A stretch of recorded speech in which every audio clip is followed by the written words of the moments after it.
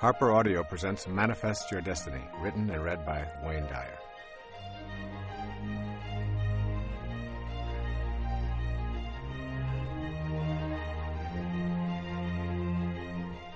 I would like to begin this program with two quotations from the New Testament, the book of John.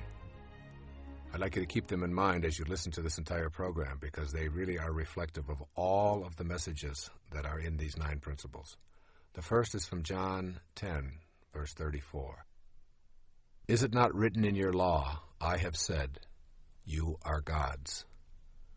And then from John 14, verse 20, on that day you will know that I am in my Father, and you in me, and I in you.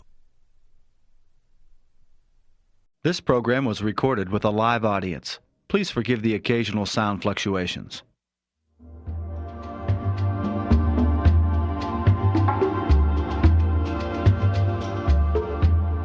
A few great pairs in history, people whose energy and wisdom and talents have really delighted us and excited us. People like Rodgers and Hammerstein, Gilbert and Sullivan, Fred Astaire and Ginger Rogers. Dare I say Laurel and Hardy. And this evening we have a wonderful pair with us who, when they come together on the rare occasions that they do, then everything becomes magical. Dr. Wayne Dyer and Dr. Deepak Chopra. Thank you. Okay, I just want to introduce you to my Uncle Wayne.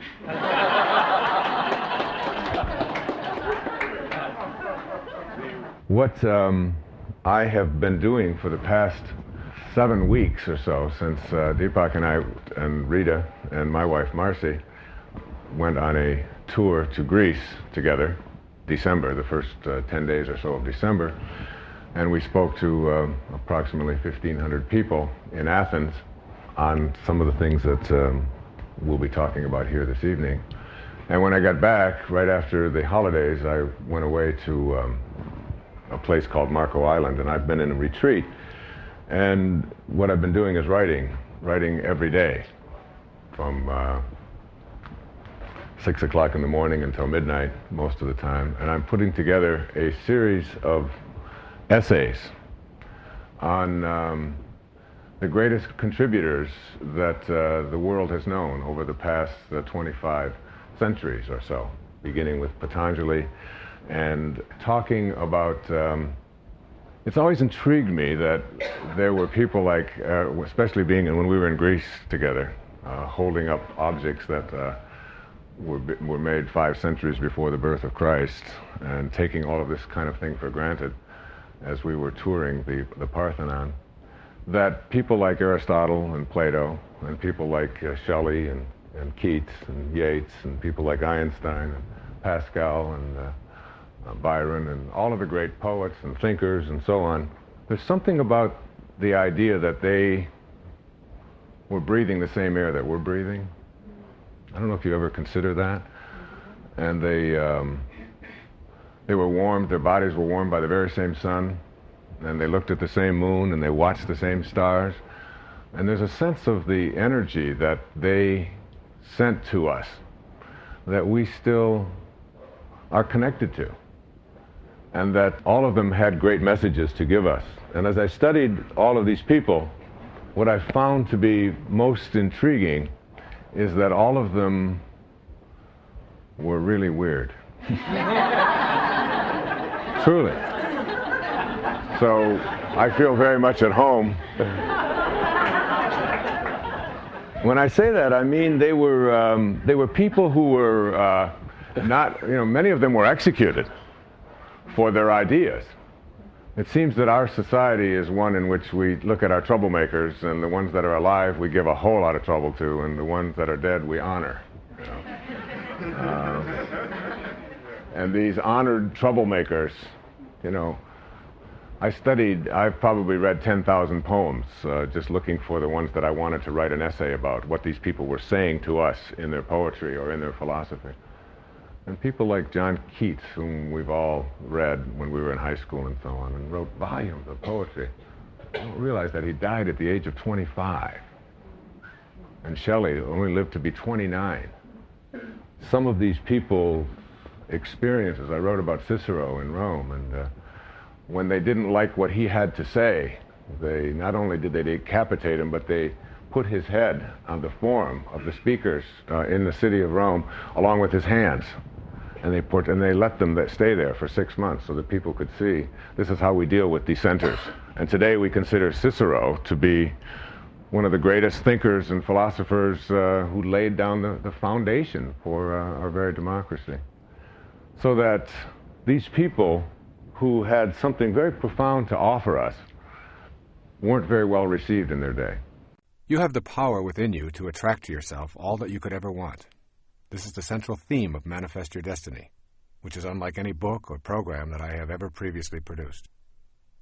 I have chosen to write and talk about manifesting because I've been drawn to it, rather than because it is the next logical step in the progression of books and programs that I have produced over the past 2 decades. As I began writing, I felt a kind of humility, along with a feeling of arrogance. These feelings created questions such as, who am I to write about this capacity to manifest? Isn't this territory reserved for divine beings? What gives me the authority to tell others about an ability that is unique to the gods? These questions swirled around inside of me, and I was motivated by more self-doubt than I like to acknowledge. And then I did what I have encouraged my readers to do in my most recent book, Your Sacred Self. I banished all my doubts, and I began listening to the inner voices that kept telling me I would receive the guidance I needed, and that I would not be alone in this project. In other words, I surrendered and went deep within in my meditations and allowed myself to release all fear and doubt and simply to trust. It was at this time, as I was considering writing these principles and producing this program, even though I had no clear idea what they were precisely, nor in what order they should be presented, that I received a message from a teacher named Guruji, to whom this book is dedicated. Sri Guruji instructed me to listen to a tape on the power of manifesting and to practice in my own life what I was being taught, and then to present this manifesting technique to the world. I began to practice the manifestation principles in my daily meditations, just as they are presented in this book and in this program. I experienced astonishing results almost immediately. A few months later, I produced a compact disc and a cassette tape titled Meditations for Manifesting, and thousands of people began to use these principles and practice the manifesting meditation techniques. The results have been mind-shattering.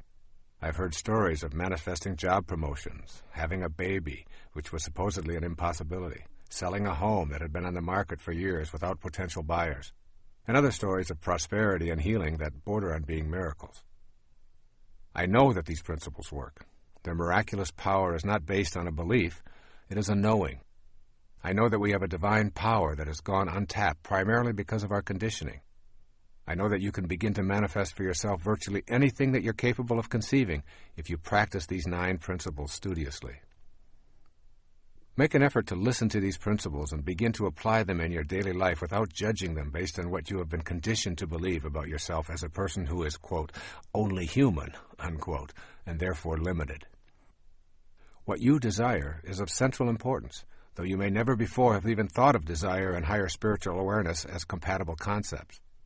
Yet the process of creating begins first with a desire. Your desires, cultivated as seeds of potential on the path of spiritual awareness, can blossom in the form of the freedom to have these desires in peace and harmony with your world. Giving yourself permission to explore this path is allowing yourself the freedom to use your mind to create the precise material world that matches your inner world. That inner world is the catalyst for determining your physical world experiences. You will have to abandon the idea that you are powerless over the circumstances of your life.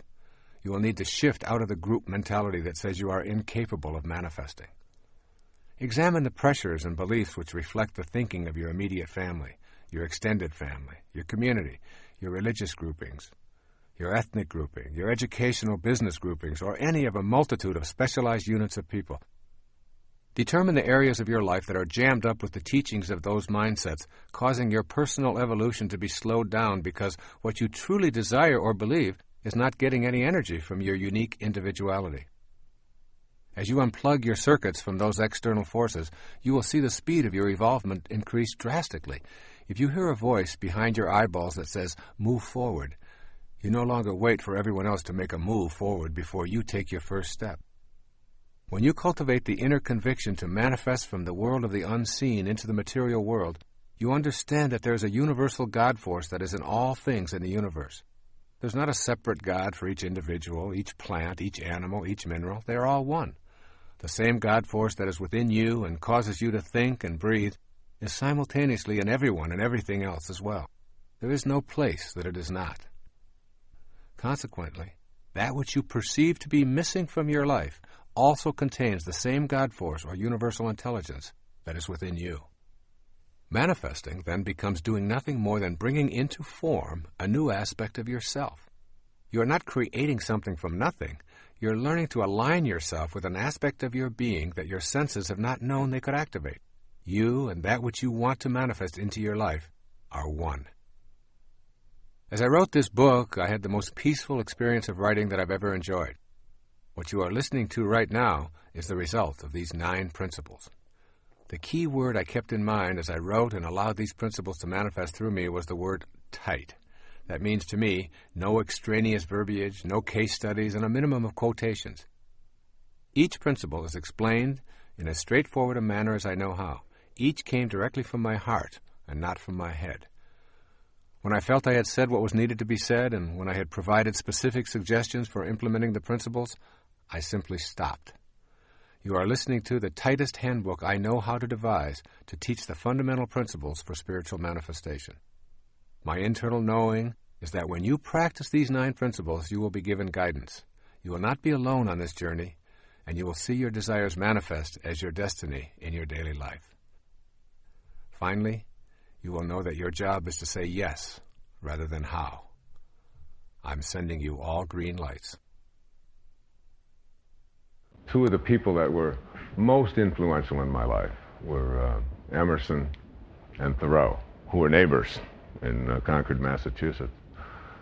Thoreau spent time in prison because he refused to pay taxes to a government that was performing a Holocaust back in the 1840s through the Indian Removal Act, where President Jackson signed legislation allowing our soldiers to go in and remove these people who had been here for thousands of years and just assassinate them and kill the children and so on, because it was our destiny to do so. And he went to jail protesting this. And Emerson wrote about the necessity of being a nonconformist in his essay on self-reliance. And Thoreau wrote about the necessity of civil disobedience. So that there's something about this spirit. I've often called these people scurvy elephants. For those of you who know my work, I mean, when I was a young boy, I lived in a series of foster homes myself until I was almost 10, and orphanages. And I came home from school in the 3rd grade, and I asked the lady that I was living with, her name was Mrs. Scarf, out in Mount Clemens, Michigan, "What's a scurvy elephant?" She said, "I've never heard of such a term." And she said, "Where did you hear it?" I said, "Well, I heard Mrs. Poole, who was my 3rd grade teacher, telling the principal that Wayne Dyer was in her classroom and that he was a scurvy elephant." So she called the principal, and the principal said, "Oh, that's Wayne. He gets everything mixed up." She didn't say that he was a scurvy elephant in her classroom. She said that he was a disturbing element in her classroom. So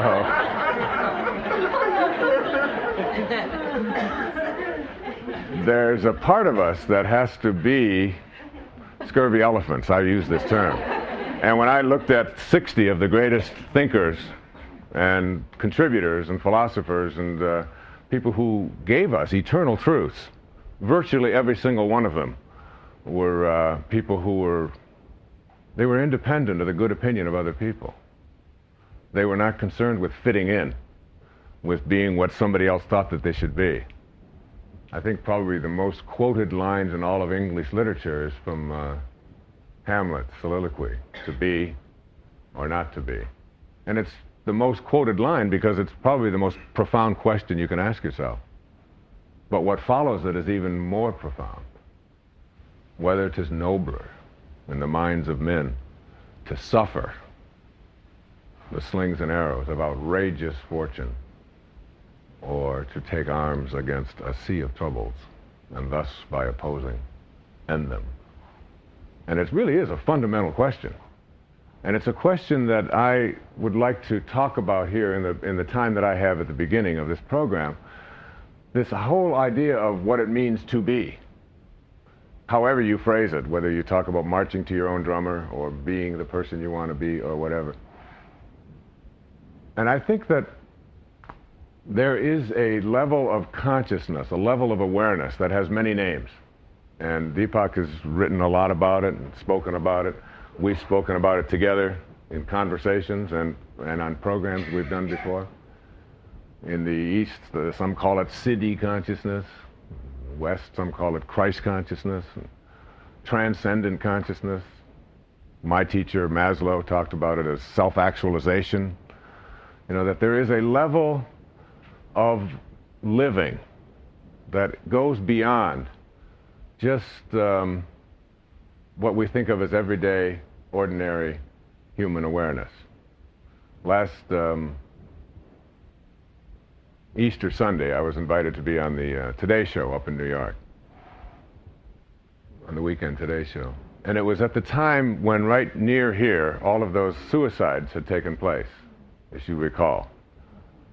The 40 people in the Heaven's Gate, and that's like headlines all around the world. How could 40 people just follow somebody, you know, to their death? And I thought I was going on there to promote a book that I had written, which was called Manifest Your Destiny. I might as well get that plug in. But really, they didn't want to talk about that. They were asking me about what happened and what my reaction to it was, which was a normal thing. It was a spiritual book that I was there to talk about, and it was Easter Sunday. The first principle is called becoming aware of your highest self. Within you is a divine capacity to manifest and attract all that you need or desire. This is such a powerful statement that I suggest you listen to it over and over again and savor it before you begin this journey. Remember, within you is a divine capacity to manifest and attract all that you need or desire. Most of what we are taught to believe about our reality conflicts with this statement. I have a divine ability to manifest and attract what I need or desire. Becoming aware of your highest self does not happen through physical effort, nor can one rely solely upon supernatural techniques. What is essential is that you learn that you are both a physical body in a material world and a non-physical being who can gain access to a higher level. That higher level is within you and is reached through the stages of adult development. I present these stages with some degree of expertise because I've spent many years in each of them. They have been stepping stones to my awareness of my higher self. Each stage involved experiences that permitted me to move ahead in my thinking and my awareness. There are 4 stages of adult development. The first is called the athlete. The word athlete is intended as a description of the time in our adult lives when our primary identification is with our physical body and how it functions in our everyday world. This is the time when life seems impossible without a mirror and a steady stream of approval to make us feel secure. The stage of the athlete is the time in our adult development when we are almost completely identified with our performance, attractiveness, and achievements. Obviously, it is healthy to take good care of your body by treating it kindly and exercising and nourishing it in the best way your circumstances allow. Having pride in your physical appearance and enjoying compliments does not mean you are body fixated. However, if your daily activities revolve around a predetermined standard of performance and appearance, you are in the stage that I am calling here the athlete. The second stage is identified by the word the warrior. When we leave the athlete stage behind, we generally enter the stage of the warrior. This is the time when the ego dominates our lives and we feel compelled to conquer the world to demonstrate our superiority. My definition of ego is the idea that we have of ourselves as important and separate from everyone else. The ego-driven warrior objective is to subdue and defeat others in a race for the number 1 spot. During this stage, we are busy with goals and achievements in competition with others. This ego-dominated stage is full of anxiety and endless comparison of our successes. Trophies, awards, titles, and the accumulation of material objects record our achievements. The warrior is intensely concerned with the future and who might be in his way or interfere with his status. The third stage is identified by the term the statesperson. The statesperson stage of life is the time when we have tamed our ego and shifted our awareness. In this stage, we want to know what is important to the other person. We've begun to know that our primary purpose is to give rather than to get. The statesperson is still an achiever and quite often athletic. However, the inner drive is to serve others. Authentic freedom cannot be experienced until one learns to tame the ego and move out of self-absorption. When you can let go of your own thoughts about yourself and not think of you for a long period of time, that is when you become free. The statesperson stage of adulthood is about service and gratefulness for all that shows up in your life. At this level, you're very close to your highest self. The primary force in your life is no longer the desire to be the most powerful and attractive or to dominate and conquer. You have entered the realm of inner peace. It is always in the service of others, regardless of what you do or what your interests are, that you find the bliss you're seeking. There is one stage even higher than the statesperson, and this can be described by the word the spirit. When you enter this highest stage of life, regardless of your age or position, you recognize your truest essence, the highest self. When you know your highest self, you're on the way to becoming a co-creator of your entire world, learning to manage the circumstances of your life and participating with assurance in the act of creation. You become literally a manifester. The spirit stage of life is characterized by an awareness that this place called Earth is not your home. You know that you're not an athlete, a warrior, or even a statesperson, but that you are an infinite, limitless, immortal, universal, and eternal energy temporarily residing in a body. You know that nothing dies and that everything is an energy that is constantly changing. This inner infinite energy is not just in you, it is in all things and all people who are alive now and have ever lived. You begin to know this intimately. When you reach this level, you're in the space I think of as being in this world, but not of this world. Most people think of the spiritual world as a future occurrence that they will know after death. Most of us have been taught that the highest self is something that you cannot know as long as you're trapped in a body. However, the spirit is now. It is in you in this moment, and the energy is not something that you will ultimately come to know, but is what you are here and now. The unseen energy that was once in Shakespeare or Picasso or Galileo or any human form is also available to all of us. That is because the spirit energy does not die, it simply changes form. It can't die because it has no boundaries, no beginnings, no ends, no physical characteristic that we call form. That energy is within you.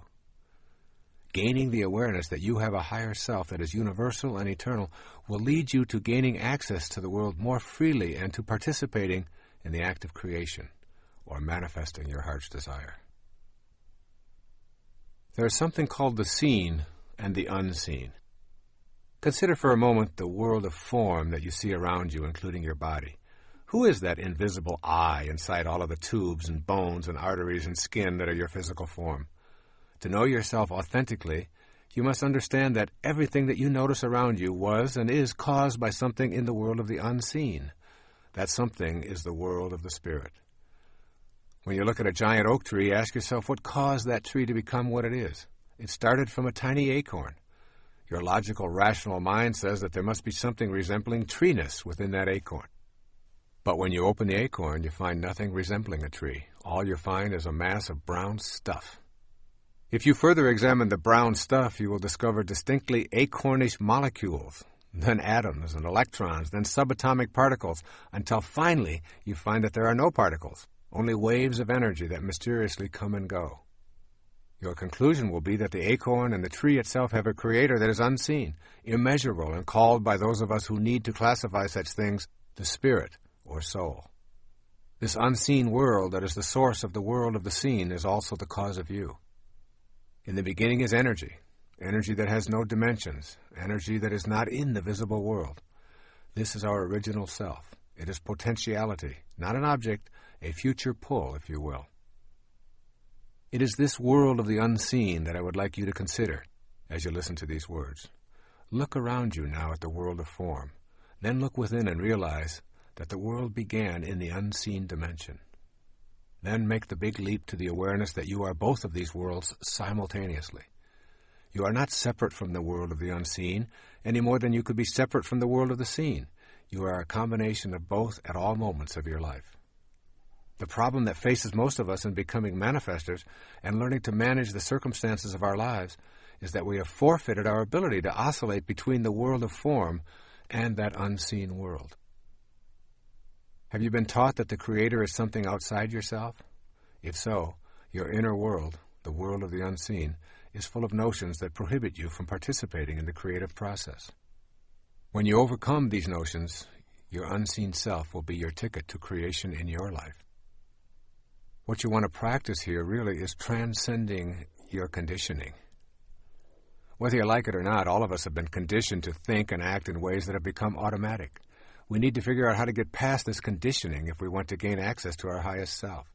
You can be sure the ego will not take well to this kind of an effort. Asking the ego to help diminish its own significance so that you might have access to your higher self is akin to attempting to stand on your own shoulders. Ego is as unable to move aside in deference to spirit as is your eye able to see itself, or the tip of your tongue able to touch the tip of your tongue. Your task thus becomes a quagmire of paradoxes. If you rely upon your ego to get past the influences of the ego, it will only strengthen its hold on you.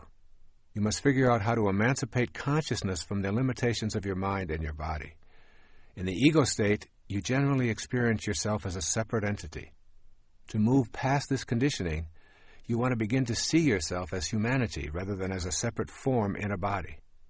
Very simply put, if you feel that you are disconnected from the rest of humanity and truly a separate entity needing to prove yourself and compete with others, you will be unable to manifest your heart's desire. If you are able to see yourself as a part of what you desire, you will have transcended the conditioning of your ego and of all the other egos who have contributed to this process in your life. Here are a few of the conditioned thoughts that keep your ego in charge of your life and prevent you from materializing what you desire and what desires you. The first is called, I am not in charge of my life. That force is outside me. You can change this perception. Turn your attention away from the ego-dominated thoughts about the circumstances of your life to the present moment.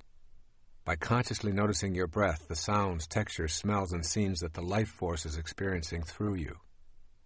A second conditioned thought says, people cannot manifest. It is all a function of the cosmic throw of the dice. It's all just luck. Well, blaming luck or some external invisible force that controls the universe is a habit of conditioning that leads to disempowerment and ultimately to defeat. You are the universe. It is not something outside you. You are that force which is in everything, even the things that have previously failed to show up in your life. Remember, as you think, so shall you be. If you think you can't, you're right, and that is precisely what you will see showing up in your life. A third conditioned response, or thought. I have tried before and it's never worked for me.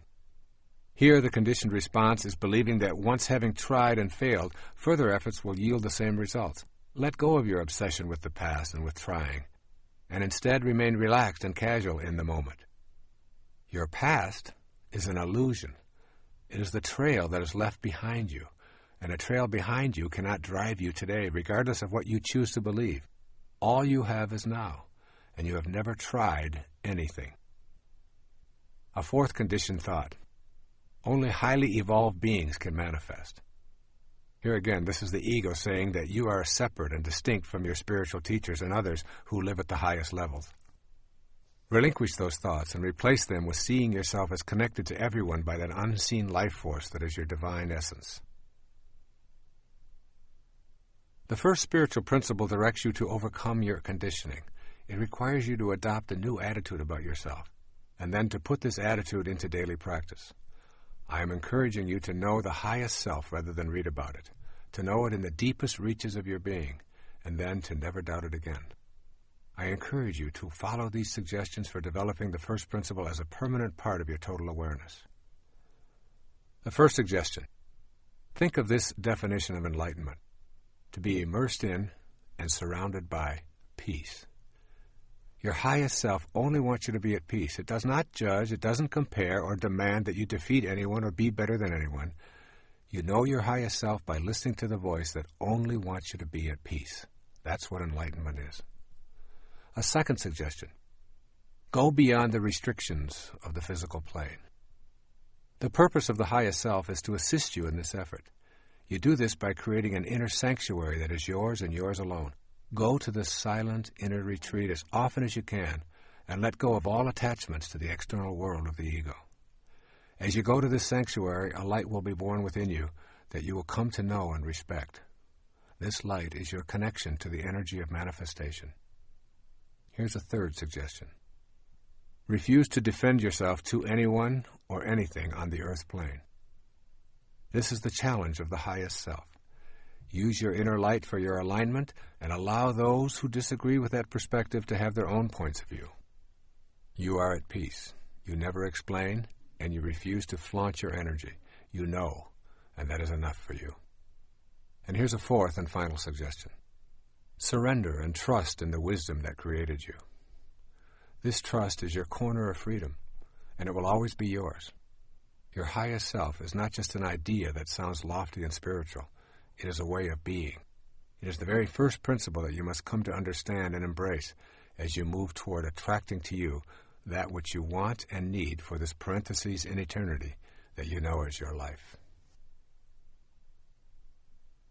And so they asked me my opinion. And I said I would really like to have talked to those people for maybe 30 minutes or so in Heaven's Gate.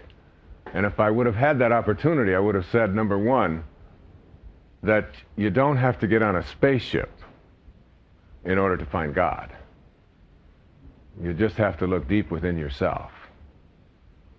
And I think the second thing that I would have told them is that in order to get to the next level, which he was promoting, you don't have to leave your vehicle, which is also what he was promoting. That it's possible to reach the next level in this vehicle, because this is the time to honor this incarnation, to honor who you are and why you are here. And one of the great things that my earliest teacher, Abraham Maslow, taught me was that there are really three things that separate out these highly functioning people that he called self-actualizers from the rest of us in ordinary human awareness. He said the first thing is that these people are independent of the good opinion of other people. And as I studied these great contributors that I've written this book of essays about, I found that every single one of them sort of marched to their own drummer, the music that they heard. Independence from the good opinion of others. The second thing he said is that these were people that were detached from outcome. That is, they didn't do what they did in their life in order to receive something for it. They weren't on outcome. They were in what we call process.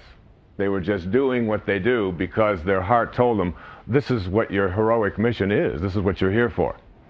And the third thing he said that separated these people out from ordinary human awareness is that these were people who had no investment in power or control over others. This wasn't what their life was about. That their life was much more about being on purpose and letting other people's opinions and how they dealt with things be something that others handled. And if you look at the people in the Heaven's Gate and the people who belong to cults and so on, they violated all three of those principles. Certainly they were not independent of the good opinion of others. That's what they lived for, was this charismatic leader's opinion. And certainly they were attached to outcome. They were headed towards a better one. And this leader, as he called himself, was someone who had great power and control over others. This is what his life was about. So that whenever I meet anybody who has an investment in power or control over me, or is more concerned with their outcome, or is more concerned with their good opinions, I know that I'm not with what I think of as an authentic person at this highest level. And these are qualities to really look at in your life. I remember when I had this explained to me when Maslow said, when I asked him, what do you mean by self-actualization? He said, these are people who are independent of the good opinion of others. I said, well, that's what I'm going to do from now on. I was 27 years old. I'm going to be independent of the good opinion of others. And he gave me this strange look. And I immediately worried about what that look meant.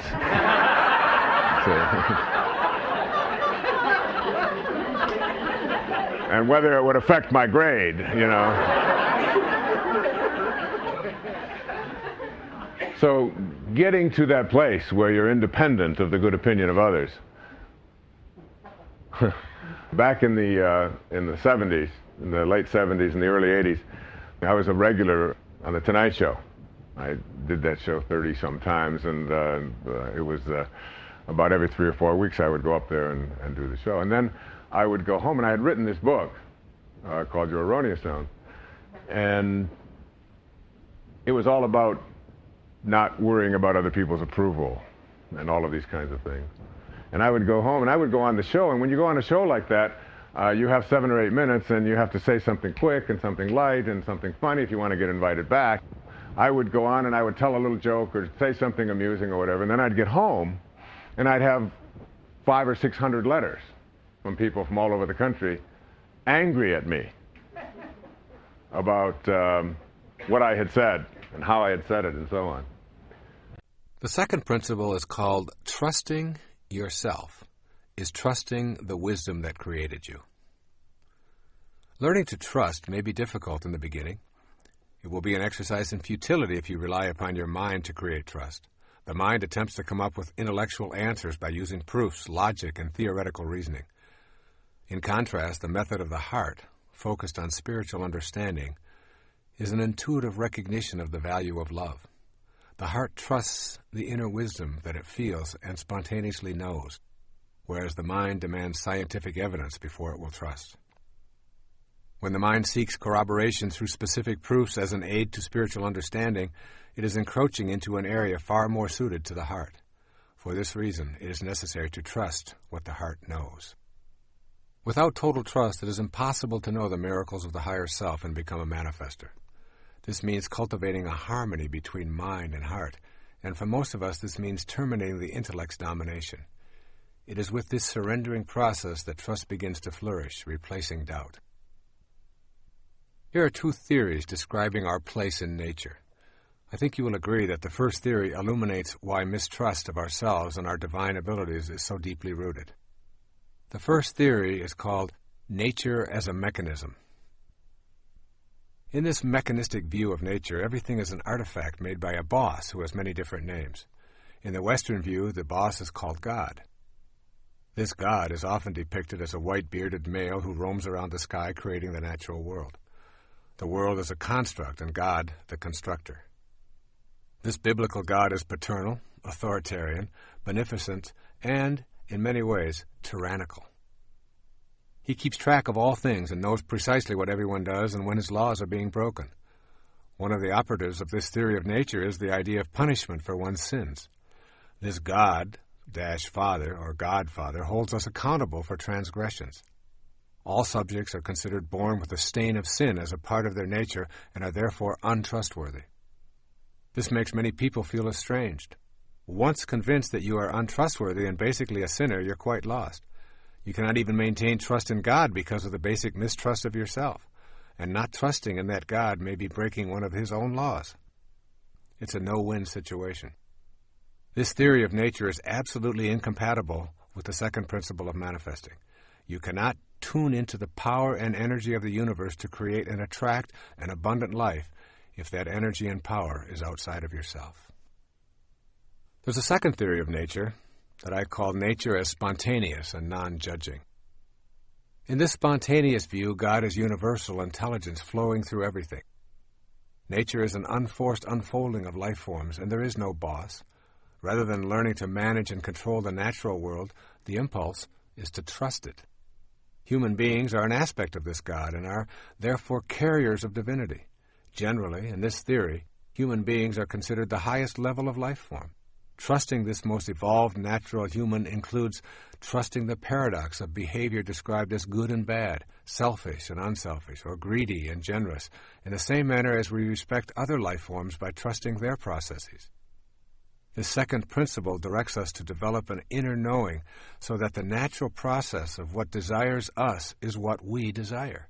Think of yourself as a consciousness being played out by God, just as a wave is a part of the ocean that is being played out by the ocean itself. The unseen divine energy is the ocean that your waveform is a part of. You can call it God, ocean, or anything else. This is a profoundly exquisite realization because with it, you bring to your consciousness the inner awareness that you are actually in all things. This leads to miraculous manifestations. You begin to consider what it means to be in all things at one time. Authentic trust is only available through the knowing heart. When you enter this trusting space, everything will come to you that belongs to you because you've created the inner capacity to receive it. The irony is that what you wish to receive is a part of you. This can be a troublesome concept to grasp because of the ego's attachment to being separate and special. Nothing in your rational mind could convince you that water is made of 2 parts hydrogen and 1 part oxygen. It appears to be a fluid that flows and has nothing to do with gases. But when we subject water to scrutiny, its constituent elements become manifest. And so it is with the idea of being in all things at once. If you truly trust in this notion, you realize that everything that you perceive as missing in your life is a part of the same energy that you are. Manifesting becomes the art of bringing to yourself that which is already you. I have deliberately chosen not to use many quotations in this program. But I want to emphasize that every spiritual master and all of the saints and teachers and gurus or priests throughout history have espoused similar advice. This perennial philosophy connects all humanity, from tribal and ancient to civilized and present times. It is the message that God is within and outside every living thing, and that there is a world we are a part of that is not subject to the changing world of time and space that we presently are a part of. Since it is everywhere, it is not only within you, it is you. The meaning of this is that God is not to be found so much as discovered within yourself. The statement, "Thou art the path," is more than an ecclesiastical admonition. It is a statement of your reality. And then you must consider prayer and what it means to understand this concept of trust. In the matter of prayer, it seems that we often view God as a gigantic vending machine in the sky who's going to grant us our wishes when we put in the proper tokens in the form of prayers. We expect to insert prayers, then pull on the knob and hope that God will dispense the goodies. The God vending machine becomes the object of our veneration. We tell the machine how good it is and how much we worship it and expect it to be good to us in return. The basic premise here is that God is outside us, and therefore what we need and want is also outside of us. If we believe that we are separate from God, the vending machine approach to prayer reinforces and deepens that belief. I prefer to promote the idea of prayer in its essence as a communion with God. What we seek in prayer is the experience of coexisting with God. Prayer is our communication of readiness for the desires of this sacred energy to manifest through our human form. Therefore, the true experience of God does not change or alter God, but it changes us. It heals our sense of separation. If we are not changed by prayer, we have denied ourselves the opportunity to know the wisdom that created us. The search for happiness outside ourselves rekindles the idea that we are not whole and relegates prayer to the status of a plea to a boss God. We are then asking for favors rather than seeking a manifestation of our invisible, inspired self. Prayer at the spiritual level I'm talking about is not asking for something any more than the attempt to become a manifestor is asking for something to show up in your life. What I call authentic prayer is inviting divine desire to express itself through myself. It expresses my experience of oneness with the divine energy. This may sound like a radical or even blasphemous notion, but is the source of all spiritual traditions. Here's a few examples. In Christianity, they say the kingdom of heaven is within you. In Islam, they say those who know themselves know their God. In Buddhism, they say, look within, you are the Buddha. In Vedanta, they say Atman, or individual consciousness, and Brahman, universal consciousness, are one. Yoga says God dwells within you as you. Confucianism, heaven, earth, and human are of one body. And in the Upanishads, the ancient texts of the Hindus, by understanding the self, all this universe is known. Overcoming your conditioning in this area is crucially important. Replace thoughts about your experiences with the experience of prayer. For instance, praying in this sense can be a sentence such as, "Sacredness, guide me now," or "Sacred love, flow through me now," silently reciting instead of thinking thoughts. Prayer in this form is tilling and clearing the inner self of ego chatter so that what you desire and what desires you can grow. My own personal practice of prayer is participating in a communion with God, wherein I see God within me and ask for the strength and the inner awareness to handle whatever confronts me. I keep reminding myself that heaven on earth is a choice I must make, not a place I must find. Trust, then, is the cornerstone of my praying, and with it comes the peace that is the essence of manifesting. And this idea of peace really becomes the result of this trust. You may recall that earlier I defined enlightenment as being immersed in and surrounded by peace. The more you trust in the wisdom that creates all, the more you will be trusting in yourself. The result of trusting is that an enormous sense of peace becomes available to you. As this awareness grows, you will discover that you are a more peaceful person, and consequently, that enlightenment becomes the way of your life. Being independent of the good opinion of others and being detached from the need to be right are two powerful indicators that your life is shifting toward a consciousness of trust in yourself and trust in God. Yet there are many people in our lives who disturb our state of peacefulness. The people whom we agree with and share similar interests with us are easy to accept and actually teach us very little. But those who can push our buttons and send us into a rage at the slightest provocation are our real teachers, disguised as manipulative, inconsiderate, frustrating, non-understanding beings. The peace that is enlightenment means that you are not only at peace with those who share your interests and agree with you, and with strangers who come and go, but also with those master teachers who remind you that you still have some work to do on yourself.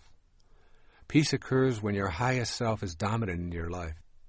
When you begin to feel peace as the result of trust, you are enjoying a healthy soul.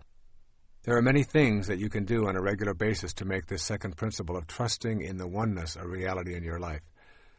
Here are a few suggestions to nurture trust in yourself and in that oneness. The first is called begin by admitting your confusion or failures. When you're honest with yourself about every aspect of your life, you discontinue identifying with separateness. You then become ready for the insight that trust in yourself and trust in ultimate truth are one and the same. A second suggestion is to keep in mind that you cannot go to a higher ground if you're hanging on to a lower level. You cannot leave the physical world if you're so attached to it that you refuse to let go. The concept of trust involves surrendering to and trusting the God force. The third suggestion is to acquire a rebellious attitude toward the philosophy that preaches a style of God as boss, who is authoritarian and a benevolent tyrant. Rejection of this model does not mean that you are an atheist, but rather a believer in the true meaning of divinity. A fourth suggestion is to remember that trusting does not mean you never experience life's valleys. There will be peaks and valleys as long as you live in this physical plane. Do not abandon trust when your ego thinks things should be different than they are. It is better to embrace trust when darkness is present, knowing that light will follow. Begin to look for the lesson in the darkness, rather than cursing it. And a fifth suggestion is to take your serious problems and turn them over to God. Say something like the following: I've not been able to resolve these issues in my life. I would like to show my trust in the divine force by simply turning them over to your divine hands, which I know are also mine, and I trust that this action will lead to a resolution of these problems. A sixth suggestion is to remember that the presence of complete trust is evident in your life when what you think and feel and do are all balanced and in harmony. To say, I believe in a healthy body, and to practice eating in unhealthy ways dissolves trust in yourself. When you are incongruent with your thoughts, you are showing a lack of trust in the divinity that is your essence. And finally, a seventh suggestion, Begin a meditation practice of contemplating the supreme principle that is beyond the pettiness of this world. Meditation is not merely making the mind think that it is meditating. Meditation is literally the embodiment of truth and trust. It is knowing that I can confront myself in a spirit of serenity and that what I seek will be attracted to me. This, then, is the energy of manifesting, and it comes most frequently when the mind is quiet. It is the quiet mind that comes in contact with the truth. This process of closing my eyes and becoming serene gives me the ability to tap into that source of inspiration. Inspiration, the very word, comes from in spirit. This second principle of manifesting leads us to a higher place within ourself.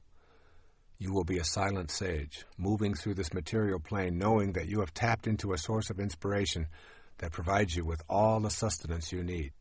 Indeed, you will begin to see how this earth plane is really a very big part of you, more so than you might ever have imagined. And this then becomes the subject for the third principle of manifesting. So I used to think to myself, why do I let these things bother me? Because they did, and I would find myself, all of the nice letters, I would just set aside and say, that's nice, but the people that were saying something, I would want to defend myself to these people. And then I came across this wonderful letter that H.L. Mencken, who was a humorist at the early part of this century, had copied. And he would write, he was like a modern-day Voltaire. You know, I mean, he just took on everybody. Or Art Buchwald would be another example of this kind of reporter in the 20s. But he satirized everything. And he had written out in one of his columns, to anybody who might send something critical to me, this is my response. And he had done it in advance. And I thought it was so good that I had 5,000 copies of it. Mimeographed. This was before Xerox. I had 5,000 copies of this thing mimeographed. And every time I would get back from doing the Tonight Show and I got a whole host of these letters, I would just seal 40 or 50 of those into an envelope and then just send them off all over the country. And I wanted to be a fly on the wall when they would open them up and read them, you see. Now, I'm far too spiritual today to do such a thing.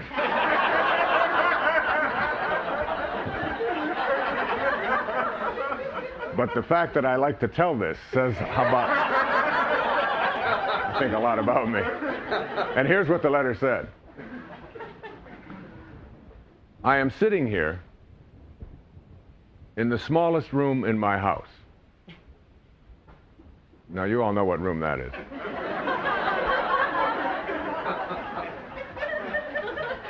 With your letter of criticism before me. Soon it will be behind me. H.L. Mencken.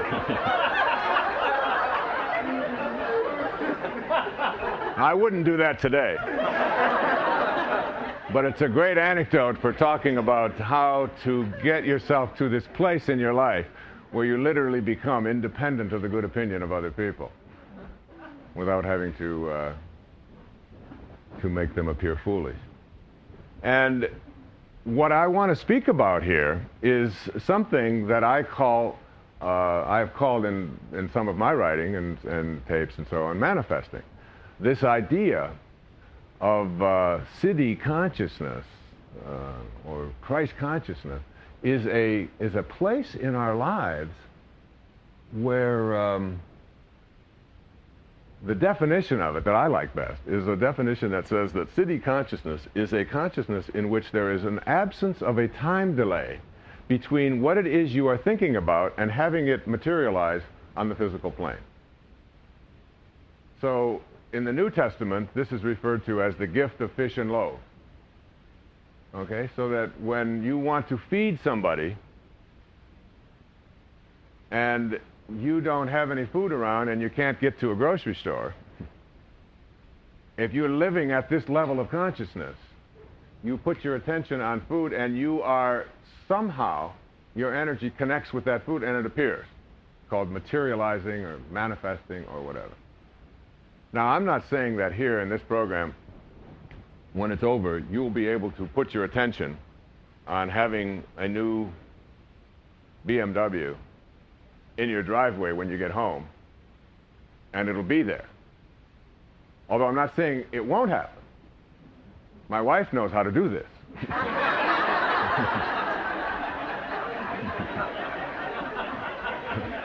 So does yours. I just follow her around saying, how do you do that? Okay. So I'm not saying it's not possible.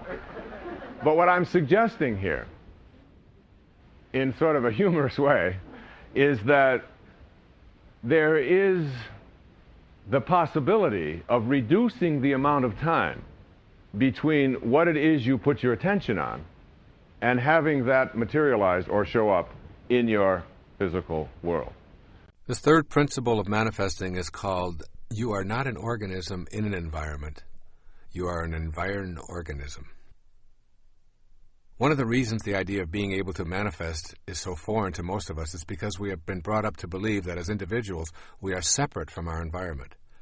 We think it is our role to dominate it. Armed with this kind of logic, we are diminished in our ability to sense our connection to the environment. This third principle of manifesting begins with the understanding that it is absolutely impossible to describe ourselves as separate from our environment. I am coining a new word for the purpose of articulating this principle. Consider yourself an environed organism. This word signifies that there is absolutely no difference between you and your environment. You are your environment, and even more significantly, for the purposes of this tape, your environment is you.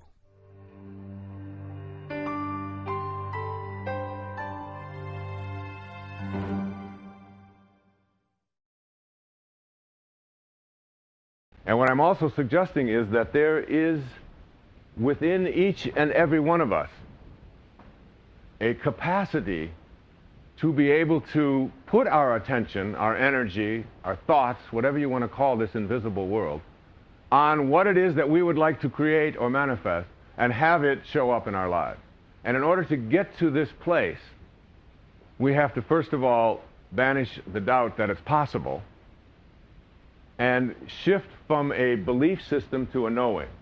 Now, a belief system is one in which everything that you walked into here this evening with is that you believe in, that is just a belief, generally is something that has been handed to you by someone outside of yourself.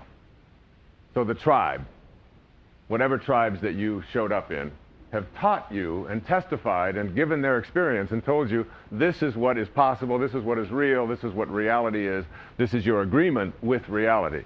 And we buy into these belief systems, and we literally live by these things. But anything that anybody hands us from outside of ourselves comes tainted with doubt, even if it's just a smidgen of doubt, because it comes from the testimony or experience of others. So if somebody tells you something and says, look, this is swimming, and this is what it looks like, and that's water, and you can get into that water, and let me tell you all about it and give you the laws of buoyancy and balance and all of these kinds of things, and you say, yeah, that's great, and I believe that I can swim. But you don't know how to swim until you make conscious contact with swimming. And so shifting from a belief system to a knowing system is what I'm speaking about here. And most of the things that we believe we can do have been handed to us. The things that we know we can do, like ride a bicycle, dance, make love, dance the Macarena, make a lemon meringue pie, whatever, are because we've had conscious contact with it. But in the metaphysical realm, beyond the physical, where it's swimming and dancing and so on, we mostly just know about it. We haven't made conscious contact with it. And I'm suggesting that most of us have forfeited our ability to sort of oscillate or go back and forth between the world that we notice, the world that we see, this physical world of the material, and the source of it.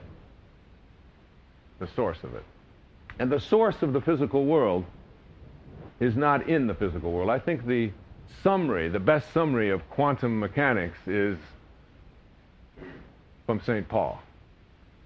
He said, that which is seen hath not come from that which doth appear.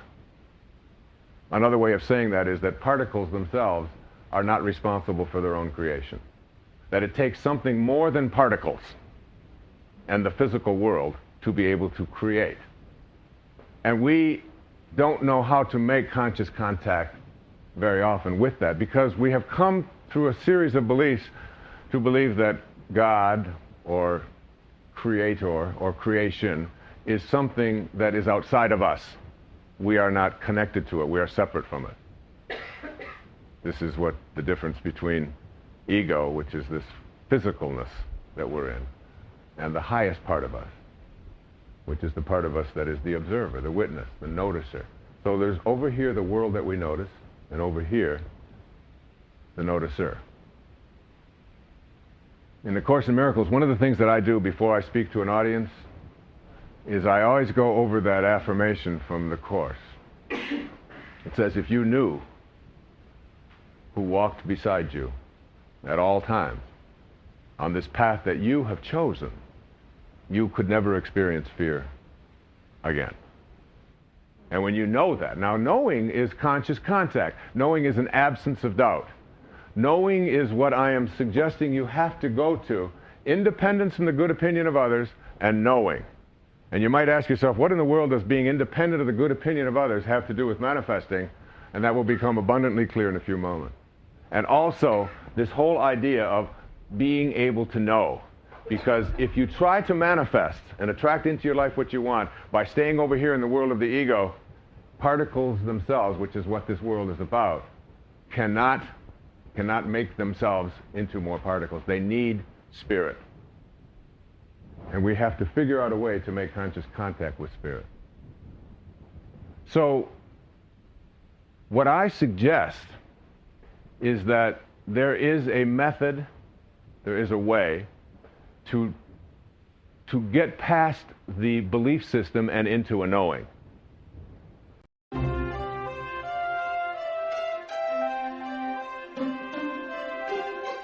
Think about your own nature as an environed organism. Try thinking of the external world, your environment, as your extended body. That is, you are not separate from the external world. In this concept, it is impossible to describe yourself without including your surroundings. In fact, it is not even possible to see or hear yourself as a separate entity apart from your environment. For example, describe yourself walking, just you walking.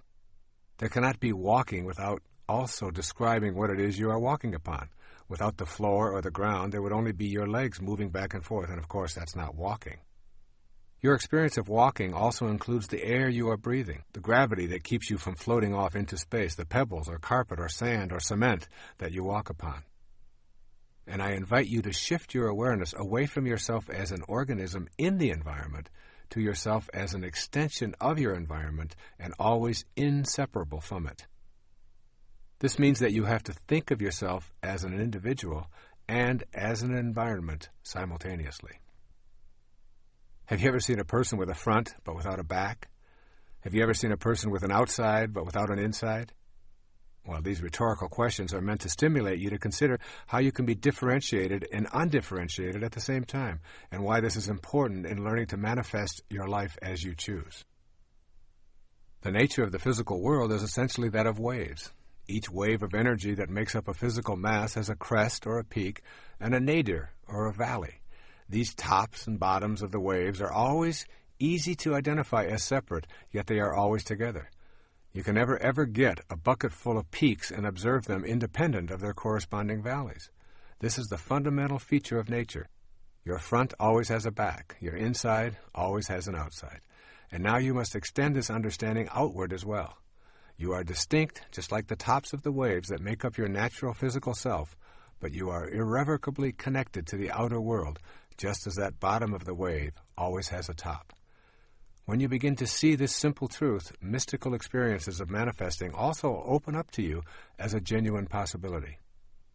You see, you're either pushing nature around, or you're seeing it as yourself, one or the other. When we think of ourselves as distinct from our environment, we take on a posture of exercising control over it. We destroy forests and swamps and mountains and rivers and wildlife or anything else that obstructs profit and convenience over something we call advancing civilization. We defend these activities without understanding that we are also destroying ourselves. As we have seen, we cannot be described independent of our environment any more than our outside can be described without our inside. When we can respect that which appears to be external to us, we will build to live in harmony with, rather than in control over, our environment. In our personal lives, recognizing nature as ourselves opens up an entirely new world of manifestation. Your new faith will no longer permit you to see anything as separate. The separateness will always be there, just as the peak of the wave is separate from the trough. But they remain inseparable, even while separate. You will have fused the dichotomy that prevents you from putting this connective energy to work. You will begin to view yourself as an organic part of this world, rather than as a separate entity in this world. And then you'll see yourself as an organic part of this world. There's a popular belief that we come into this world. Thus, we are continuously embracing the idea that who we are and where we come from are two different worlds. The essence of the third spiritual principle for manifesting your destiny is that there is no separation, and rather than coming into this world as a construction project, you actually grow out of it. You are a result of what the universe is doing on a conscious level, just as a wave is what the ocean is doing, and a plum is what the plum tree is doing. The intelligence that is you, unseen as it may be, is you in every stage of your creation and life experience, and it is also the same in every other person, as well as in all things in our physical world. Notice that everyone breathes the same air, walks on the same ground, and thinks as an organism just like you. You are indeed connected to all of these beings.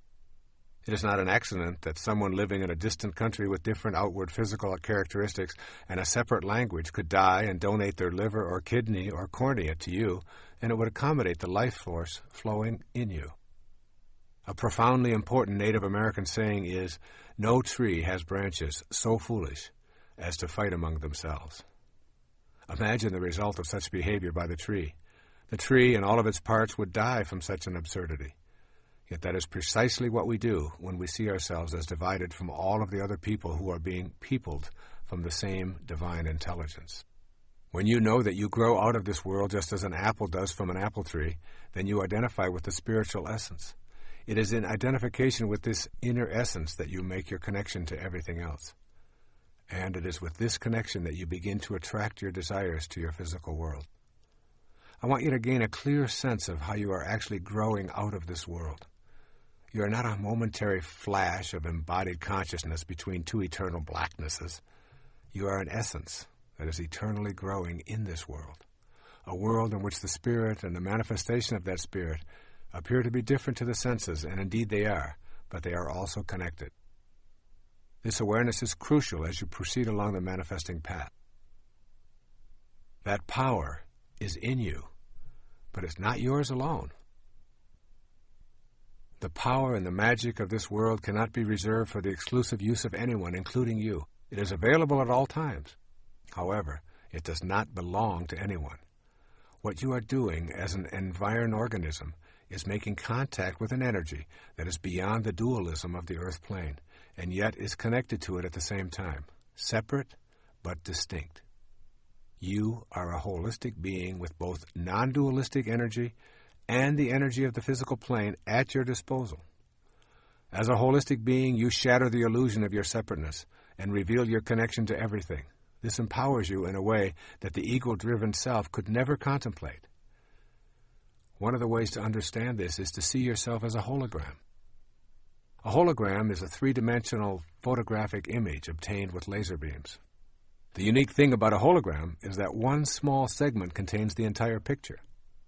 When one tiny piece of the hologram is broken off and projected, it shows an image of the entire object. The hologram is a perfect representation for you as an environed organism.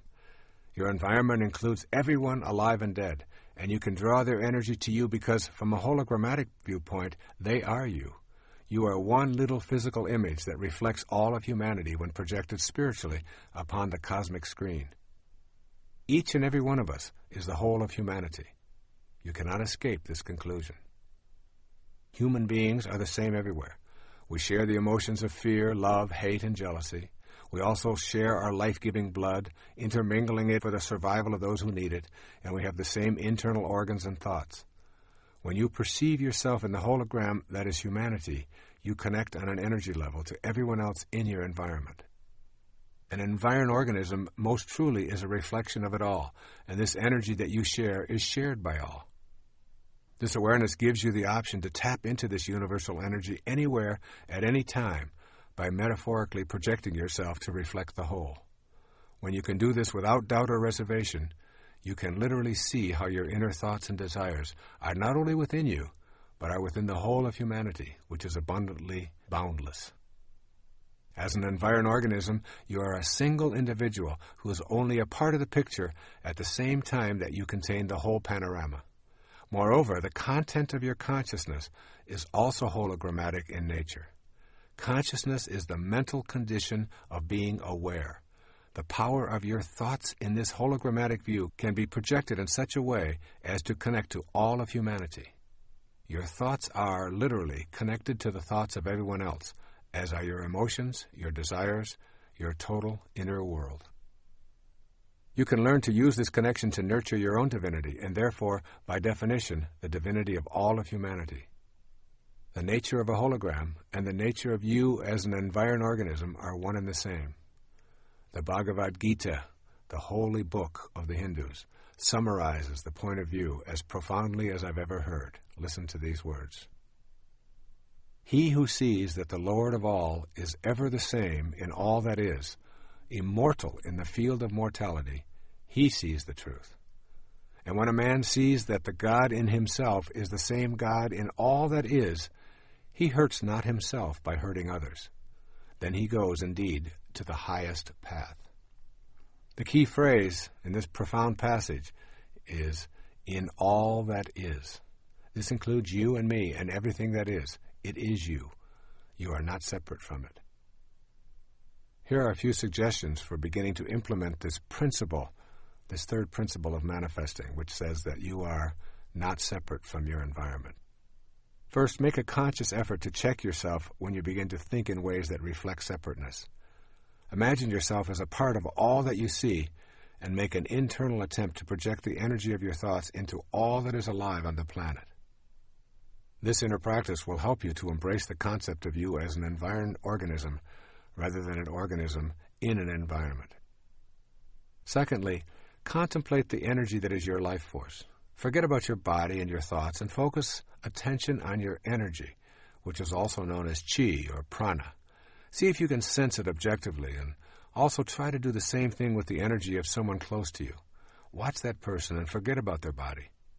Center your attention on the idea that you share the same energy, and so you are the same person at that energy level.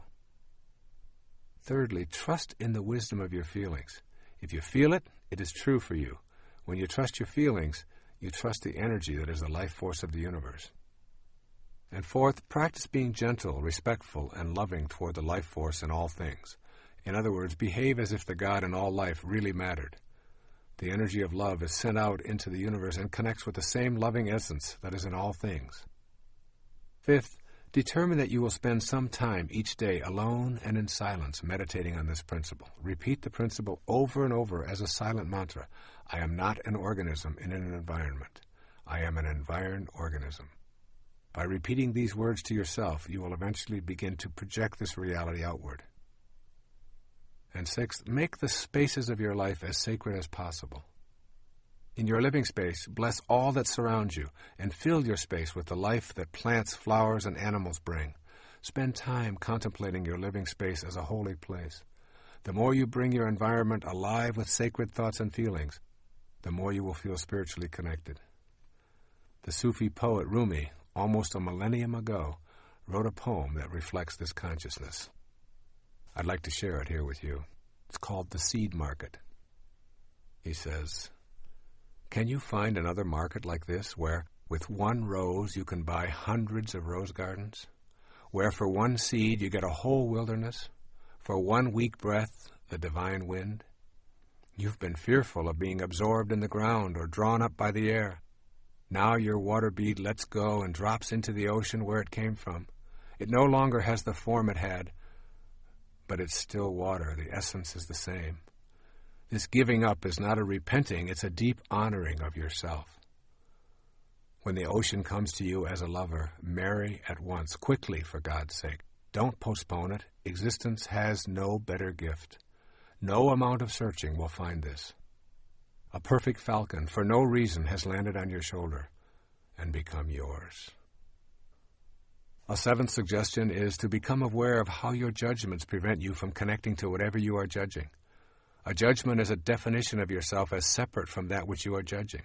Remember that it is possible to look out on the world and not condemn it, to have absolutely no judgment or interpretation of it, but to just allow it to be. And an eighth suggestion: have fun with the idea of yourself as a hologram. If you remember that you are a tiny piece of humanity reflected in your own little image and personality, then you have a green light to reflect the humanity that you would like in your world. You are one tiny bit of a 6 billion or so piece hologram, and you reflect all of those 6 billion pieces at every given moment of your life. This is the third principle of spiritual manifestation. We are all simultaneously our own beings and all that is outside us as well. We cannot ever separate ourselves from our environment while we are in a physical body. Knowing this puts us in touch with the energy of attraction. That is the subject matter of the fourth principle. The knowing that I'm speaking about, it is said when Jesus would approach a leper, he didn't approach the leper and say, we haven't been really having a lot of success with leprosy lately. In fact, given your conditions, you've got a 5-year life expectancy with a 30% chance of survival. There was none of this. You can see all of the doubt that is involved in this kind of an approach to healing. What Jesus would say is, you are healed, and healing would take place. Same with St. Francis. And I talked to a great kahuna in Hawaii 2 summers ago, who was at a talk that I was giving, and I asked him, how do you get to be a kahuna? Would you take Kahuna 101? And he said, kahunas are raised on knowing, not on doubt. And he said, when in the healing world, he said, when a knowing confronts a belief in a disease process, the knowing will always triumph. And we bring knowing to a disease process. Now, it takes an abandonment of tribal consciousness and all of the belief systems that you've had to let you get to a place where you are willing to say, I know that I can heal myself. I know that I can attract into my life what I would like. So what I'd like to do in the remaining time that I have is I'd like to present to you a means for putting manifesting into your life based upon knowing and based upon being independent of the good opinion of other people, and bring it all together. And it goes like this. This has been my observation. What you really, really, really, really, that's 4 reallys, want, you will get. Now the 4 reallys stand for this. The first really stands for wish. I wish I could get a promotion. I wish I could get rid of this cold. I wish I could make more money. I wish I could have a better relationship. I wish. We start with a wish. So that's the first really. But you need all 4 to manifest. So just wishing is not good enough. You have to go to the second really, and the second really is called desire for me. And desire is different from a wish in that with a desire you are willing to ask. Ask and you shall receive. And those aren't just empty words from a spiritual text. They literally work for me. If I am in a place where I'm writing and I don't seem to know what direction to go, or I don't have the right information or whatever, I ask. And invariably after I ask, the telephone rings. It happened, last week or 2 weeks ago or so. I was sitting in Marco Island. The only person that on the planet who had my phone number was my wife and my other wife, Deepak.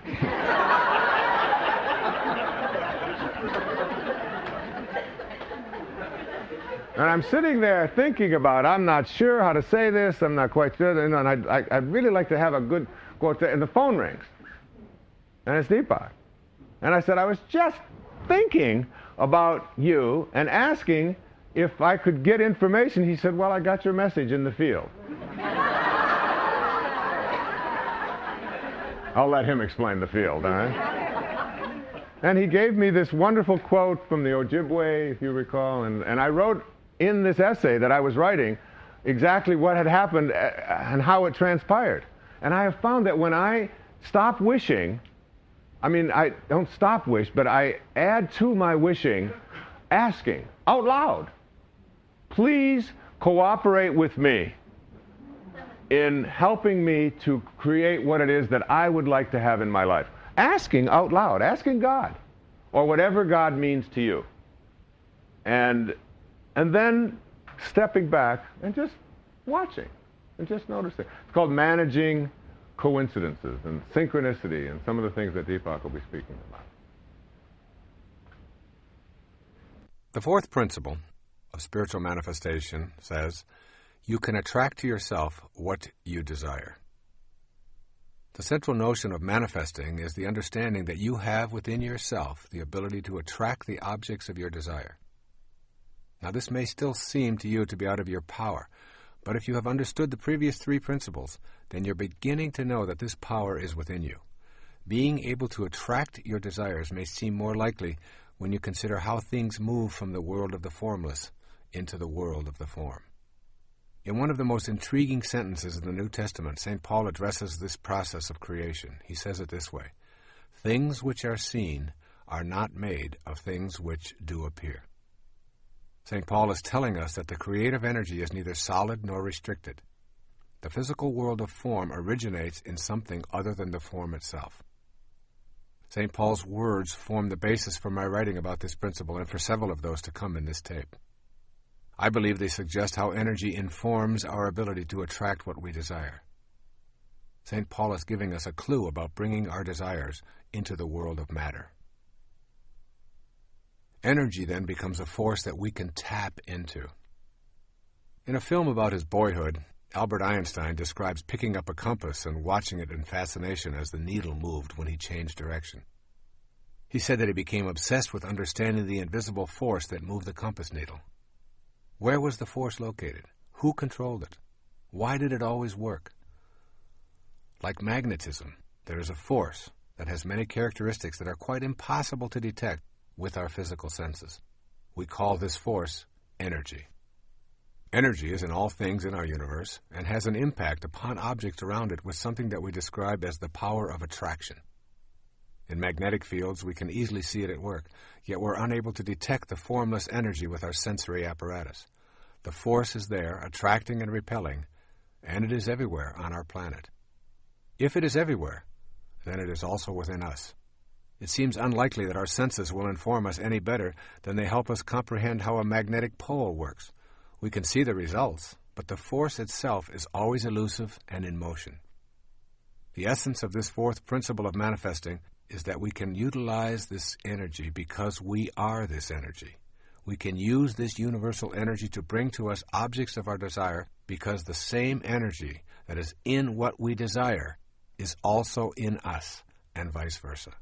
It is simply a matter of alignment and will that allows us to tap into this force.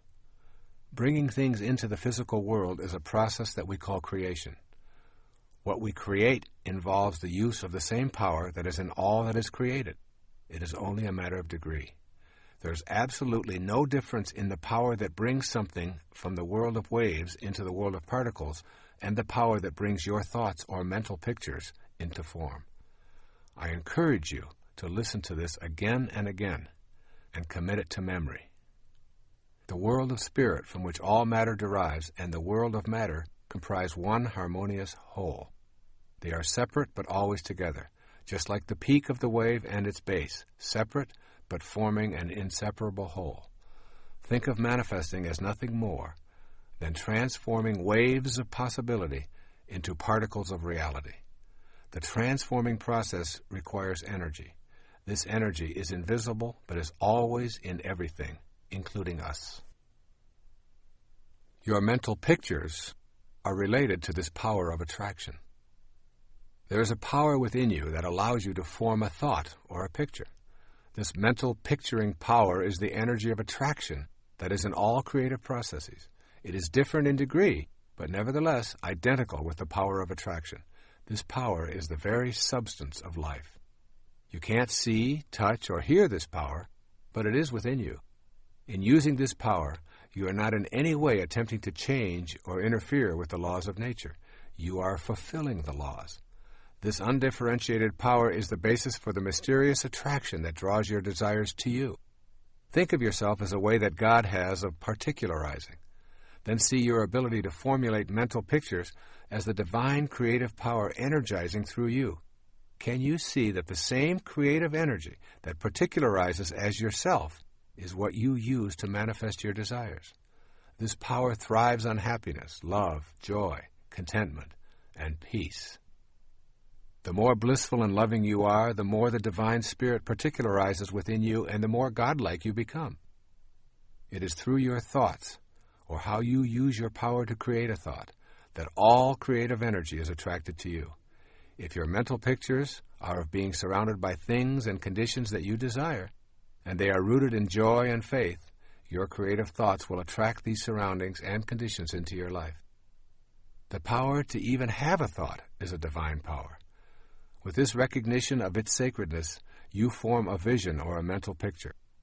Finally, you hold it lovingly in place with the inner knowledge that the God force that brought everything in the universe into existence also created you.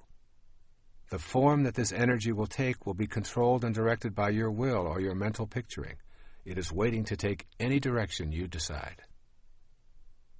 There is a practice of mental picturing that you can master. The most important thing to remember as you practice mental picturing for the purposes of manifesting your desires is that humans never create anything. Our function is not to create, but to attract, combine, and distribute what already exists. Creations are really new combinations of already existing materials.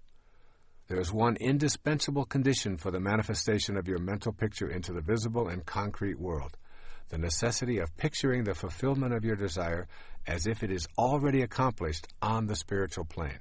That's right. You must know within yourself that on the invisible level of your being, what you desire is already in place.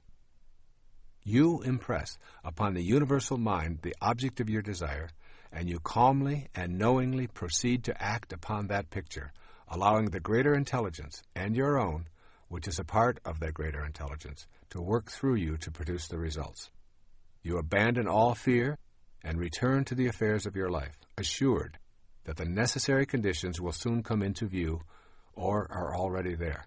The key is to repeat the mental pictures until the truth of what you are affirming resonates within you without an ounce of doubt. And there will be times when it appears that it isn't working. If your picture doesn't manifest in the time span that you've designated, relax and retreat to your knowing that it is already in place in the spiritual realm. Time is simply not a recognizing feature of the all-creating wisdom. However, you will find it impossible to manifest if you are visualizing without an authentic will that is sufficiently steady to overcome any contrary idea or lack of faith in your own divine connection to God. And here we must talk about the value of secrecy. When we speak to others about our efforts to manifest, our power is weakened. In general, when we describe these activities, it is because the ego has entered the picture. This kind of approach considerably dissipates our power of attraction. Maintain privacy concerning your own unique powers to attract to you what you desire. In order to tap into the extraordinary energy and use it in the co-creation process, it must remain yours and yours alone. The moment you discuss it with anyone who is alive today is the moment it diminishes. The higher energy, which is infinite, must create its own vehicle for manifesting, and it does so in the privacy of those vehicles. We are talking here about a vital force, a God force. Let's look at the nature of this vital force. It's difficult to comprehend a force that we cannot see, or touch, or hear, or smell, and still know that it exists. It is similar to electricity. You plug in your appliance and you cannot see, touch, smell, or hear anything happening, but your electric hairdryer responds when you press the on switch. This is a good way to think of the vital force that is the all-creating God force as well. It is invisible, electrical in nature, always flowing, and always attracted to that which plugs into its source.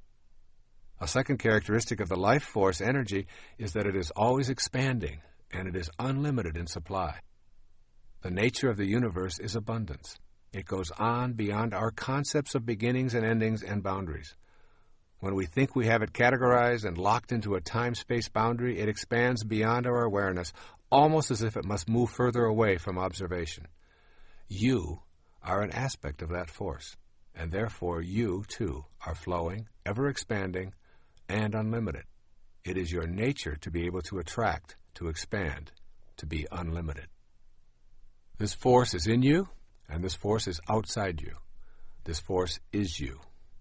By knowing the nature of this force and seeing yourself as a divine expression of it, and by going within to the power that permits you to picture a desire, and then tapping that power with a private, loving, cheerful knowing, you are on your way to using this vital force in ways that were unavailable to you with your conditioned view of yourself.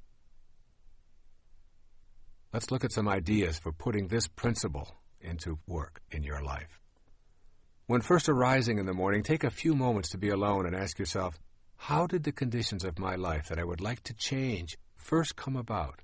How can I facilitate making conscious contact with my unlimited, invisible source of energy?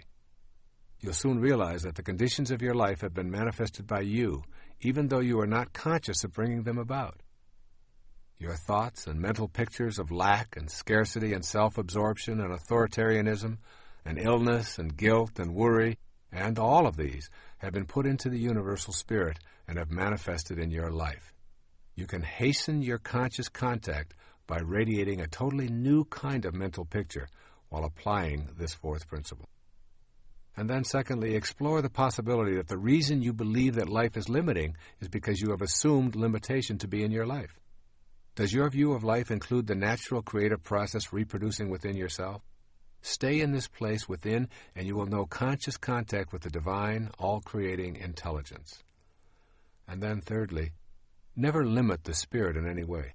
If you experience any kind of friction, know that it is an error in your thinking and picturing.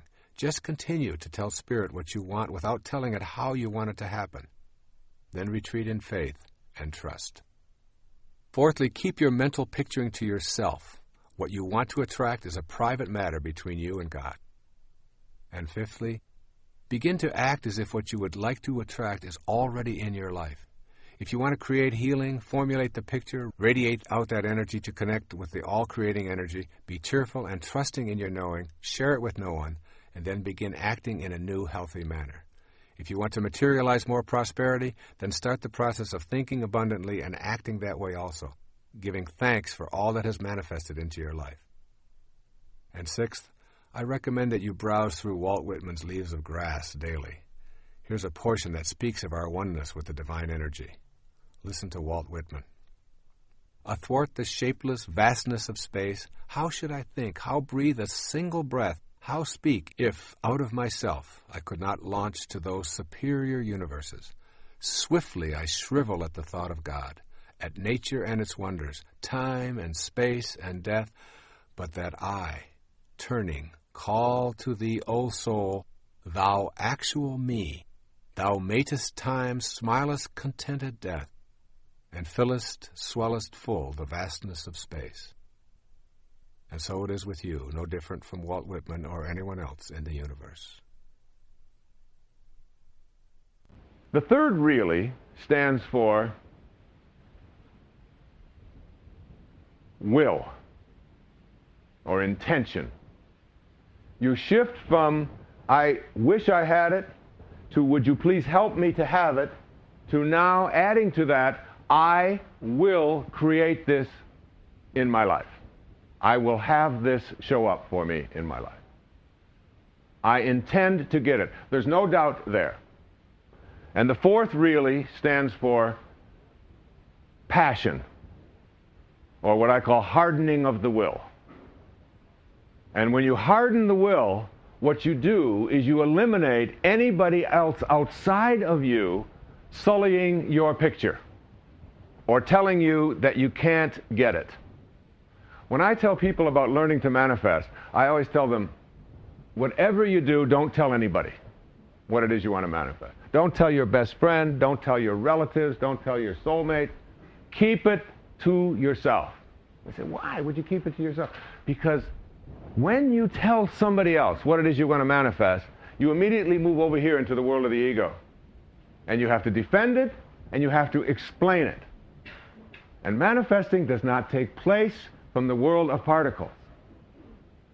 It takes place from the world of the observer, of spirit. So you want to keep the ego out of it as much as you possibly can. And the way to do that is to have it to be a relationship between you and God, whatever God means to you. So you've got wish, desire, intention, and passion. And if you look carefully at people in your life and in your life experience who have been good at manifesting what they want into their life, you will find that they follow these specifics almost to a T. And they never allow anybody else's opinion or negative assessment to influence them in any way. They have a passion about what it is they want to create.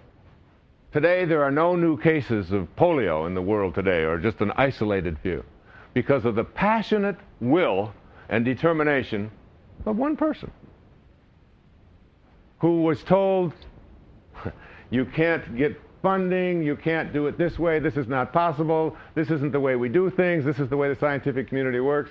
And Jonas Salk didn't care about that. I mean, he had that single and when I was reading about people like Michelangelo and Da Vinci, I mean, all of the people who told him that the Sistine Chapel couldn't be painted, you can't do such a thing. Imagine laying on your back for 4 years, not ever thinking about it not being possible to do. Now, that's the good news. If you can learn to put your attention on what you want, to ask for it, and to intend that it will attract into your life, and be passionate about it, independent of whether anybody else likes it or doesn't like it, you literally will create it. Because you think, what you think about is what expands. You act upon your thoughts, as it says in the Old Testament. As you think, so shall you be. It is out of that invisible world that you attract things into your life. So that's the good news. Here's the bad news. What you really, really, really, really, for reallys, don't want, you will also get.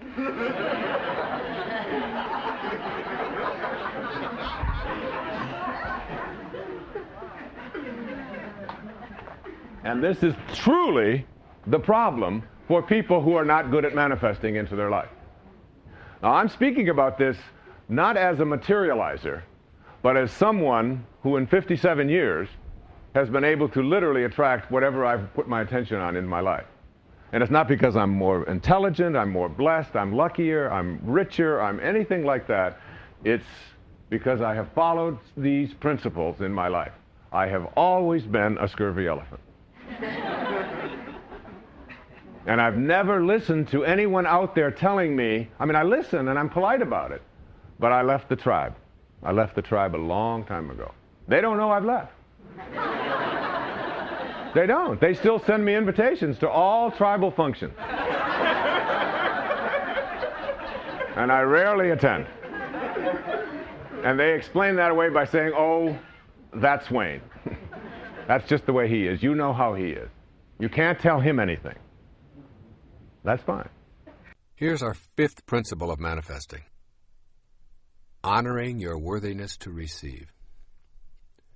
In order to become a manifester, literally taking part in the process of co-creating your life and attracting to yourself the objects of your heart's desire, you must know that you are worthy of receiving. This will mean examining the attitudes that you knowingly and unknowingly hold about your life. Your thoughts, which are the architects of the foundation of your material world, are what you want to examine. You can remind yourself all day long that the same power that brought anything into the physical world also brought you. But if you do not feel worthy, you will disrupt the natural flow of energy into your life and create a blockage that makes manifestation impossible. The fifth principle reminds you that you are worthy of abundance. If your thoughts are based on an image of unworthiness for any reason at all, you will manifest what those thoughts impart to the universal mind. The energy described in the fourth principle will align with what it is that you radiate. As a man thinks, so is he, are not just empty words. Thinking that abundance is incompatible with spirituality is a myth that influences many of us and is the largest impediment there is to feeling worthy. What do we mean when we use this word selfish? The myth that abundance and spirituality are incompatible is fueled by thoughts that it is selfish and improper to visualize and desire material things. Let's examine this attitude and determine if you have been influenced into believing it to be your truth. Take a look around your world and notice the abundance and endlessness of our universe. It goes on and on, beyond our ability to imagine its vastness. This abundance flows from the same energy that comprises our fundamental essence. It is you. You are it. Material form is how spirit makes itself known to us while we are in form ourselves. Spirit manifests in trees and oceans and fish, birds, minerals, vegetables, flowers, and you. Matter is not an illusion or something that ought not to be, but it is the necessary means through which spirit differentiates itself on this plane of existence. To feel that it is selfish or non-spiritual to desire and manifest is to divide the world of spirit and the world of matter into polar opposites. When we adopt an attitude of spirit being incompatible with matter, we are denying the spirit that is in matter as its originating energy. We also deny the validity of ourselves as spiritual beings. When we shift to seeing that together they comprise one harmonious whole, we remove the stigma of selfishness.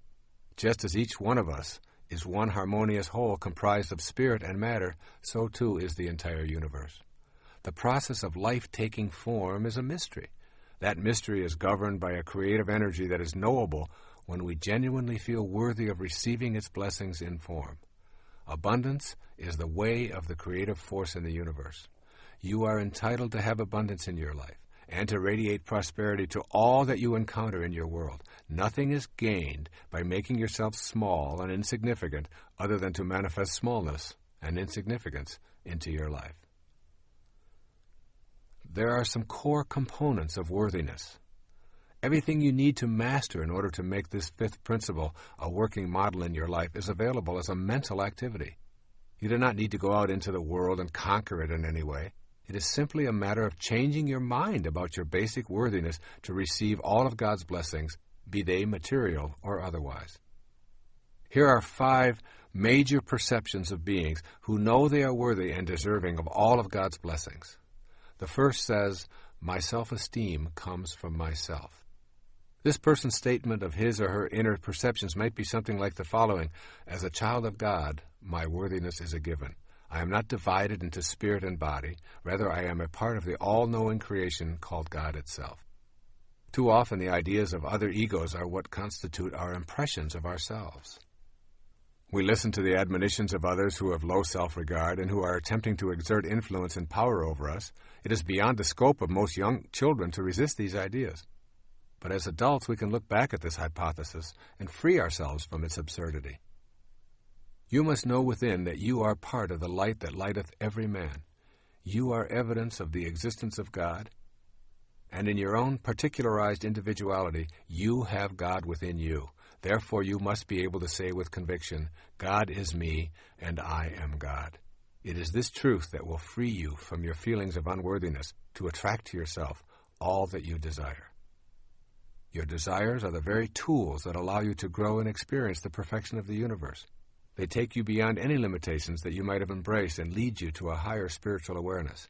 Even the idea of achieving enlightenment and mastery is a desire, and one you must honor. A second statement of those who feel worthy. I accept myself without complaint. A person with this self-perception thinks something like the following. I am willing to face everything about myself without lapsing into self-contempt or repudiating my essential value as a piece of God. Self-acceptance is something that must be unconditionally known within ourselves. To accept oneself is not necessarily to accept every behavior. Rather, it is a refusal to engage in sabotaging acts of self-loathing. If you are in a state of self-rejection, you cannot feel worthy of the munificence of the universe. Your inner energy is centered on what is wrong with yourself and with complaining to yourself and anyone who will listen. Self-acceptance is nothing more than a shift in consciousness. It requires only a change of mind. If your hair is falling out, then you have the choice to mask it, worry about it, or accept it. Acceptance means that you honor your body and the divine intelligence that is at work. And when someone else implies that you have a problem because your hair is falling out, you don't even know how to relate to their observation. Acceptance removes the label of problem. This is not a faked attitude. It is merely removing the ego from your inner assessments, which are centered on the approval of others. With self-acceptance, you are able to honestly say, I am what I am, and I accept it. Once this attitude is firmly in place from a position of self-honesty, your worthiness to receive the gifts of the universe become aligned with that divine power. A third attitude of self-acceptance. I take full responsibility for my life and what it is and is not. To be willing to accept total responsibility for yourself puts you in a position of being worthy of receiving and attracting the objects of your desire. If someone else is responsible for your perceived shortcomings and you are blaming them for these troubles, then you are also saying that in order to manifest your heart's desire, you need to have the permission of those others. This act of abdicating responsibility destroys your ability to empower yourself to higher levels of awareness. I come from the position that there are absolutely no accidents and that everything that occurs in my life has a lesson attached to it and that I brought it into my life. Thus, if I'm having a negative thought and at the same moment I bump my head on a cupboard door, I say, what was I thinking at that moment? And I take full responsibility for correcting those negative thoughts and for the bump that reminded me to correct that kind of thinking. This little game serves me in the sense of taking full responsibility for my life and eradicating the inclination to blame other people or circumstances. I trust in this inner knowledge. I rely on seemingly coincidental happenings, and I know that I am responsible for all of it. As this sense of responsibility has grown, I find it impossible to blame anyone for anything in my life. The willingness to be responsible without complaining puts you into the natural flow of all divine energy. With an attitude of self-responsibility, you will notice that the heavens are exceedingly cooperative. A fourth attitude of self-acceptance says, I do not choose to accept guilt into my life. This mindset creates thoughts such as, I will not use up the precious currency of my life, my present moments, immobilized with guilt over what happened in the past. This statement requires you to know the difference between A, genuine regret and learning from the past, and B, remaining in a state of reproach or guilt today. Learning from one's mistakes and taking corrective action are spiritually and psychologically sound practices. You did it, you didn't like the way you felt afterwards, so you decide not to repeat the behavior. That is not guilt. Guilt is when you continue to feel immobilized and depressed. Those feelings keep you from living effectively in the present. When you are filled with guilt, your energy is awash with anguish and self-reproach. You are so down on yourself that you are feeling unworthy of receiving blessings from the universe or anyone in it. Persistent feelings of guilt will prevent you from manifesting anything worthwhile because you are attracting the very same things that you are putting out to the universe. For example, if you are chronically overweight or addicted, your internal sentence of guilt sounds something like this. I'm really going to love myself when I finally am at a normal weight. Or I will truly value myself as a worthwhile human being when I am finally over this addiction once and for all. These internal sentences need to be shifted to, I love myself while I am overweight. I am not this weight in the first place, and I refuse to think of myself in self-degrading terms regardless of the condition of my body. I am love, and I extend this love to all of me. This same kind of inner programming must take place for addictions or anything else that you feel guilty about. By removing the inclination to wallow in self-reproach, we remove the idea that by suffering in the present moment, we will redeem ourselves and can pay for our sins with guilt. Life doesn't work this way. The solution is in loving yourself and in trusting in God that your shortcomings are nothing more than lessons leading you to a new spiritual level. And finally, a fifth assessment of those who have self-acceptance. I understand the importance of having harmony between my thoughts, my feelings, and my behavior. To the extent that you remain incongruent in any of these three areas of thinking, feeling, or behaving, you will impede the process of heightened awareness and the ability to manifest your heart's desire. This is the last of the 5 points that contribute to your feelings of worthiness about receiving God's munificence into your life. It is also the most significant because it defines your level of integrity. To have thoughts about how you would like to conduct your life, to posit these thoughts as your essential way of being, and then to feel guilty, fearful, anxious, or anything else as a result of not living up to these inner positions, results in addictive, manipulative, and self-defeating behavior. To be congruent, you must be honest about your own thoughts. If you are honest with yourself, you will find that your emotional reactions will be consistent with your inner world. You will feel peaceful and content, and this will be apparent in your behavior. This is true for virtually everything about your life. Your thoughts about health, relationships, prosperity, God, work, recreation, whatever. If these thoughts are rooted in love, and you honestly know that you are here to express love, kindness, and forgiveness toward yourself, toward your work and co-workers, toward the money you receive, toward your spiritual beliefs, then you will be in harmony, and you will welcome the blessings that result from your personal conduct in these matters. However, if you embrace these thoughts yet fail to act on them in the daily working of your life, you will feel incongruent, and consequently, you will not feel that you are deserving of desires being fulfilled. Being eaten up inside, in your own private corner of awareness that is not available to anyone else other than God, you will behave in self-defeating ways that verify your lack of inner congruity.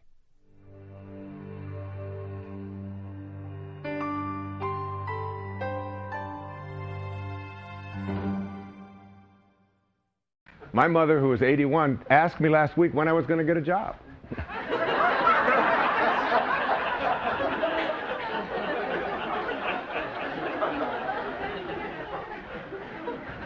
Now, here's what I mean by what you really, really, really, really don't want. And this is the crucial part of it, and then I'll sit down and let Deepak talk. If you understand that what you think about is what expands.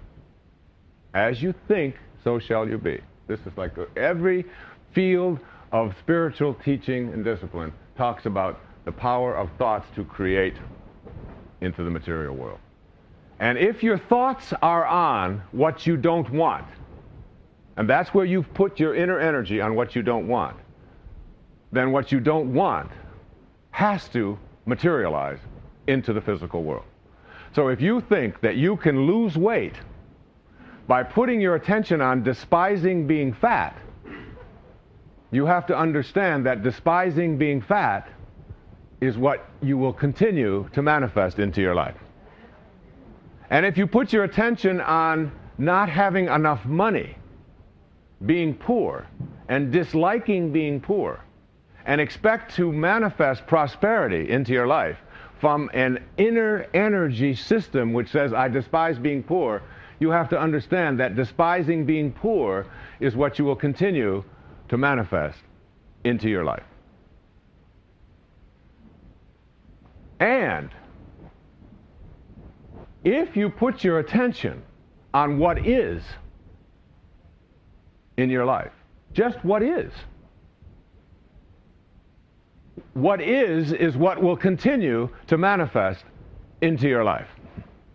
And if you put your attention on what always has been, which is what the tribe will tell you to do, we've always done it this way.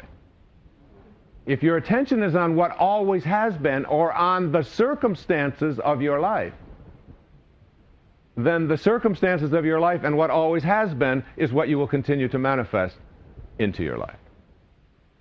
So what we have to do, this is like a multiple choice question. It's A, B, C. You can put your attention on what you want. You can put your attention on what you don't want. That's B. Or you can put your attention on what they want for you. That's C. You got those three choices. And if you don't understand that A is the right answer, this isn't going to help you. You have to think of your thoughts and your inner world and your capacity to be able to attract things into your life. You have to think of these things as like currency. The currency that you have for bringing into your life what you want is the way that you think. And if you use the currency that you have for bringing into your life what you would like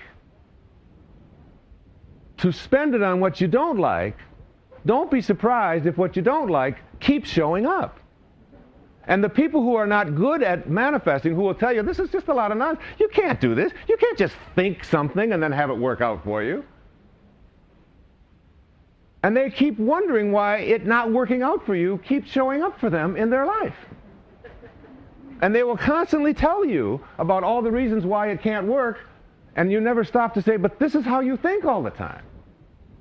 Here's a good way of thinking about it. In the material world, the currency that we have for attracting what we want in our life is called money.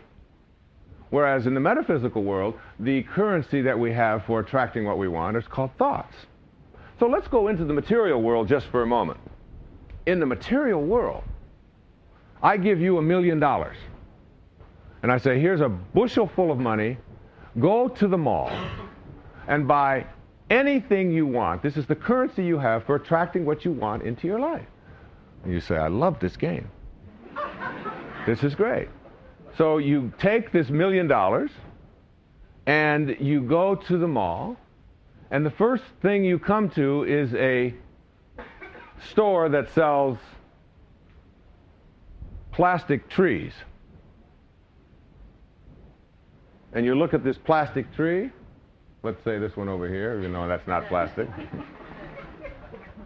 And you say, you know, that's the ugliest tree I've ever seen in my life. That thing is hideous. I would never want that tree in my house. It is so ugly.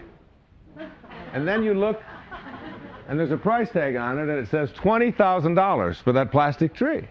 And you say, that is ridiculous. Here's $20,000, send it home.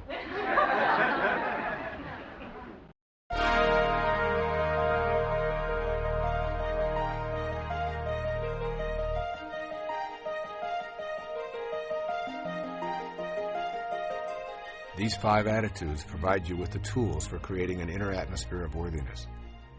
They all reflect an ability to live peacefully in the present moment and to discard many of the attitudes of your past that keep you in a constant state of feeling powerless and unworthy of being able to manifest more blessings and happiness into your life. And then it's necessary to begin to look at how you can unbond yourself from your past wounds. The inclination to bond to our wounds rather than move past them traps us in a constant state of feeling unworthy. A person who has experienced traumatic events in life, such as incest or abuse or sexual molestation or the death of loved ones or traumatic illnesses or accidents or family disruptions or drug addictions, can become bonded to them and replay them for attention or pity. Very often the tale of these woes is told with a sort of urgency for the listener to know how horrible the wounding was and still is. The ego uses this energy as a power play in individual and group situations to encourage discussion of one's struggle to survive the wounding. This can keep individuals from advancing spiritually and reinforce the image of themselves as unfortunate. The tendency to bond with the wounds of our lives reminds us of how unworthy we are of receiving anything that we really would like because we remain in a state of suffering.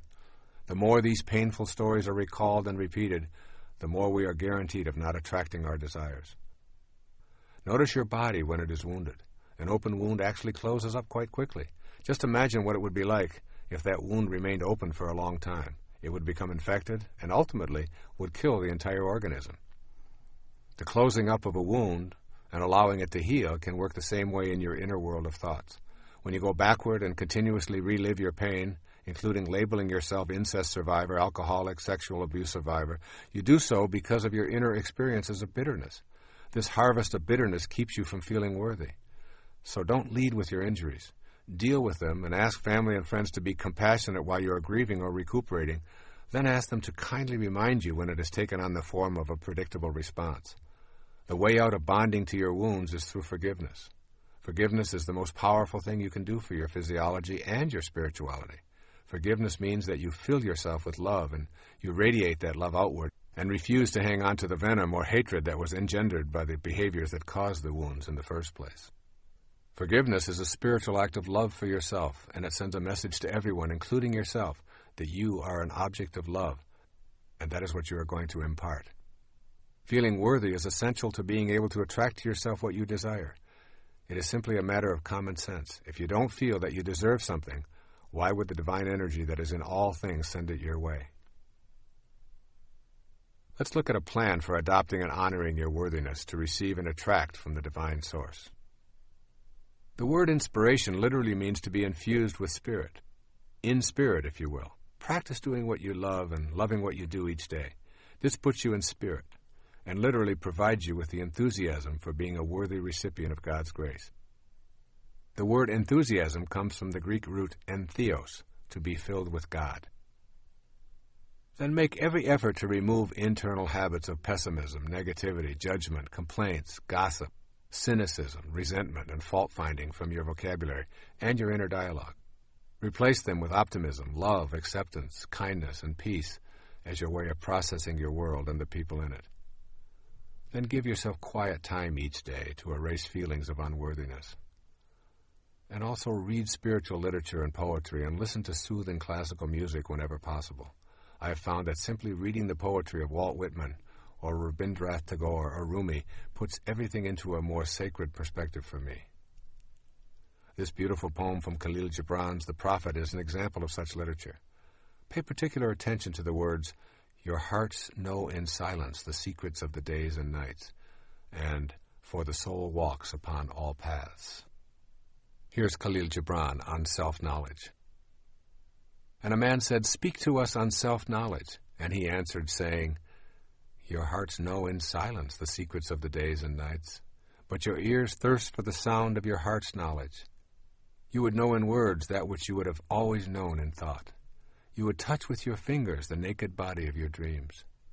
And it is well you should.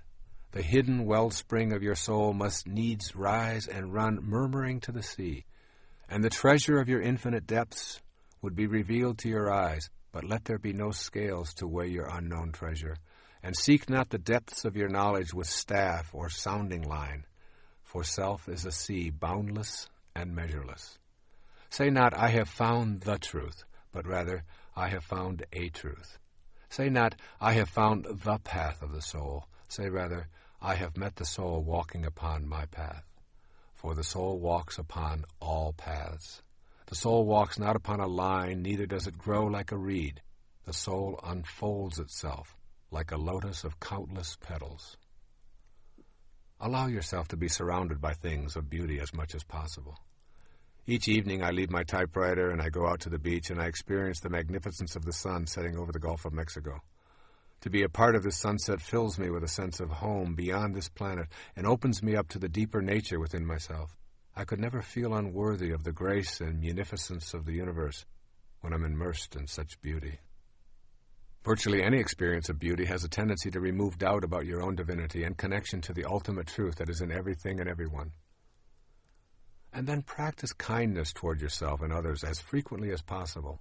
Give up your need to be right and to win in favor of being kind, and you will soon know the bliss of inner peace.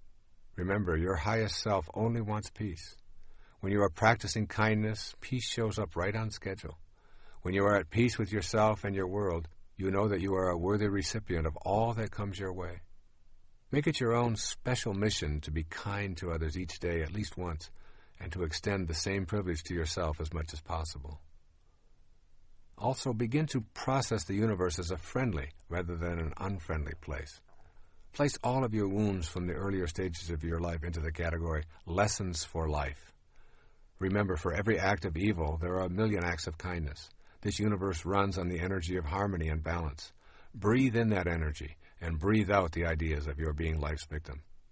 And finally, say it over and over until it registers. I am what I am, and I am worthy of the abundance that is the universe and all that is in it, including me. You are now on a path of knowing you are worthy of attracting and manifesting in your world. You are aware of your highest self. You trust in yourself and the divine wisdom that created you. You know that you are not separate from your environment and that the power to attract is within you.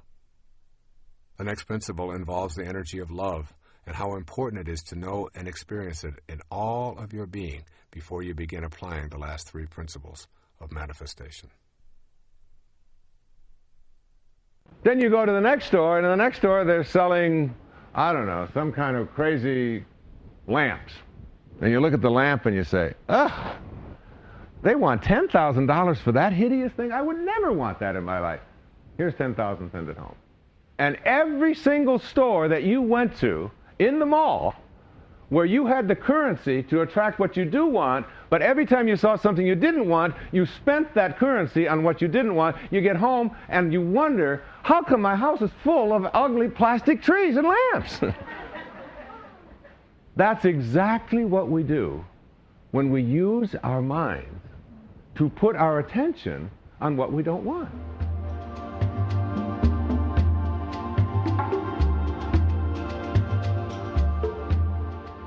I was in Chicago not too long ago. I was doing a book tour. It was in March. And I got picked up by this woman who was sniffling and slithering and stuff coming out of her nose, and it was disgusting, all right? And she's to drive me around for 2 days, all right? So I looked at my watch, and it was the 25th of March, and that happens to be my oldest son's birthday. And I said, oh, it's an anniversary. She said, what anniversary? I said, oh, nothing. She said, well, what is it? What is it? I said, oh, it's 20 years since I've had a cold. 20 years ago, I had my last cold. And here was her reaction. Oh, just what I need. 2 days with Mr. Positive.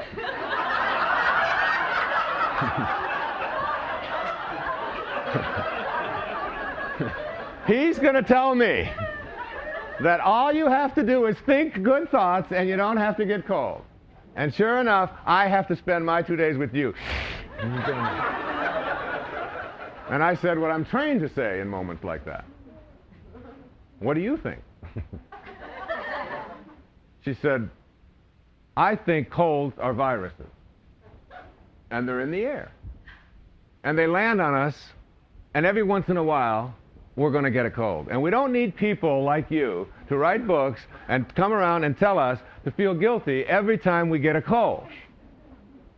I said, and what has been your experience over the last 20 years? She said, well, I get a cold every once in a while. I said, well, we are in total harmony in this car. She said, what do you mean?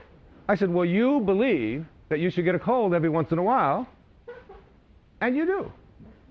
I believe you should never get a cold, and I don't. Where is the problem?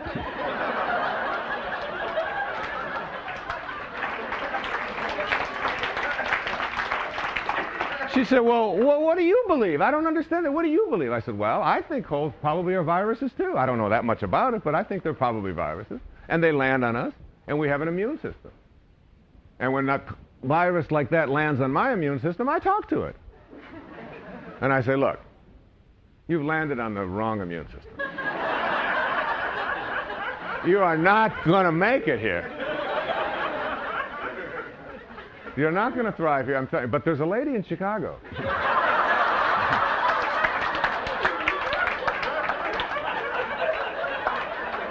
Who's waiting for you. And so I send these people to you, these little viruses to you, about every 3 years or so. You see, you go around and you look at people who are good at manifesting and attracting into their life, and you try to get them to put their attention on what they don't want, you'll never get them to do it. They will never say it can't be done. No, I don't want to think like that. They know that if they think something can't be done. Now, if you're not doing what you love and loving what you do in your life, you can't reach city consciousness. Because unconditional love is one of the elements of this highest state of awareness. Our sixth principle for spiritual manifestation is called connecting to the divine source with unconditional love. There's a wonderful quote from Mirabai. It says this as she talks about herself. Mirabai knows that to find the divine one, the only indispensable is love. There is no greater power in heaven or on earth than pure unconditional love. This is the heart of the sixth principle of manifestation. The nature of the God force, that unseen intelligence in all things, which causes the material world and is the center of both the spiritual and physical plane, is best described as pure, unconditional love. It is the glue that holds all things material in place and keeps them from collapsing into uncountable particles. This God force is the oversoul to which we are always connected because we are localized extensions of that force. You may feel infinitely worthy of attracting to yourself material and spiritual prosperity, but if you are not living the way of unconditional love, you are interfering with your ability to manifest in your life. In order to be divinely aligned with the universal infinite energy, you must become unconditional love. This energy of love really dissolves all limitations. When I speak of love emanating from your soul and from the divine consciousness of God, I speak of something that the lower self or the ego cannot grasp. I am not speaking about feeling good toward others, romantic love, showering everyone with affection, or touchy-feely behavior here. This unconditional love is an experience of the harmony of life. It is simply too deep and too profound for our ordinary selves to activate. The energy of unconditional love is the power behind creation. It guides all of our natural laws. This love can be imagined as a vibration that carries thought forms from one's mind into material expression. In its highest nature, love is the force that we recognize as the will of God. It is the alchemy that we embrace to make sense of how things are materialized from the world of spirit. I suggest you embark on an experiment in which you practice unconditional love for several days, perhaps even a week. Make this a private activity, but vow to yourself that you will allow only unconditional loving thoughts to emanate from your consciousness. Refuse to have judgmental or critical thoughts. In your quiet time, think only peace and love. In all of your relationships, think and act in only loving ways. Extend loving thoughts and energy wherever and whenever you encounter anyone or anything. Become unconditional love for this period of time. This practice of becoming unconditional love is a prerequisite to the manifesting process. By pouring love into your immediate environment and practicing gentleness in all of your thoughts, words, and actions, your immediate circle of friends will begin responding in a whole new way. Furthermore, this act becomes expansive very quickly, and you can radiate this love to your community and to people you read about in newspapers, including those who are labeled terrorists, murderers, scam artists, and the like. You emphasize the un in unconditional love. You become detached and loving toward all. You are not loving the hostile act, but you are loving the spirit that is blocked in those who are harmful and unloving. When you can live this way and reject all thoughts and actions that are not of an unconditionally loving nature, you will experience the alchemy of your spirit and know how to overcome limitations in your life.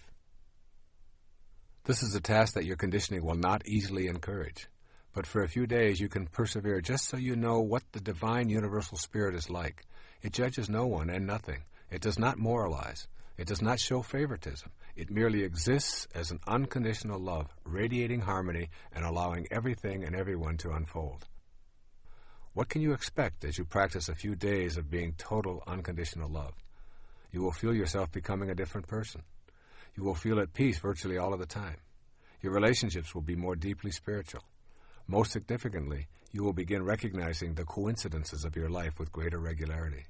Your thought forms of unconditional love will begin to produce what you desire without your even being aware of how it is happening. There's an oft-quoted passage in the New Testament that seems appropriate here. It's Corinthians 13 on love. And now I will show you the most excellent way. If I speak in the tongues of men and of angels but have not love, I am only a resounding gong or a clanging cymbal. If I have the gift of prophecy and can fathom all mysteries and all knowledge, and if I have a faith that can move mountains, but have not love, I am nothing. If I give all I possess to the poor and surrender my body to the flames, but have not love, I gain nothing. Love is patient. Love is kind. It does not envy. It does not boast. It is not proud. It is not rude. It is not self-seeking. It is not easily angered. It keeps no record of wrong. Love does not delight in evil, but rejoices with the truth. It always protects, always trusts, always hopes, always perseveres. Love never fails, but where there are prophecies, they will cease, and where there are tongues, they will be stilled, and where there is knowledge, it will pass away. For we know in part, and we prophesy in part. But when perfection comes, the imperfect disappears. When I was a child, I talked like a child. I thought like a child. I reasoned like a child. When I became a man, I put childish ways behind me. Now we see but a poor reflection as in a mirror. Then we shall see face to face. Now I know in part, then I shall know fully, even as I am fully known. And now these three remain: faith, hope, and love. Yes, and the greatest of these is love. I'm well aware of the improbability of living an unconditionally loving life in all of our moments. I imagine your ego is protesting that this idea is absurd because you are only human and humans have shortcomings. Nevertheless, I ask you to do this exercise for a few days or a week. You see, I know that it will become habitual when you feel the richness of your life with this new awareness. There's something that is called the process of detached observation. One of the great meditation exercises that I learned many years ago involves imagining lifting yourself out of your body and floating into space so far that you are actually observing the entire planet. If you do this, try to imagine what the Earth is like without you on it. It is a very difficult task for your ego to even contemplate the world without you on it. Next, begin to observe the planet without any judgment, refusing to label anything good or bad, right or wrong. Simply instruct yourself to notice, allow, and send unconditional love. The process of being a detached observer occurs in the silence of your contemplations or meditations. Begin by seeking out time to be quiet and enter this inner place of love. It is in that silence that you will come to truly know the divine energy of unconditional love. It's a difficult thing for our egos to contemplate this concept of oneness. Unconditional love and becoming a co-creator in your life is possible when you know that God is not separate from you. You and God are one and the same. In the New Testament, Jesus says to the multitudes, "I have said, ye are gods." And later, "When a man believes in me, he does not believe in me only, but in the one who sent me. When he looks at me, he sees the one who sent me." What it means to be in a state of oneness is that you know the unconditional love that God has for all of creation is also the unconditional love that can be you if you make that choice. If you place restrictions on that love or withhold it dependent on your judgments and hatreds, then you make it a conditional love and remove yourself from the possibility of co-creating with God. We have unconditional freedom for our thoughts to be what they are. That is how you are loved. That is your gift from the divine Creator, expressed through your individuality. Take that freedom away, and you are no longer a human being. You lose your humanity when you lose the unconditional love that allows you to think as you choose. Now suppose that you're able to function in the same unconditionally loving way, simply allowing without judging. You would be experiencing oneness. Your will and God's will would not be in conflict. Use this love for the purpose of creation. Every moment that you create by radiating unconditionally loving thoughts is a reflection of the same love that was responsible for your creation. This unconditional love is really a power, the ability to reach a higher state of being where there seems to be almost no delay between the creation of a thought form and having that thought form show up can be viewed in terms of unconditional love and an absence of making demands on or judging the world. This is a power that I know is possible for each of us when we begin to adopt the basic principles of spiritual manifestation. Most of us simply do not recognize how truly powerful we are by virtue of our own ability to create thoughts, and out of these thoughts attract to ourselves the abundance of the universe. When we think rationally about this power, we immediately think of the conflict between having a free will and having a destiny. This conflict often obviates the need within us to think and live in unconditionally loving ways. Let's take a quick look at this matter of destiny, which is in the title of this tape, and put it into a different context. Destiny is not preordained. Destiny is ordained totally by you. Every single moment of your now existence is the result of your previous thought. The idea that everything is already laid out for you in advance is a hallucination. You can and do manifest your own destiny. Your free will is your gift of unconditional love. You create the destiny with this free will, and when you venture off the path of unconditional love, you are simply living an illusion. The illusion is that the thoughts that you have of your separateness from God's will put you into an obsequious position, that God is something you must fight or fear. Obviously, if this were true, God could not at the same time be all-loving.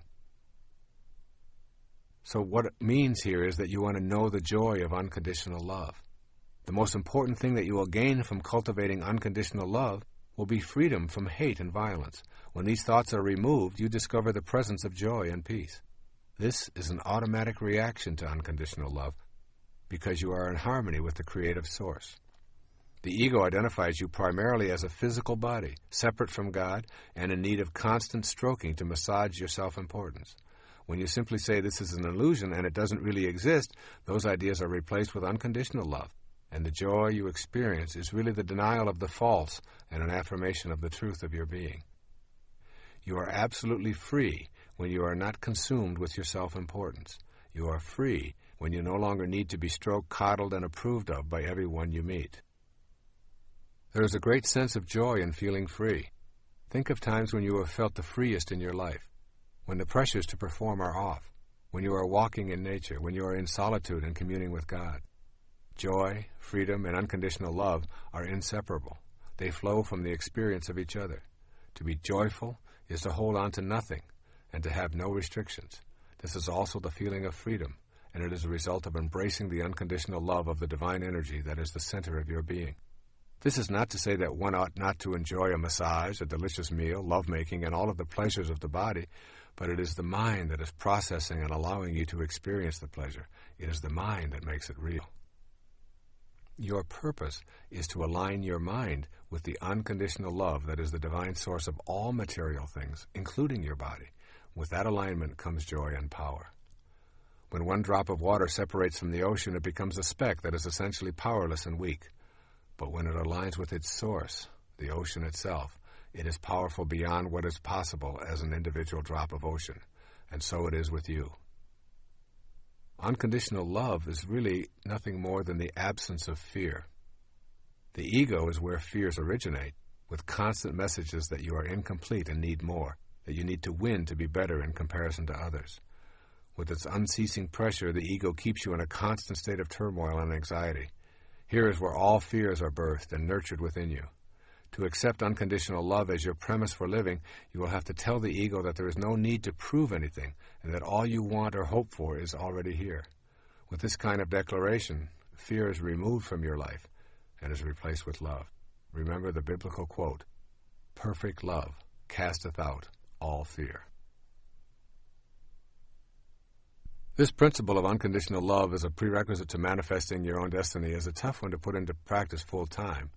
Yet you can begin this process by working on it one step at a time, beginning right now. Here are a few of the ways of putting unconditional love into practice in your life.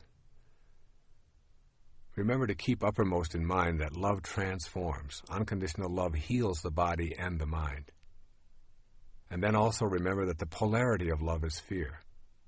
Fear is a current of energy that literally runs through your body and is produced when you feel cut off from the source of unconditional love. Every time you experience fear, ask yourself, what's going on that I have substituted fear for love in this moment? Also, begin to acquire a private, non-publicized, and regular habit of meditating. With every breath you take, feel yourself taking in unconditional love. With every exhalation, expel thoughts of fear. Then pick one day to practice this exercise with a partner of your choice. Make a decision to think, act, and radiate nothing but unconditional love for the entire 24-hour period, including your dreams. If this works for you for one day, see if you can extend it for another day or two. Also, try making a decision to turn over your most difficult challenges in the area of unconditional love to God. Simply turn them over with a request such as, I have been unable to bring love into my life in these areas, and I am asking for your divine guidance in accomplishing this. Also, in your silent moments of prayer, do not be afraid to ask for help. And then know the connection between manifesting your heart's desire and unconditional love. Without your connection to this love, you lose your connection to the creative process. Unconditional love is in all things you wish to attract as well as in you. Keep it honestly, and you keep your ability to know that you are a God. Lose it, and you lose your godliness. It is that simple. And finally, make your word law. If you say it, live up to it lovingly. This gives you a sense of inner balance. The universe runs on balance, and the energy that keeps it in balance is love. By declaring yourself a person who keeps his word, you align yourself with the loving essence of the world. This concludes the sixth principle for manifesting. Unconditional love is the cornerstone of your mental picturing. You refuse to allow any contrary ego-driven thought to enter the inner kingdom of love.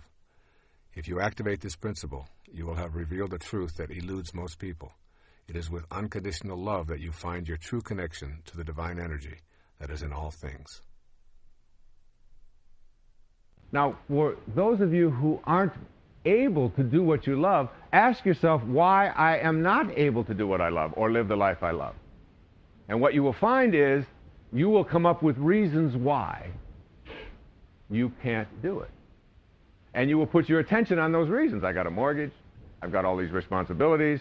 I'm already stuck over here. I've been here for a long time. I can't make this change. I can't do these kinds of things. And instantly your attention shifts off of living the life that you love onto all the reasons why you can't. And all the reasons why you can't keep showing up. So I would suggest to you that what you do is you shift out of that tribal consciousness. See your life as like a boat heading up the river at 40 knots. And you're standing on the stern and you're looking down into the water and you see there, in this metaphor, the wake. And ask yourself these three questions. First of all, number one, what is the wake? The wake is a trail that is left behind. That's all it is. Just a trail that is left behind. Second question to ask, what's driving the boat? What's making my life go in this direction? Answer, the present moment energy being generated by the engine, and nothing more is what's making this boat go. That is, how I am processing these moments, these experiences, now. And nothing more is what's making my life go in this way.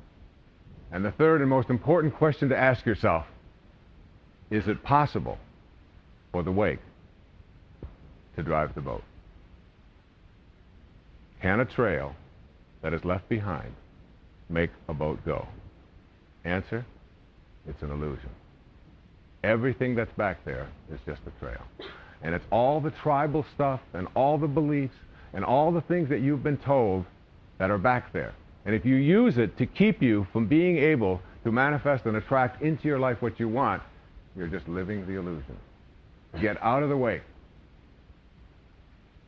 And as you get out of the wake, understand that within you, you have the power to always put your attention on what you want.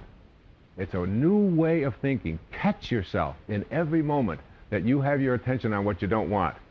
You're going through a struggle, a tough divorce. I am only going to put my attention on being happy. And every time I have an inclination to put my thoughts somewhere else, I'm going to bring my thoughts to what it is that I want. With passion, and I will attract it into my life. And you can do that with healing. You can do that with making the job promotion that you want, creating the kind of relationship that you want, and manifesting anything into your life. Thank you very much. God bless you.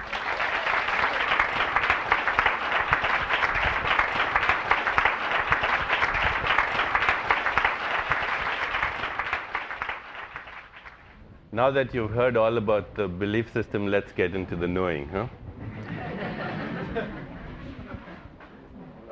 I think Wayne's basically laid out a very good map for how do we get beyond the belief system into the knowing. And that happens through the evolution of our own consciousness. What Wayne has been describing has actually a very beautifully laid out map in the great tradition of Vedanta. Wayne mentioned Jonas Salk, who was a great scientist in this area, great thinker, great philosopher. And one of the reasons actually I came to San Diego was because Jonas Salk was here. And in my first few weeks I met him shortly before he died. And Dr. Salk was already talking about meta-biological evolution. Meta, as you know, means going beyond. And meta-biological evolution means going beyond biology, the evolution of consciousness. He had just begun to talk about it. He was saying the old paradigm was about survival of the fittest. That was biological evolution. And he said the new criterion for fitness is going to be wisdom. So we're going to be talking about the survival of the wisest in the future. He did not get to articulate the roadmap that he was going to because he died before that could happen. And yet, if you look at the various perennial philosophies of humanity, what Aldous Huxley called the perennial philosophy of Emerson and Thoreau and all the great people that Wayne mentioned. Our seventh principle of spiritual manifestation is simply meditating to the sound of creation. This seventh principle of manifesting will challenge your conditioning probably more than any of the other 8 principles. However, while it contradicts your beliefs about how you fit into the universe, it also expands your ability to create and attract the objects of your heart's desire. Others who have done this meditation on a regular basis have experienced dramatic shifts in their lives and have been able to manifest what they previously believed to be impossible. As you begin opening yourself to this soul-nourishing practice of chanting to the sounds of creation, spend some time carefully studying the other 8 principles. When you begin to practice the 2 daily manifesting meditations, you need to trust in your highest self and meditate with unconditional love. Reviewing the other 8 principles will help to make trust and love available. Meditating with sound can work dramatically in your personal life and can also facilitate a new awareness of our collective abilities to manifest a world free of the demands and petty issues of the ego.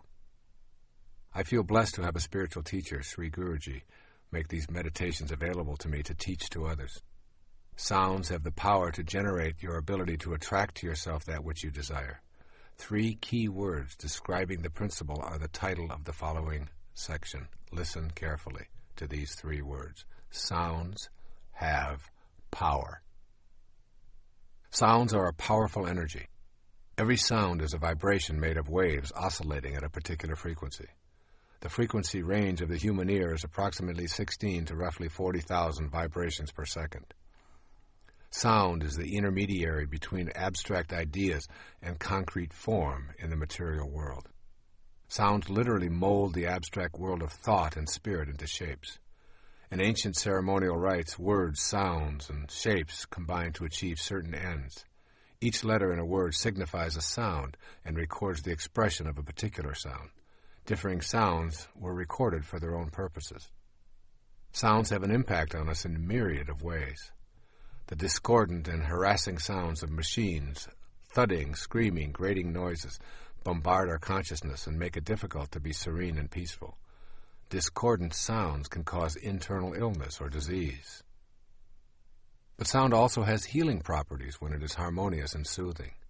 Healing takes place to the accompaniment of soothing harmonies and nature's music interspersed with spiritually nourishing silence. In addition to healing, sound is used in the creation process, which is the central concern of this 7th principle of spiritual manifestation. When we use the sounds of nature that are most consistent with the act of creation, we begin to attract the material form that we desire. Learning how to use sound is a way of harnessing its power for manifesting thought into the world of form. Manifesting is knowing how to make contact with that spiritual vibrational frequency while we are living inside a body in a materialized world. Pay attention to words and sounds because they can attract positive or negative influences into your life. Harmonious sounds are the ones that most contribute to a balanced and creative life. But before going into the actual use of meditation sounds, it is necessary to learn how to prepare yourself to use sounds in your daily meditation. You need to gain access to a method that will take you beyond the mind to a state of consciousness that transcends your thoughts. This higher state of consciousness beyond the mind is called Siddhi awareness. S-I-D-D-H-I. Siddhi awareness. Siddhi awareness, or Siddhi consciousness, is a perfect state of awareness in which there is a complete absence of doubt and no delay between the origination of a thought and its materialization into the world of form. It is an unlimited state of being in which creation occurs instantly without any time lag from thought to form. When we contemplate this state of grace, our minds challenge the idea and provide us with many reasons as to why it is impossible. Siddhi consciousness, however, has absolutely nothing to do with the mind. Let that sink in. Siddhi consciousness is beyond the mind. This state of graceful being has nothing to do with the mind, whose nature is a constant inner monologue. The mind frets continually about an unlimited number of desires that can never be adequately fulfilled. You can give your body great pleasures with booze and sex, give it fancy automobiles and delectable gourmet meals, body massages, and every other imaginable delight. The next morning, when it recovers, your mind has a new list of demands taped to your forehead, asking for more and more of what it can never get enough of. This is the nature of the mind, which is ruled by the ego.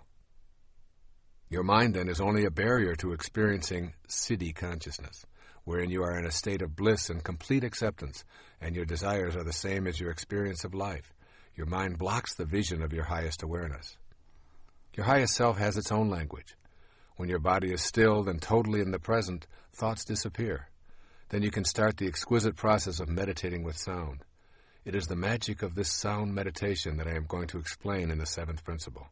This is a siddha technique to take you beyond the constraints of the ego and the mind to a place within yourself where you can change your vibrational frequency through the use of sounds of creation. There's a magic to the sound of creation. As you begin to incorporate these ideas of the power of sound into your consciousness, going beyond the darkness of your mind to the light of your highest self, think about these words that open the book of John in the New Testament.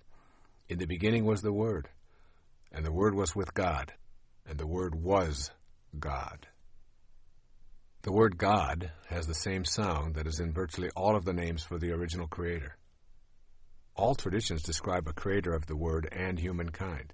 Here is a list of names used for the creator: Ra, Krishna, Rama, Buddha, Adonai, Brahman, Siddha, Shiva, Jehovah, Kali Durga, Tat, Gayana, Mahanta, Mahavira, Anu, Atva, Nanak, Yahweh, God, Allah. The obvious sound that is in all of these names for the Creator is the sound Ah. Ah expresses a feeling of bliss and joy. The sounds of creation and joy are synonymous. It is not an accident that the name for the Creator in virtually all languages contains the sound Ah. Ah is the only sound that humans make effortlessly, simply by taking in a breath and without moving the lips, the tongue, the jaw, or the teeth. If you move any of these, the sound changes. Ah is the sound of effortless perfection, as is creation itself effortless and perfect. Ah, the sound of creation, is one sound you will want to use as you practice the language of Siddhi consciousness. It takes you beyond the incessant self-dialogue that characterizes your mind. When you repeat the sound Ah in connection with your manifestation meditation practice, you are literally repeating the name of God. In Reflections of the Self, Swami Muktananda gives these words to his devotees who desire to know more about the state of Siddhi consciousness. With eyes brimming with love, sing his name. All inner mysteries will be disclosed. Every bird and plant will reveal itself to you as Brahman. The knowledge of Vedanta will manifest everywhere. O dear one, keep chanting God's name while sitting or standing or involved in the world. Never forget him. Unite your mind with the self. He explained that these names for God have specific combinations of inherently powerful syllables that have the ability to call forth the experience of God within us. Making these sounds acquaints us, perhaps for the first time, with the subtle God force within ourselves. Thousands of years ago, Patanjali set down his highly celebrated Yoga Sutras. They were designed to help guide seekers to the highest state of awareness, Siddhi consciousness. He offered this advice: repeat and meditate on Om. Om is a symbol for the universal sound of creation. Repeating this sound causes the disappearance of obstacles and an awakening of a new, higher consciousness that is the creative energy. Continually chant God's name is the advice of the masters of self-awareness to those who seek to participate in the act of creating and manifesting. The sound Ah is the sound of God. Make the repetition of the name of God a daily meditation practice, and you will literally transform yourself into this universal sound of creation. You will become one with the sound that mediates between the world of form and the highest frequencies of the spiritual world. This creation meditation is also involved with two chakras of the body.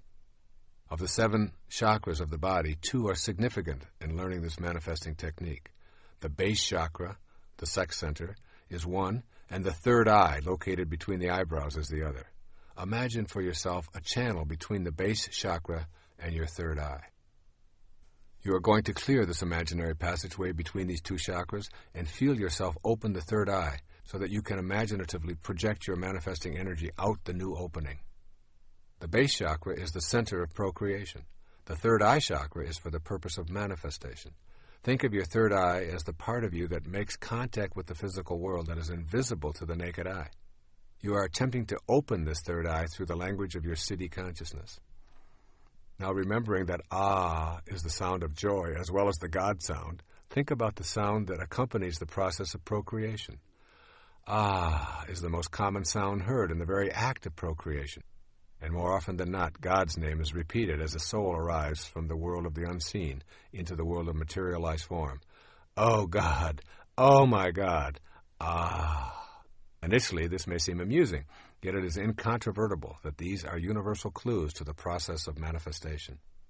The energy released through the root or base chakra brings about procreation. And what has taken place here?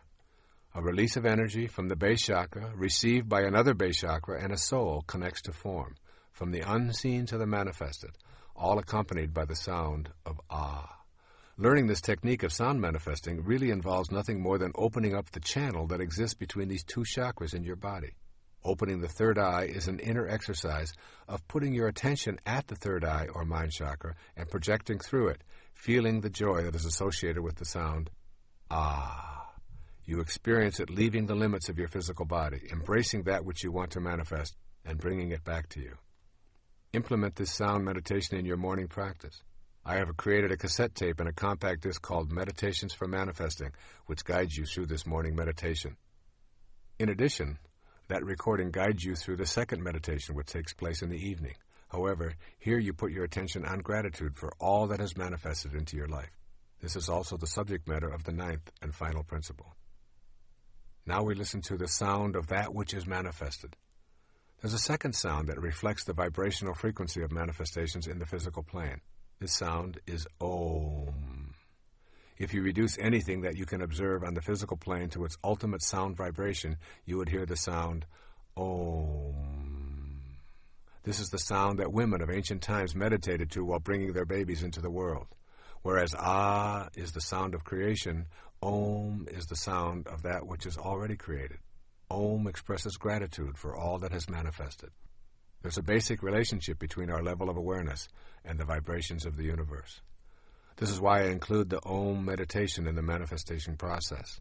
Repeating the Om sound in the evening tunes you to a higher state of awareness and to gratitude for all that has manifested into your life. Repeating this sound as a mantra of gratitude is one of the most joyous feelings you will ever experience, causing you to be in harmony with your environment.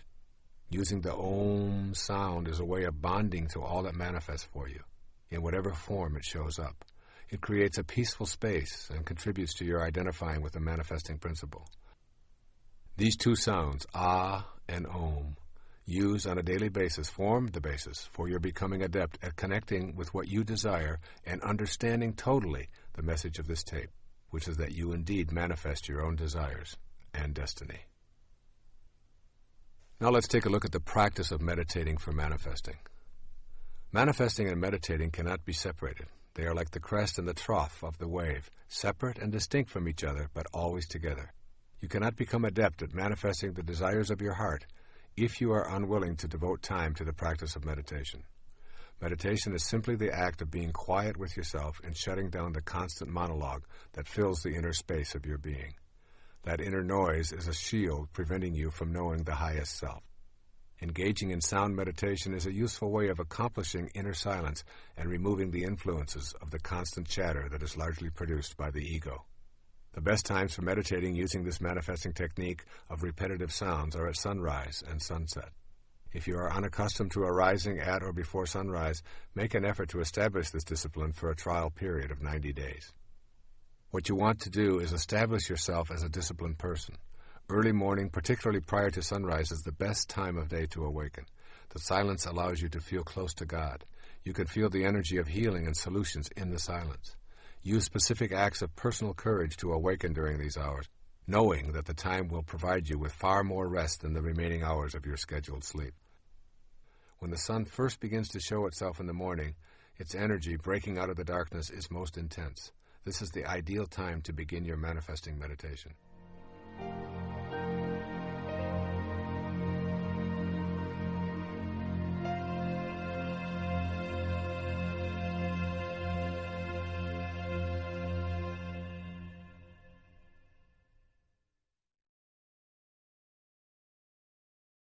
And particularly if you look at Vedanta, which is the culmination of all Vedic thought, you see that there's a very, very clear map laid out for the evolution of consciousness. What Jonas Salk was trying to do was to define that map in biological terms, and that's why I was so attracted to him. Because what he was saying is that the ability to manifest and evolve into these other states of consciousness is a function of how our biology operates. For historical reasons, our biology operates mostly in what is called the fight-flight response. And the reason is that a long time ago in our evolutionary history, we were living in a very fierce environment. We were surrounded by predators. And in order to survive, we had to either run or we had to fight. And that's why we are here. That's why we happen to be around. When I was in medical school, the way we remembered the functions of the limbic system, which controls these very basic and important survival responses, are the 4 F's: feeding, fighting, fleeing, and of course, procreation. And as a result of that, because of that, we are here. All you have to do is watch the news this last few days and you know what I'm talking about. The dominant activity is the 4 F's. All our movies are about it, and all our magazines are about it, and all the books we read are about it. So as a result of this, what has also happened is that we have become the predator on planet Earth. If you could look at our planet from somewhere, some good vantage point in space, and ask yourself, who's the most dangerous animal on this planet? I think undoubtedly the answer would be Homo sapiens, the human being. We are the only species that kills its own kind, and mostly in the name of God, from before the Crusades to now, in Sarajevo and Sri Lanka and everywhere else, in India as well, the land of spirituality. We're the only species that kills other species and has successfully caused the extinction of other species. We're the only species that desecrates and pollutes our own mother, Earth. We're the only species that is now contaminating even space. And yet, we are a paradoxical species. We are the only species who actually writes poetry and creates music and architecture and all kinds of art and science. We're the only species that wonders about the meaning of existence. We're the only animal that asks, where did I come from? What's my life all about? Is there a God? And if she exists, does she care about me? What happens to me after I die? So in a sense, we are a very paradoxical species. And we are at that place in our evolution where we are being asked to make a choice. At a crossroads, if you will. Are we going to go the way of the predator, or are we going to join hands with the Creator and ensure the magnificence and the splendor and the beauty and the sanctity and the sacredness of that which we are a part? And I think the answer seems to be obvious. The choice is very clear. Either risk our own extinction or become creators. So as I've been listening to Wayne, who's been a great inspiration to me, He was already writing bestsellers before I was in high school.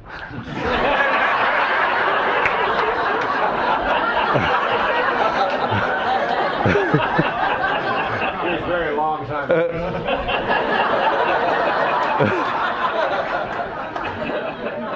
Listening to great pioneers like Dr. Jonas Salk, reading Vedanta, it became clear to me that indeed there is not only a map but a nervous system that allows us to experience that map, not just study it, but actually know it, as Wayne was saying.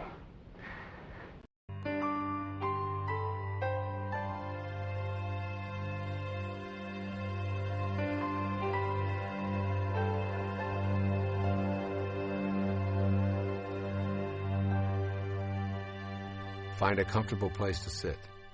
What makes you feel most relaxed and at peace is the perfect posture. If at all possible, it is advisable to do this outdoors. Gently place your forefinger and thumb together on each hand. Close your eyes and allow yourself approximately 20 minutes for this morning practice. Take in a few long, deep breaths and exhale, becoming aware of the pattern of your breathing and the feeling of filling your lungs. Then place your attention on the root or base chakra, the sex center, and move your attention up the passageway between your root chakra and your third eye chakra. Think of this as a channel that has been clogged, and think of the third eye space as an opening that has been sealed for a long time, that you are going to open with your new inner etheric energy. Now take a deeper, longer breath of air, filling your lungs, and as you release the breath, say out loud the sound ah, with as much emotion and volume as you can imagine. Ah. Place your attention on clearing the channel with the sound of ah. While you are doing the ah meditation, add to your mental picture what it is that you would like to be able to create or manifest without being at all attached to how it will surface in your life. Repeat the sound of ah as your mantra for the entire time. However, do it out loud and with emotion for only approximately the first 1/3 of the time. Move your attention up and down the inner passageway between the root chakra and the third eye chakra. With the inner energy that you are feeling from the sound of creation resonating within you, open this third eye in your mental picture and propel the creative force through it into the world of form. Imagine its release from your inner being to a point at which it circles the world and surrounds the objects of your desire. Trust that this energy will connect with the universal energy that is the God force and will send the objects of your desire into your immediate world. This must be done in accordance with all 9 of the principles of manifesting that are explained in this tape, which means you have an absence of doubt, complete trust, unconditional love, and a knowing that this power of attraction is within you and in all things. Gradually, you will begin to experience an overwhelming sense of bliss and peace. For the next approximately 1/3 of the morning meditation, say the ah sound softer and softer. Stay focused on the third eye, which is now open and sending out this creation energy and the feeling of your desire manifesting. For the final third of your morning meditation, repeat the sound of ah to yourself silently as a mantra, and keep your attention on the third eye and the glorious feeling of gratitude that you are already experiencing for having this manifest into your life. When you have completed approximately 20 to 30 minutes of this manifesting meditation, your morning session will be complete. Some people have used this meditation to manifest peace for themselves or those they love, to center themselves on a healing, or to bring a relationship into their life. Others have used it for such matters as selling a house, getting a promotion, overcoming an addiction, attracting money, or whatever. The possibilities are unlimited. What you are doing when you do this morning meditation is resonating with the words. In the beginning was the Word, and the Word was God. The act of manifesting is the beginning of something being created in your life. The evening meditation is best practiced at sunset if possible. Once again, as the sun sinks below the horizon, there is a corona-like expression of energy that is greatest just as the sun leaves the horizon and for a few moments immediately after. Now you practice the sound of Om, which is the meditation of gratitude. The practice is identical to the morning meditation with the exception that now you are not asking to manifest anything. Instead, at the end of your daylight or as you retire, you are simply saying thank you to the universal intelligence that we call God for all that has manifested in your life. Take in deep breaths just as you did in the morning. Clear the channel between your base chakra and your third eye chakra, and mentally picture all that you have received and project that energy out forcefully through the opening of the third eye. You are expelling into the universe beyond your immediate body an energy of gratitude. The sound of Om is said aloud for the first third of your meditation, then gradually, more quietly, and ultimately silently, always focusing grateful attention on the third eye and feeling that energy going back to the universal source of energy that we call God.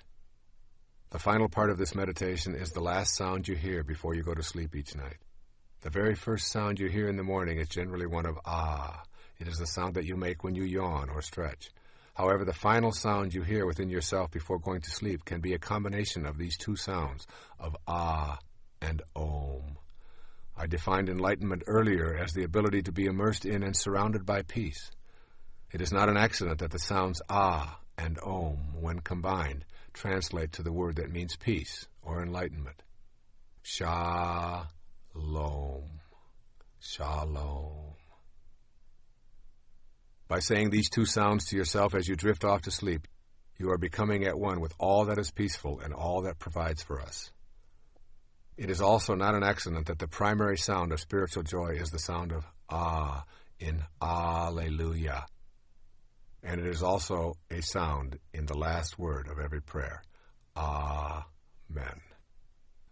Give this glorious, peaceful, enlightening manifestation meditation practice a 3-month trial using each of the 9 principles outlined in this book, and see if you do not experience your heart's desire appearing. Alleluia. Shalom. So I've developed a kind of vocabulary to think about it for my own self. The most primitive response that we have is the fight-flight response. The second most primitive response, which also dominates our society, is what you and I might call the reactive response, where we have a stimulus and without any interval, without any pause, there's an immediate response to that stimulus. And the reactive response is in a sense the fight-flight response in a different form. It's the control drama that we engage in, that the ego engages in. Either we exercise that control drama with intimidation or confrontation or argument, or through indifference and stubbornness, or sometimes through manipulation that involves being extremely nice. Carlos Castaneda, in one of his books, says there are only 3 kinds of behaviors in this control drama, only 3 kinds of people: the nice, the nasty, and the indifferent. And in order to go beyond the reactive response, you have to actually, as Wayne was saying a few minutes ago, go beyond the stimulus and the response into the little space that's there between the stimulus and the response, where the witness resides. And in Vedic terms, that witness is referred to as Sakshi. It's the non-judgmental, independent of the good opinion of others and of all opinions, witness that knows not how to judge or label or define or describe or evaluate or analyze, but just witness. And in the mere witnessing of it, to go beyond the reactive response. And that's much of what we practice through all the spiritual disciplines, including meditation, is to how to get in touch with that witness, to become the independent, non-evaluative, non-analytical, non-judgmental witness of whatever is happening. This response, which in a sense began to be elicited by the human nervous system about 6,000 years ago. And it's very interesting that as soon as the human nervous system developed this ability about 6,000 years ago, with the dawn of the age of agriculture, because man or woman or human beings were no longer having to always guard themselves against predators, and there was a little bit of time to go into this restful awareness around this time, we had the emergence around the globe of what are called the axial sages. Moses and Buddha and Lao Tzu and Confucius and Socrates and Parmenides and all the great seers arose around the same time throughout the world. They're known as the axial sages, and much later than Christ and all the great prophets that we look back to came around the same time, as soon as St. Paul, around the same time as we started to elicit the restful awareness response. Beyond the restful awareness response, the human nervous system developed yet another ability, which is best called the intuitive response. The intuitive response is to go into a mode of awareness where not only can you have that ability to witness, but you have the ability to do what Wayne was saying, ask. You ask in that restful awareness, in that gap, in that transcendent reality, you ask the question. The eighth principle for spiritual manifesting simply says, patiently detach from the outcome. In the seventh principle on the use of sound meditation, I emphasize the importance of placing your attention on your feelings as you picture your desire manifesting. This eighth principle of spiritual manifesting has at its heart the experience of that feeling. The manner of how and when it is desired shows up is something that you must not try to control. Manifesting is not about making demands of God in the universe. Manifesting is a cooperative venture in which your intention is aligned with divine intelligence. That intelligence is in all things and in you simultaneously. Demanding that God send your desire according to your timetable and design reinforces the incorrect idea of God as a separate energy. There's an important concept to try to grasp here. It's called intelligence apart from individuality. Most of us believe that the recognition of any other individual affirms a point at which our own individuality ceases and the other's begins. This belief is part of our conditioning, and it imposes a great deal of limitation on us. If this pattern were ascribed to the universal mind, it would describe a God that at some point ceased and something else began. To be universal and to recognize anything as being outside itself would be to deny its very being. So the nature of universal intelligence is an absence of individual personality. You are in an impersonal and intensely intelligent ocean of life that is all around, under, and in everything, including you. Though you have been conditioned to believe that you are an individual, you are actually a part of the grand universal nature that is infinite in its possibilities. This undifferentiated intelligence responds to you when you recognize it. Ask yourself what the relationship of this universal mind is to you. It cannot have favorites if it is the root and support for everything and everyone. Lacking individuality, it cannot be in conflict with your desires. Being universal, it cannot be simply shut off from you. All these statements characterize this all-producing mind as responsive to you when you understand your relationship to it. Your task is to bring the universal energy within your grasp by raising yourself to the level of that which is universal, rather than bring the universal down to a level of misperceived individuality that is separate from the universal. You need only to recognize it to attract it to yourself, rather than ask it to recognize you and bring you to it. Having learned a different set of principles, all of this may sound a bit confusing, yet it is crucially important for you to know this before moving along on the path of manifesting. There's a power of infinite patience. This provocative line is from A Course in Miracles. Those who are certain of the outcome can afford to wait, and without anxiety. The notions of certainty and patience go together. When you trust and know that you are connected to that universal all-providing intelligence, then you simply place no time constraints on your manifestation. Your knowing and your infinite patience put you at ease. Your inner sense is that what you want to manifest is already here, and your inner attention is on the feeling of well-being that you are already blessed with what you seek. The inner bliss is a function of the power of your infinite patience. When you are certain about the outcome and unconcerned with the how and when, you have cultivated the power of infinite patience, and simultaneously you have detached yourself from the outcome. When this detachment takes place, you are able to go about your daily business of raising your children, doing your work or training, meditating and communing with God, and just patiently observing. Infinite patience is a sign of trust, and it calls upon infinite love to produce results in your life. When you let go of impatience, you are aligned with the God force, and the anxiety that tells you what is lacking and missing in your life is gone. You will know that God has been patient with you no matter how long it took you to come around, regardless of how far you may have wandered, and no matter how much you may have refused to listen. Infinite patience produces almost immediate results in your life. You become free when you relax your insistence to have it now. As an infinitely patient person, you know that you are already where you want to be, and there are no accidents, and that all that appears to be missing is nothing more than an illusion perpetrated by your ego. With this awareness, impatience leaves, and you stop looking for results of your manifesting meditation. Your patience allows you to remain in silent appreciation of all that is manifested in your life. This practice of patient detachment from outcome is a foreign concept to us. We have been taught that goals, success symbols, and the accumulation of merit badges are the ways to feel important.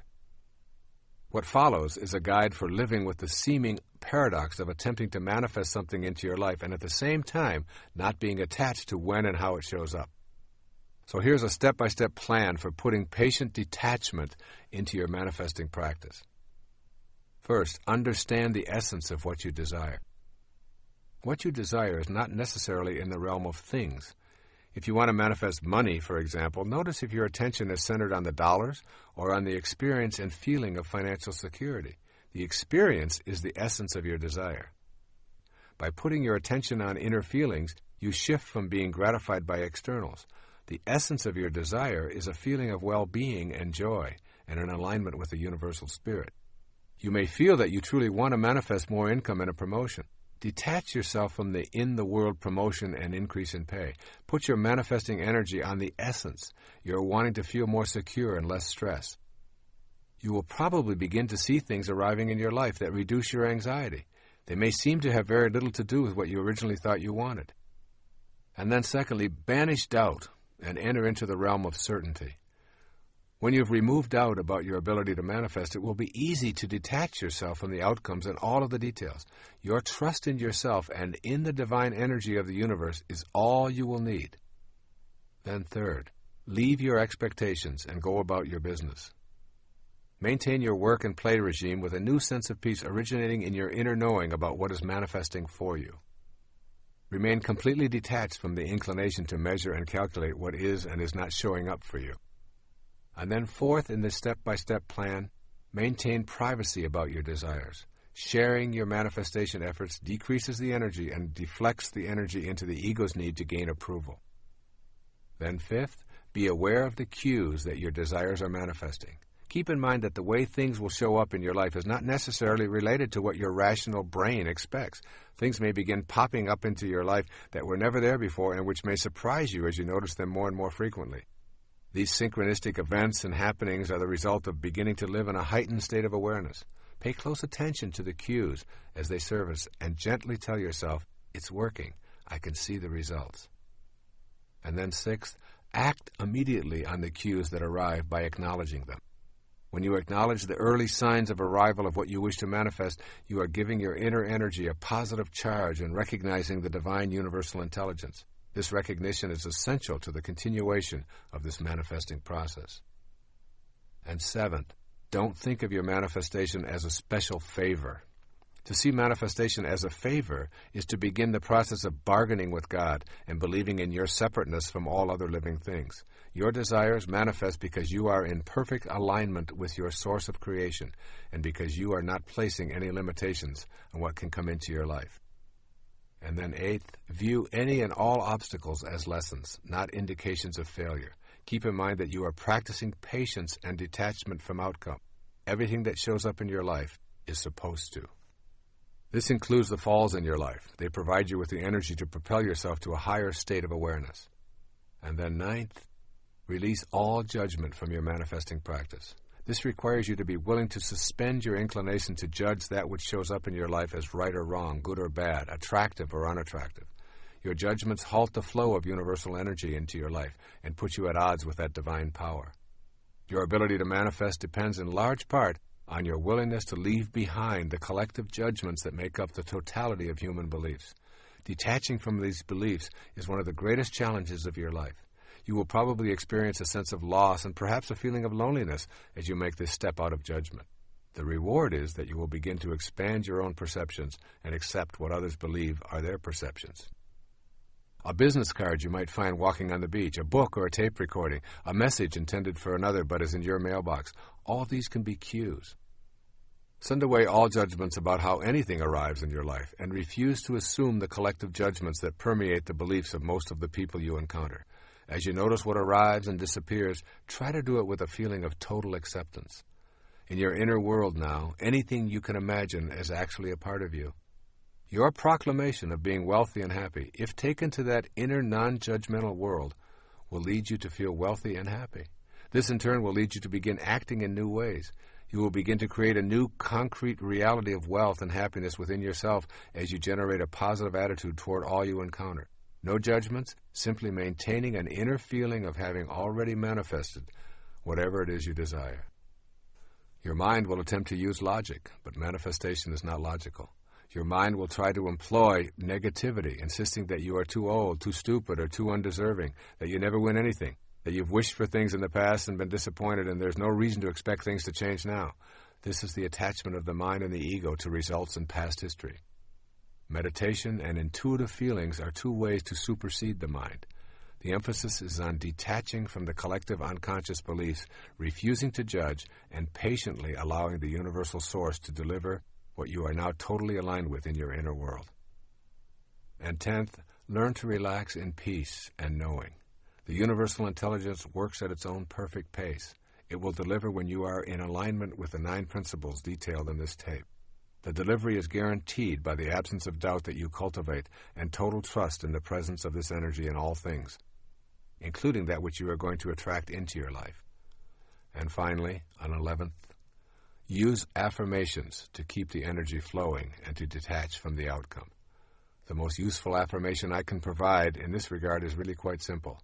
I am infinite and universal, and I trust in the divine power of the universe, which is also within me. This then concludes the 8th principle for spiritual manifestation. This 8th principle revolves around transcending your mind and the collective mind that has been with you since your conception. It asks you to be patient when your mind will demand results. Once you perfect that infinite patience, you will demonstrate your trust in something other than your own limited body-mind, and you will peacefully allow your desires to manifest in their own good way, in their own good time.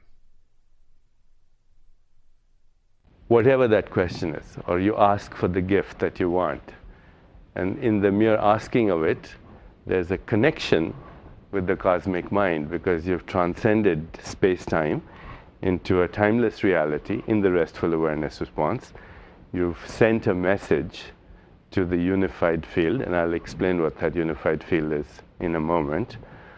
And that message is now being computed by cosmic intelligence, and the answer is coming from there. So intuition is a mode of intelligence that goes beyond the rational mind. Intuition is a mode of intelligence that is contextual and relational and holistic. It doesn't have a win-lose orientation. It is never based on direct cause and effect. It assumes that for any one thing to happen in our lives, there is a conspiracy of the whole universe. So if this woman gets a cold, it's because she's inviting a pathogen that every one of us is exposed to, but she's already laid the grounds for a different kind of conspiracy. No illness, by the way, is ever due to a pathogen. That's a very, very misleading kind of idea in medicine, that pneumococcal pneumonia occurs because of pneumococcus, or that AIDS occurs because of HIV infection, or that cancer occurs from carcinogen, because lots of us are exposed all the time to all these things, whether they're viruses or carcinogens. Illness is always a conspiracy of improbabilities. It's a susceptible host that falls prey to a pathogen. And what we can do is to not be a susceptible host is go beyond these responses, these fear-engendered responses. Intuition really is the kind of intelligence that taps into the cosmic mind. So that's the fourth kind of response that we have the ability to elicit. First one was fight-flight, the second one was reactive, the third one was restful awareness, the fourth is intuitive. The fifth response, which even goes beyond the intuitive response, is the creative response. As a result of that insight, in the result of the knowingness that you have, as a result of asking the question and placing the intention, is now the ability to create something that never existed before. The creative response, which is a purely human attribute, because we are made in the image of the Creator, it's a purely human attribute to create something that actually never existed until the moment you create it, whatever that is, whether it's a poem or a piece of music or a scientific discovery, whatever. Beyond the creative response is yet another response, which is the visionary response, which is to have a vision of possibilities that never existed before as a result of your creation. The visionary response is, I have a dream and I know how to manifest that dream. And it begins with a very little small incident. Mahatma Gandhi is in a train in South Africa and he's thrown out of it because he has too much melanin in his skin as compared to the English over there. And he suddenly has the vision and the dream that ultimately leads to the demise of the British Empire. Or Rosa Parks is sitting in the back of a bus and she's asked to move in Mississippi, Alabama, and she suddenly has the vision and the civil rights movement is born. The visionary response, which goes even beyond the creative response.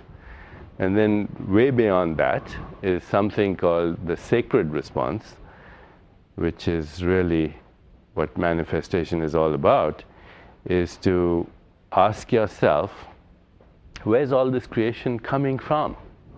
What's the source of it? Wayne was mentioning poets, and this is something that Wayne and I have in common, that we really, really admire the great poets of our civilization, because poetry in many ways is a raid on the inarticulate. It goes to the source of creation itself. And a great Indian poet, Rabindranath Tagore, one day he was looking at a field of flowers and he wrote this poem where he says, where is the fountain? Where is the fountain that throws out these flowers in such a ceaseless outbreak of ecstasy? Where's this coming from? What's the source of creation? And we all have our own kind of interpretations of it. Our ninth and final principle of spiritual manifestation is called simply reacting to your manifestations with gratitude and generosity. The conscious expression of gratitude and generosity is the final principle in this miraculous process of spiritual manifestation. Experiencing an inner sense of gratitude and generosity is the result of being in harmony with all the other 8 principles discussed in this book. Gratitude is your expression of acknowledging the oneness of the universal energy working in cooperation with your desires. Let's look at the nature of gratitude. Gratitude is the complete and full response of the human heart to everything in the universe. It is the absence of feeling alienated or separate. It represents our full acknowledgement and appreciation of the energy flowing through all things and brings gifts to us in the form of the fulfillment of our desires. Gratitude recognizes that nothing is to be taken for granted, and, most important, it is an expression of complete, unconditional love in the form of a thank you to the God Force that is in all things. It is a way of being one with the God Force in full inner serenity. It recognizes that the spirit within ourselves is the same as that which sustains all life on the planet. Gratitude then represents the whole of ourselves. When we feel grateful and give thanks, sending out this kind of loving energy to the world in the same fashion that we did when we were asking for our heart's desire to be manifested, we feel complete. Gratitude allows us to feel more connected to that for which we are grateful. Gratitude acknowledges that we are the recipients of the generosity of others, of life, and of the universal spirit. Gratitude contributes a loving response to the whole of creation and to your relationships with creation. That relationship illustrates for us how interconnected and interdependent everything is, including the manifestations in our lives. When we understand the nature of gratitude, we can more clearly identify those things within ourselves that are obstacles to practicing gratitude. Gratitude is an inner process. It is an attitude of thankfulness, even when things do not appear as we would prefer. Rumi once wrote, "Don't grieve for what doesn't come. Some things that don't happen keep disasters from happening." Gratitude is a way of experiencing the world with love rather than judgment. The three most common obstacles to an attitude of gratitude originate in your mental processes. The first is simply called fault-finding. You always have the choice to be love-finding or fault-finding. The fault-finder focuses on what is wrong and what is missing. That focus shows up as criticism, judgment, and anger. The feeling is of being against the manifestations that appear in the world rather than being for what one receives. As we think, so shall we be. If you are using your mind to think about what is wrong and what is lacking, this is precisely what will manifest for you. Finding fault, rather than being grateful and being a love finder, guarantees that you will not be able to participate in the co-creation of your life and the fulfillment of your desires. A second obstacle to an attitude of gratitude is called simply complaining. The complainer always feels shortchanged and deprived and consequently becomes envious and bitter toward those who seem to have been blessed with what is missing in his or her own life. The inner experience of complaining leads to being angry at the universal source that seems to have denied you the benefit of its infinite supply. Complaining is an expression of the absence of love in your inner world. When you feel love, there's no room for being upset with God for not delivering your ego's demands. And the third obstacle to an attitude of gratitude is taking what you have for granted.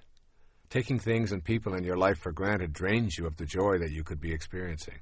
Taking things for granted means going through life unaware of the multitude of gifts that are here in each and every moment. Think of the activities and experiences that would be missed if they suddenly disappeared. Remind yourself that there are no ordinary moments. Kicking a ball around with a child, watching the shape of the clouds in the early morning, or hearing the sounds of the seasons, saying goodnight to a loved one. Every single experience is an opportunity to experience gratitude, or its opposite, ennui. It is also a choice. Strive to be alert to being a love finder. Sleepwalking through life is a choice to impede the gratitude that is necessary for you to become a manifester. If you take everything for granted, you will never be able to see the clues that will give you the impetus to take action on your desired manifestation. The appearance of the right person or the unexpected gift will be greeted with a shrug and a disinterest, which will prevent you from receiving its blessings. Be awake and fully appreciative of everything and everyone. And here appreciation and depreciation need to be understood. When we depreciate something, we devalue or diminish its worth. We depreciate things or people by expressing disapproval or dislike. It is impossible to feel grateful for something or someone we do not value. Begin to see things and people as they truly are. Each person is a child of God. See the unfolding of God in each person you meet. The moment you participate in the depreciation process, you block your ability to experience gratitude, and consequently, you obstruct your ability to manifest prosperity, love, and joy into your life. Essentially, the activity of depreciation means that you are not sensing the beauty of life. Become an appreciator, and therefore a manifester, by seeing the Christ shining back at you in the other person or groups of people. Cultivating an attitude of gratitude is something we all want to work on in this manifesting process. Make the shift to being grateful for all that you are and all that you have, and you will facilitate your ability to manifest into your life the essence of all that you desire. Develop an awareness of yourself as a recipient rather than as a victim. Virtually everything you possess in your life is because of the efforts of others. Your furniture, automobile, home, clothes, gardens, yes, even your own body are all in some way gifts from others. Without the efforts of thousands and thousands of people all working in harmony, you would have nothing showing up in your life. Just remind yourself of this fact each day, and gratitude will begin replacing cynicism. Also, practice a silent expression of gratitude when you start to see your desires manifesting from the universal source. Thank you, God.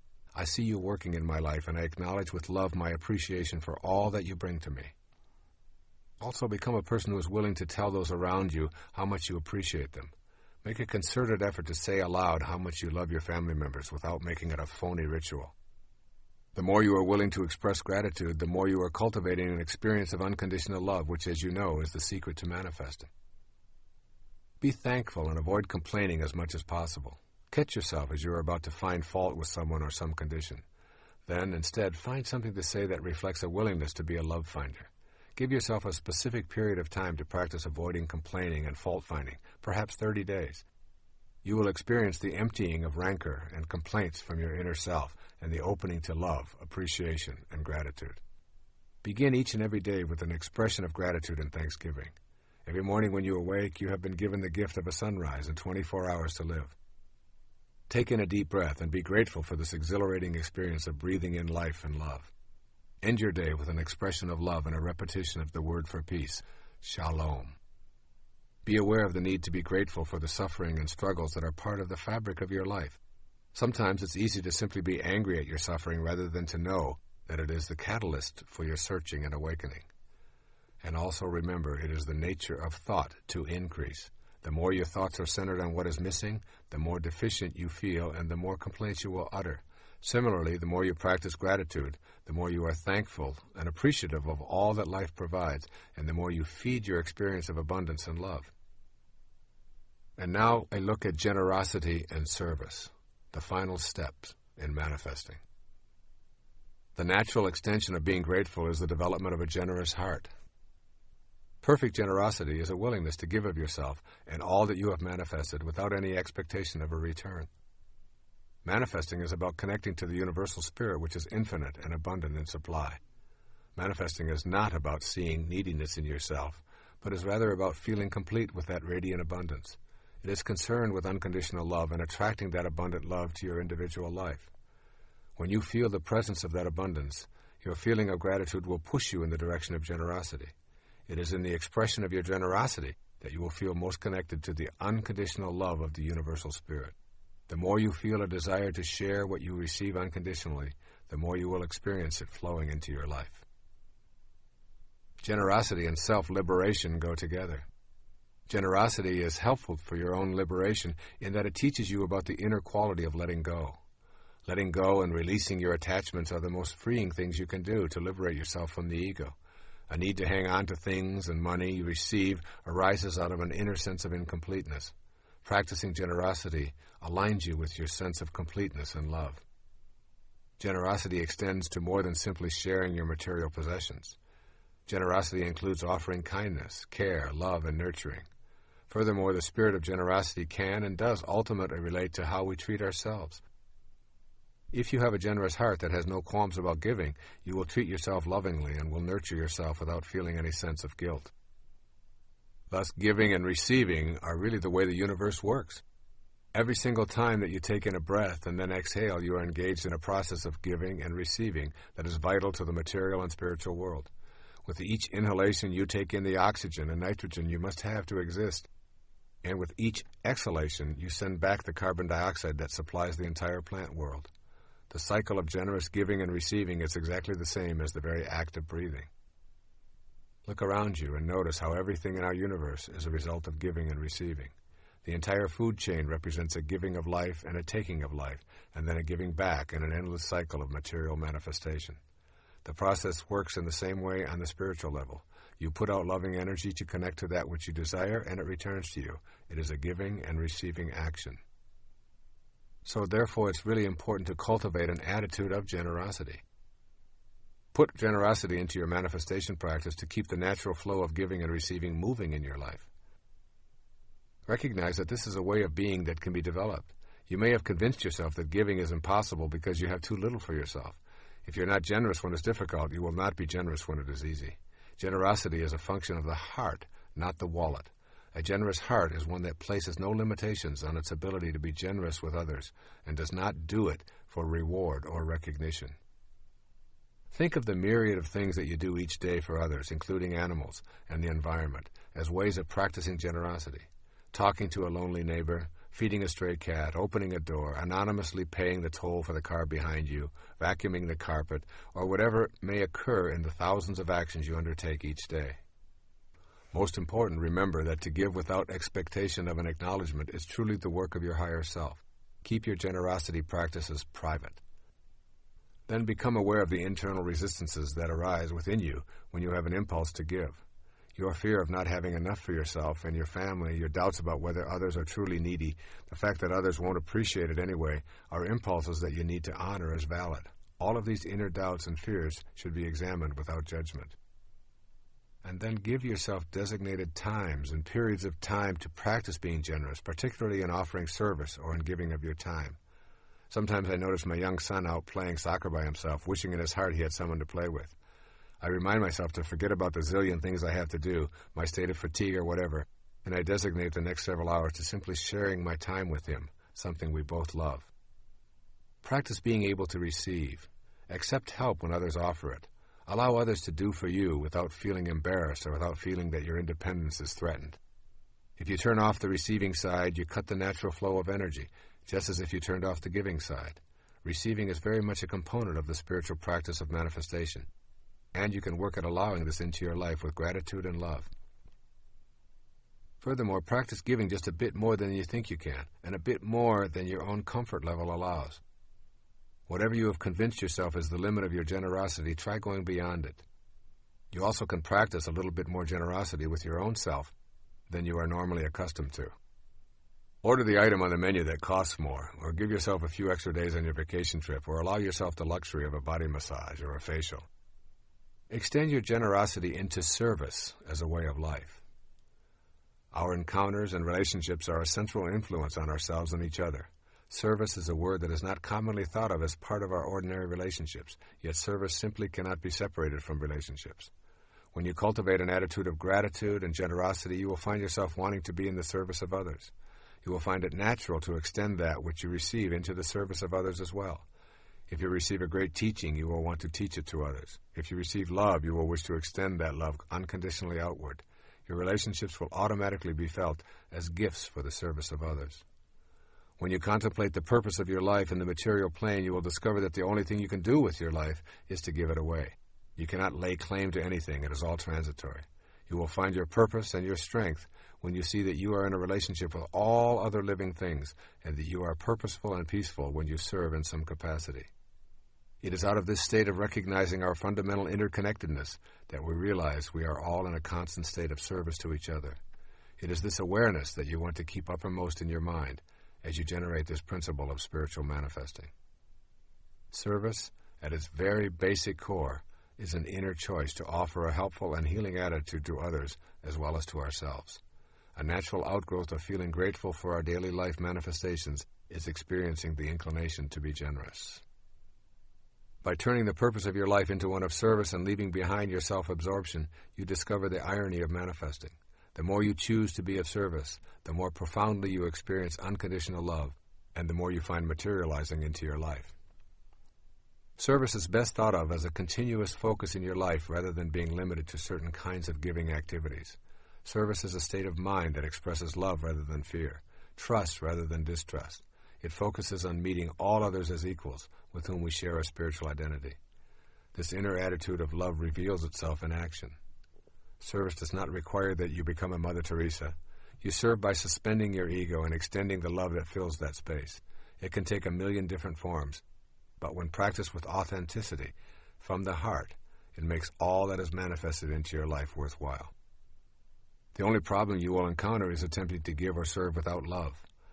The moment you put a condition on your service or ask something in return, you introduce conditional rather than unconditional love. The imposition of the condition makes service empty.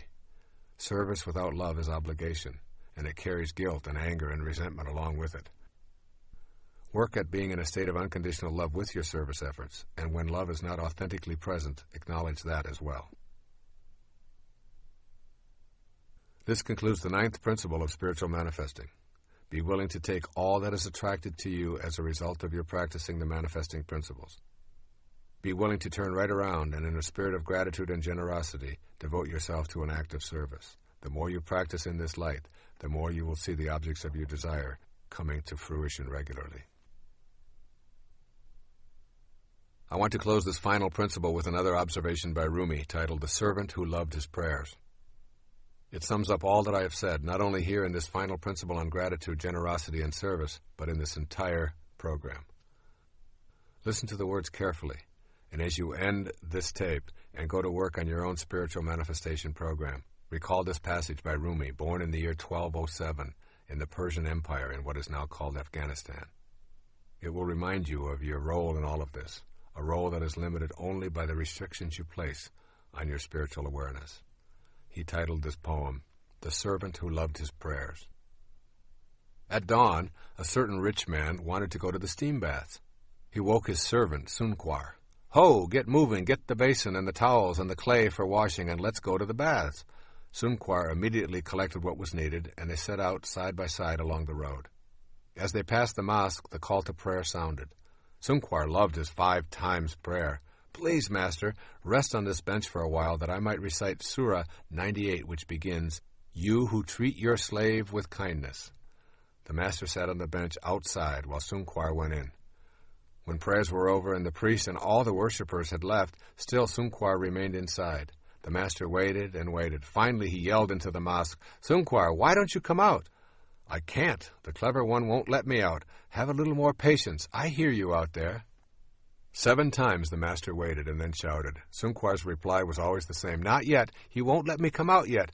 But there's no one in there but you. Everyone else has left. Who makes you sit still so long?" "The one who keeps me in here is the one who keeps you out there. The same who will not let you in will not let me out. The ocean will not allow its fish out of itself, nor does it let land animals in where the subtle and delicate fish move. The land creatures lumber along in the ground. No cleverness can change this. There's only one opener for the lock of these matters.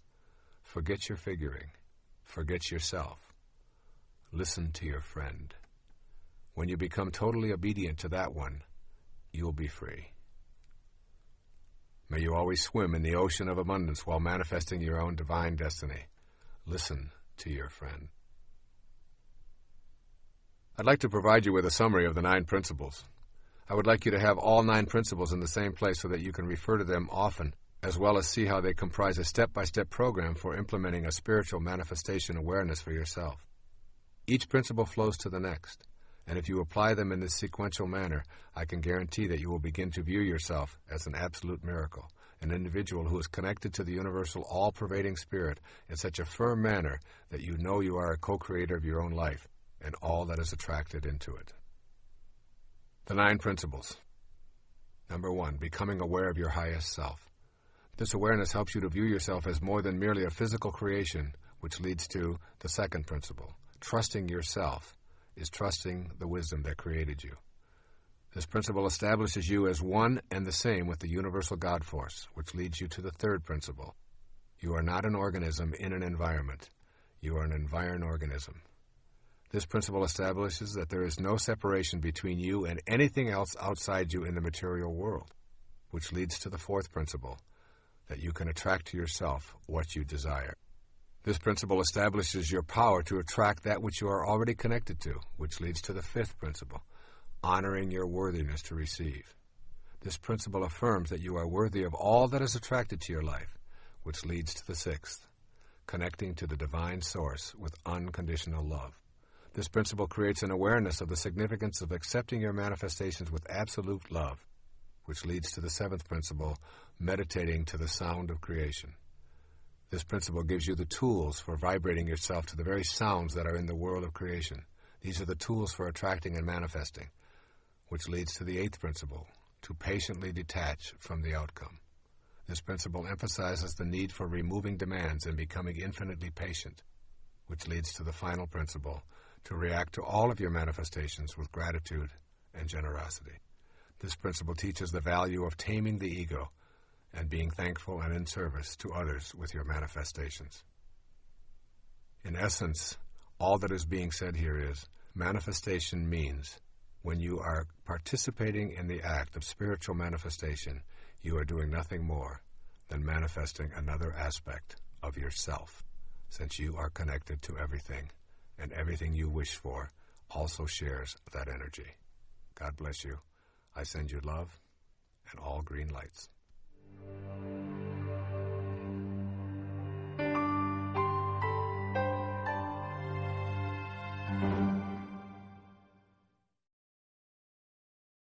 We hope you've enjoyed this program from Harper Audio. To order additional cassettes or to receive a complete catalog of Harper Audio and Cadman titles, please call us at 1-800-331-3761. That's 1-800-331-3761. Thank you. But the source of creation is beyond interpretation. The source of creation is that ultimate ground of creation where we all come from. And in traditional religions, that ground of creation has been referred to, of course, as the cosmic being or God or the source of everything that we consider sacred. And depending on what time we are living in, the interpretation of how we define that cosmic being, in a sense, begins to change. It's not really important how we interpret that, as long as we realize that there is a cosmic intelligence, that there is a cosmic being, and we who think are expressions of, contained in, and a product of that cosmic being.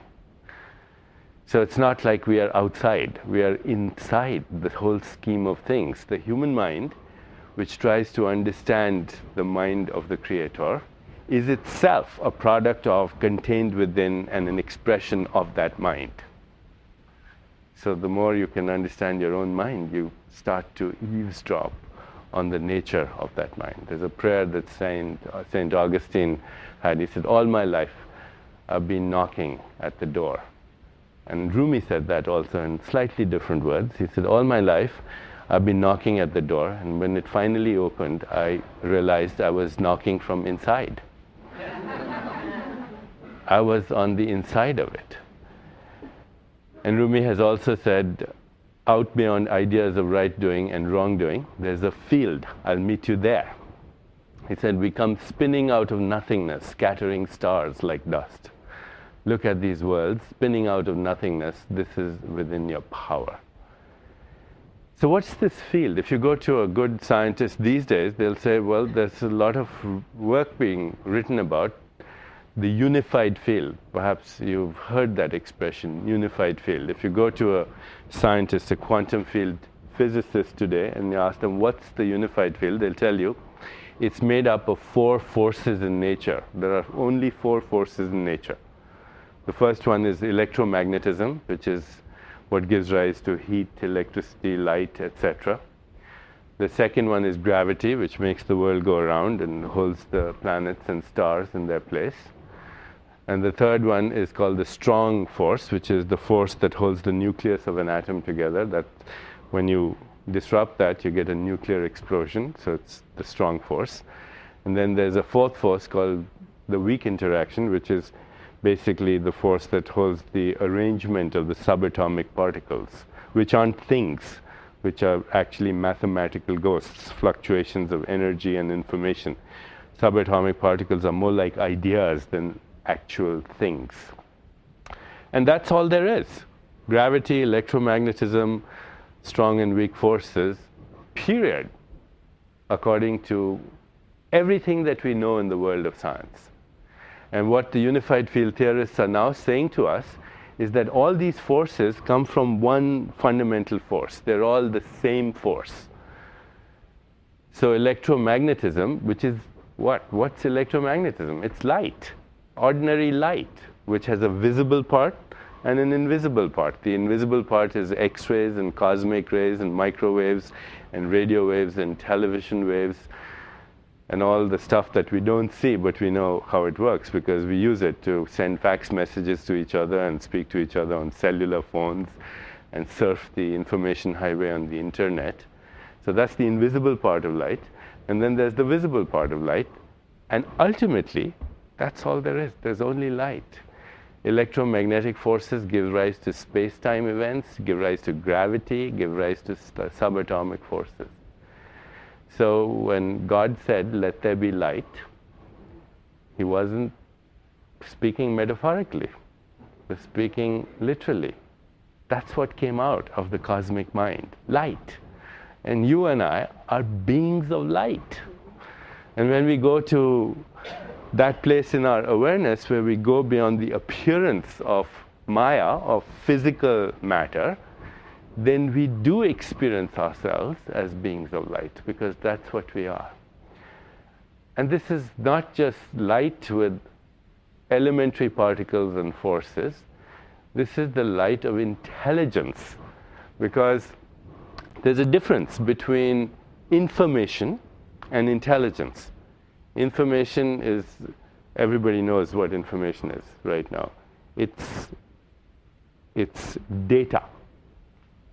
But when information starts to feed back on its own self and evolve to higher levels of its own expression so that it becomes intelligent and creative, then it's no longer information. It's no longer dead information, it's intelligence, it's consciousness. So light is full of consciousness, and the unified field is a conscious energy field. It's literally the expression of the mind of God. And in that unified field, in that conscious energy field, one of the things that's built into it is intent. So if you read the book of Genesis, all you see is God said, let there be this, there was this. God said, let there be that, there was that. Because intent was introduced into that conscious energy field, which connects everything with everything else.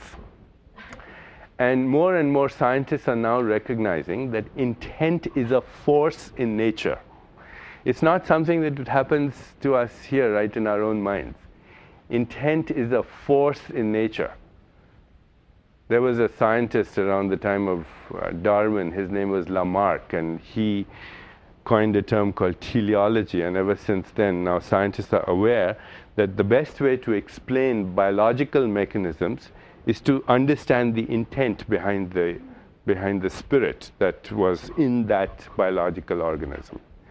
So Lamarck said camel has a hump because the intent was to navigate the desert for 7 days without water. And birds have wings because the intent was, I will fly.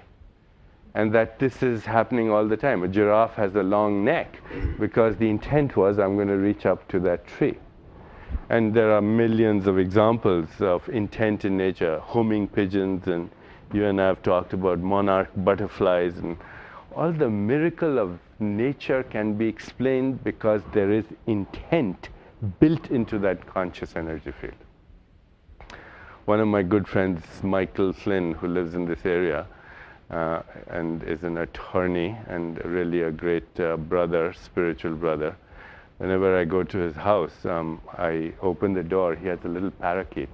And as soon as I open the door, this parrot starts singing Beach Boy songs. And I was just beginning to wonder, how does a parakeet sing Beach Boy songs? You know, he has a complete California accent and everything. And the size of a brain of a parrot is about 1/3 of the size of my fingernail. It has rudimentary vocal cords. You couldn't call them vocal cords. It has a beak for a mouth. And it sings Beach Boy songs. Homing pigeons do the same thing. They trace the territory. They can come from anywhere in the world to where they were bred. Or you look at the migration of monarch butterflies. In the last 2 years, Rupert Sheldrake, who's a great English biologist, has written about various kinds of experiments that clearly, undoubtedly demonstrate unequivocally that intent is part of the conscious energy field. So if you introduce intent, you immediately change the field.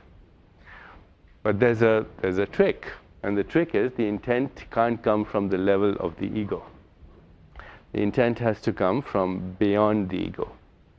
You know, I remember many years ago in India, I was, this long time ago, as a medical student, we had one day a young yogi come to our physiology lab to show the power of intent.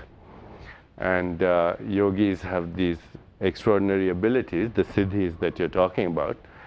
some of the yogis. And by the way, yogi, yoga, yoke all come from the same root, which means the unification of body, mind, soul, and spirit, and environment. So this young fellow, he was about 28 to 29, a very accomplished yogi from the Himalayas. He came, stood in front of our physiology class, and he took a knife and he plunged the knife right through his biceps like that. And, you know, if you did that to my biceps, it would probably bleed. It just went right through his biceps, and he stood there, because to a yogi, a real yogi, this is not a body of flesh and bones, it's a body of consciousness.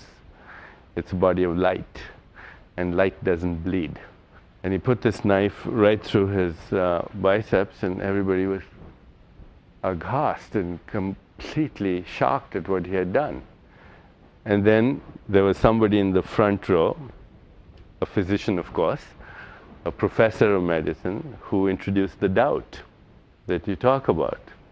When it says banish the doubt, and he thought this was some kind of a trick. And he mocked the yogi. He said, so what other tricks do you have up your sleeve? And immediately the yogi's attention shifted from his self to his self-image. Because when you mock somebody, who do you mock? Their ego. The spirit is beyond that. So as soon as his attention shifted from his ego, from his spirit to his ego, this thing opened up like a fountain of blood. And it sprayed everybody in the front row. And then he was such an expert that as soon as he recognized what had happened, he immediately let the ego go. And he shifted back into samadhi. And as soon as he did that, this thing stopped as quickly as it had opened, like a faucet. So that's the power of intent, but that intention has to not come from the ego. It has to come from the level of the spirit. It has to come from a place where you have totally and completely, unequivocally relinquished your need for approval. Because the spirit does not need approval. The ego only needs approval. So that was a very important point that Wayne was articulating about being independent of the opinion of others. You know, a couple of years ago, or recently when I was in Australia, I was giving a lecture at the Australian Royal Society, and suddenly somebody in the front row interrupted me, and he said, this is a fraud, and this is this, and this is that. And I said, who are you, sir? He says, I'm the president of the Australian Society of Skeptics.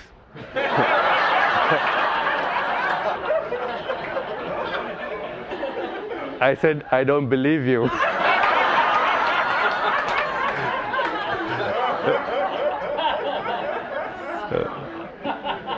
The spirit is beyond the ego, has to go there. And once we start glimpsing that, just once we start glimpsing that, we start to go beyond our ordinary states of consciousness. And what the great Vedantic tradition was saying was that these states of consciousness actually create a certain way that the nervous system functions. And in each state that the nervous system functions, it creates its own physiology and creates its own reality. So you begin to escape from so-called ordinary reality. The so-called ordinary reality, which of course Wayne has been referring to as the tribal mind. It's the motley group of sages and psychotics and geniuses who can escape that tribal mind. And that's happened throughout the ages. You have to escape that tribal mind. And once you escape that tribal mind, then you begin to see that there are states of consciousness which are beyond the ordinary waking and dreaming and sleeping.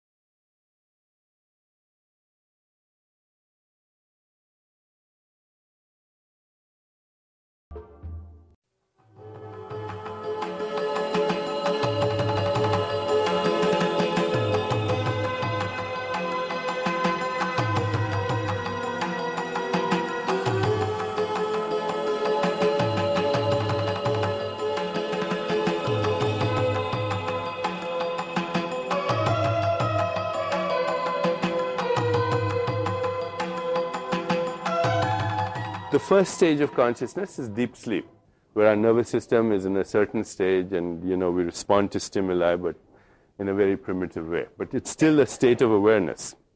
Deep sleep is a state of awareness because you can respond to a stimulus. The second state of consciousness is dreams, where you wake up from that deep sleep into a dream-like state. And you start having some experience in the dream. There's some repertoire of experience. And then when you wake up from the dream state into the third state, it's called the waking state, which is presumably, I hope, what we're in at the moment, at least. Okay?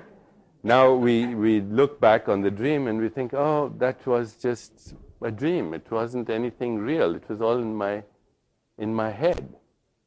And the Vedantist comes along and he says, so is this, all in your head. Okay, you think that there's an external world out there.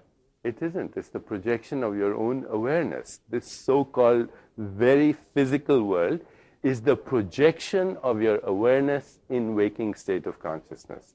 And if you could wake up from this, then it would be as ephemeral, as transient, as temporal as the dream was when you were dreaming.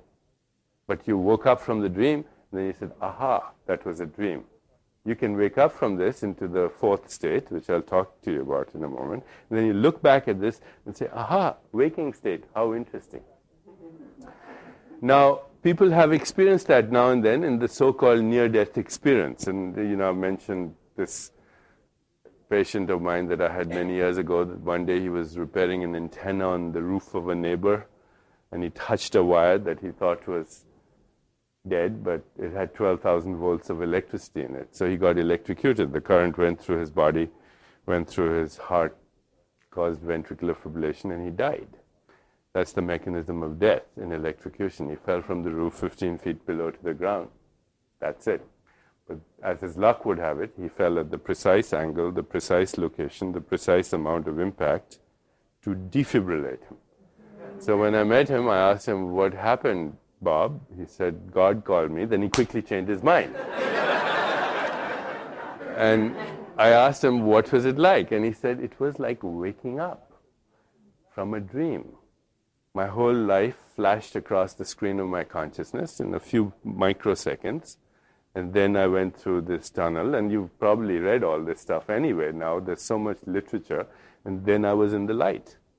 And then beyond the light, a new dimension of existence. Now, since this is many years ago, since then there's been a spate of literature about this experience. But all of the literature says the same thing. All of it. Doesn't matter whether it's coming from Hindu tradition or Christian tradition or Islamic tradition or Sufi tradition. It all says the same thing. A review of the life process as if it was a dream. The whole karma of a whole life kind of flashes across. Then a little travel, then the light, then a new dimension of existence. It is literally the experience of waking up. Gautama Buddha, who is the founder of Buddhism, on his deathbed, people got around him and they said, who are you? Are you the Messiah? He said, no. Are you a prophet? He said, no. He says, are you enlightened? He said, not really. The Buddha said this. He says, then who are you? He said, I'm waking up. I've just woken up from this dream that you call life. He said, this lifetime of ours is as transient as autumn clouds. To watch the birth and death of beings is like looking at the movements of a dance. A lifetime is like a flash of lightning across the sky, rushing by like a torrent down the steep mountain. But I'm now awake. Walt Whitman, in one of his poems, Having the Experience of Soul or Spirit, he says, I must not be awake, for everything looks to me as it never did before. Or else I'm awake for the first time, and all that was before was just a dream. So many people have had that without electrocution. It's the whole point. It's the whole point of transcendence, to go beyond samadhi. That's what samadhi is. This is the fourth state of consciousness. this is the state where we are now going beyond the ego into that silent gap, and we're connecting with the cosmic mind. So what happens is synchronicity starts to happen. Why does synchronicity start to happen? Because we've introduced the intent in the field, in the conscious energy field. And it's part of the field. It reorients the field. Ask and you shall receive. The fourth state of consciousness. The fifth state of consciousness, which is beyond samadhi, is called cosmic consciousness. Cosmic consciousness, where the brain functions in a completely different way, where you have the simultaneity of being in this world and not of it. In the Gospel of John, he says, I'm in this world and not of it. And the favorite quote of Wayne's that I have loved to quote from the Gospel of John, he says, Christ says, the works that I do, they shall do also, and greater works than these shall they do. Is that the right quote? Even the least among you, greater works than these shall you do. That happens when you are simultaneously operating in both worlds, in the material world and in the spiritual world. That's called cosmic consciousness.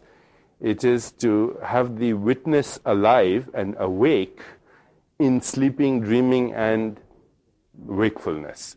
So you have the sakshi or the witness fully awake in dream state, in sleep state, and in waking state, which means your body and your mind are in deep sleep, but the witness is watching that.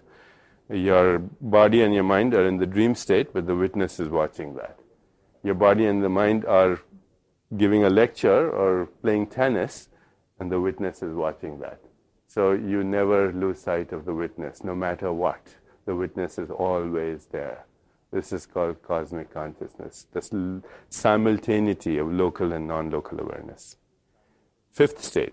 And beyond that is the sixth state, which is called God consciousness or divine consciousness, where the witness begins to wake up even in the object of your perception. So you look at this plant or this flower, and as you look at this flower, even on a perceptual level, you see there are rainbows here, and there's sunshine, and there's earth and water and wind and space, and the whole history of creation right here in this flower. And then you go beyond that, and you see there's a spirit there. There's a witness there, and the witness is the same as the witness here. So Vedanta says if you can't find God in this flower, you're not going to find God in some book of religion. God is this life-centered, present moment awareness that allows you, even perceptually, to go beyond the appearance into the reality. This is divine consciousness. You cannot escape God, no matter where you go.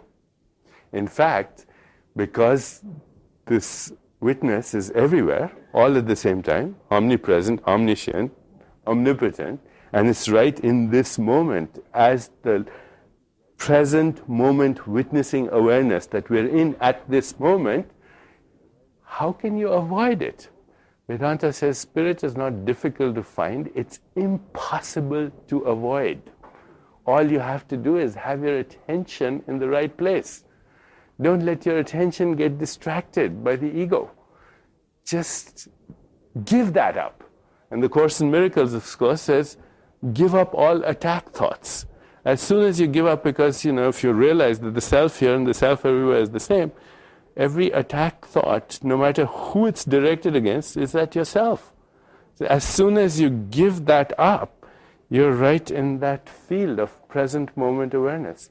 And here the synchronicity accelerates to the point where you experience the miraculous. The difference between the invisible and the visible is shortened. So this is what manifestation is about. The difference between the time interval between the unmanifest and the manifest gets very shortened. So instead of calling it synchronicity or coincidence, you say it's a miracle.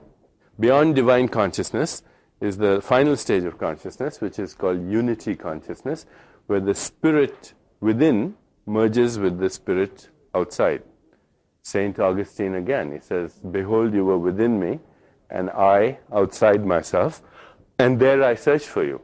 But then I found you within me, and then I found you outside me as well.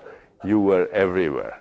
And when that individual spirit merges with the cosmic spirit, that state of unity consciousness is beyond our individual personality. It's beyond our skin-encapsulated ego. And in this state of consciousness, Vedanta tells us that we experience our individual body and our cosmic body as being one. Normally we don't experience that. Normally we say, this is me, and then this is everybody else. Or this is me, and that's the world. But in unity consciousness, you say, this is me, and that's me, and that's me. The expression, Vedantic expression, I am that, you are that, all this is that, that's all there is. And if you really, really, really get that, then of course there's nothing more to say. Good night, thanks for coming. In unity consciousness, the universe is experienced as our own body. It's also this experience of immortality. Rumi has a great poem about that. He says, let the waters settle and you will see stars and moon mirrored in your own being. This is the state where we go beyond the miraculous. So there's a roadmap, and that's the nice thing. The roadmap has been explored by Walt Whitman, by Emerson, by Thoreau, by all the great sages of the East, by all the great prophets. And now we are beginning to understand that not only is the roadmap has been explored, but the human nervous system changes its physiology to create those effects. You can actually study brainwaves in cosmic consciousness, very different from ordinary waking state of consciousness. So I just wanted to add those words to what a great foundation you laid, Dwayne. Thank you very much again.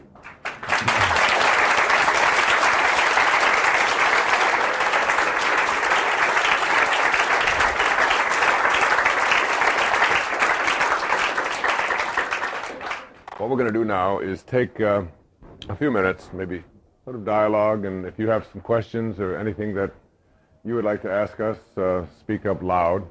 We would like to dialogue about some of these. I just jotted down a few of the things where we really sort of overlapped. One of the people that we both admire greatly was a 12th century Sufi poet named Rumi, who wrote 12 poems a day, every day, for 12 years. And had a teacher whose name was Shams, whose most of his poetry did not survive. Deepak is putting out a beautiful CD that I heard in Greece of poetry of Rumi's, that he and several well-known people are reciting the poetry. It's just absolutely stunning and magnificent. His teacher, Sham, was said to have said, I, me, you, he, she, they, these are distinctions which do not exist in the garden of the mystics. And I like to think of my life and being in a situation such as this, or a seminar here at the Chopra Center for Wellbeing, or wherever, as a garden of mystics.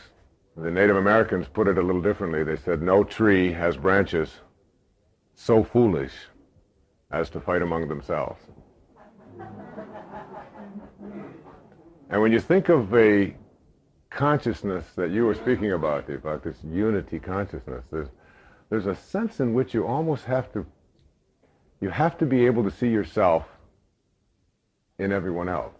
Isn't that kind of what you're saying? I mean, it's like, if you can't see you there, then your ego immediately becomes involved. And it's almost like you have to step back and watch yourself. One of the things that my wife and I did to really dramatically improve quality of our relationship, because sometimes we would say to each other, this doesn't sound like love. When we would find ourselves talking to each other in ways that neither one of us wanted to do. And we said, well, rather than trying to be right with each other, let's just stop and say, how can we be kind? In other words, how can we make the kind response? And I think the kind response is the unity consciousness response.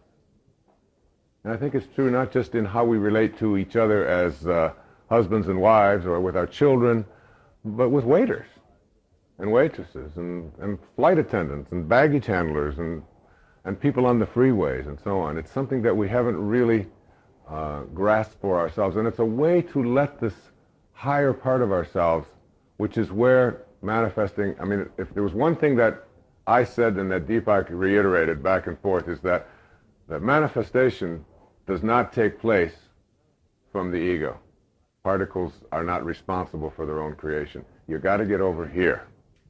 And getting over here is taking that stance where you see yourself in that person which you are about to attack by making them wrong, and instead saying, I don't have to have an ego here. Thank you for telling me what a jerk I am. I needed to hear that, or whatever. And letting go of that sort of attachment, if you will, that's like one of the ways to get to spirit. And when you get to spirit, manifesting becomes something that you create the intent with. Once you are out of that physical world and into the witness world. And it's something that as a people we're not really good at. It's almost like, it seems to me, as a people we have to have an enemy. Doesn't it? I mean, it's like if we have an enemy, we've got someone that we can all be opposed to. But now that we don't have any enemies, we sort of go after each other, you know, because we're still into that. We have to create that kind of a relationship in which somebody has to be right and somebody has to be wrong. If you can let go of that in your own life, manifesting becomes a real possibility. I think it's true in healing as well. Yeah. See, the American Indian poem that Wayne was talking about, it's a great thing to remember whenever you get caught up in the ego. Because the ego is full of self-importance, and Castaneda also has said that self-importance is a mask for self-pity. That one way you can know whether a person is feeling sorry for themselves is that they act very important, because that's what they're trying to cover up. And so self-importance, self-pity, ego are all the same thing. And this is a Ojibwe poem. It says, now and then I go about pitying myself, and all the while my soul is being blown by great winds across the sky. And every time I sort of get caught up in that, you know, I just recite the poem to myself. I say, you know, here I am going about pitying myself, and all the while my soul is being blown by great winds across the sky. You were mentioning baggage handlers. A few weeks ago I was getting my baggage checked in Chicago, and there was this young... Did she have a cold? Was it somebody with Actually, it was a young man. He was probably 18 or 19. He was Afro-American, and he had unbelievable sparkle in his eyes. And, you know, I was loading my bags, and his eyes locked into mine, and he said, "Deep stuff, man."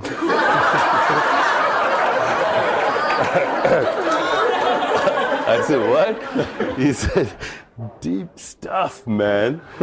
So I said, "Oh, so you understood it?"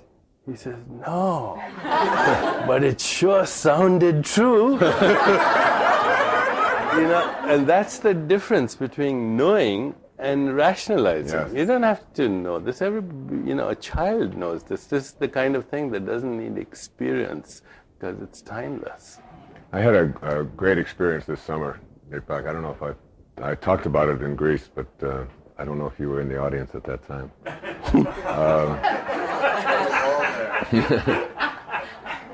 This past summer, we were on Maui with our entire family, and we have a little girl who was 7 at the time. She's now 8. Her name is Sage, our youngest daughter.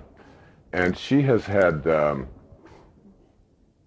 thing called flatwarts on her face since she was about 3.5 or 4 years old. And every time we would take her to any medical doctor, they would always tell us the same thing. These are flatwarts. They can't be treated. There's no known cure for it. We don't want to burn them off because they could scar her face. They will go away, and so on. And she's heard this, but 3.5 years later, not only has she still got them, but they're progressively getting worse. And this past summer, I noticed when she was out in the sun that they were not only around her mouth and around her nose, but they were moving up around her eyes now. So her whole one side of her face was covered with these flatworts. And she never liked the word flatworts. She didn't think that that was a nice thing to call them, so she called them her bumps, you know.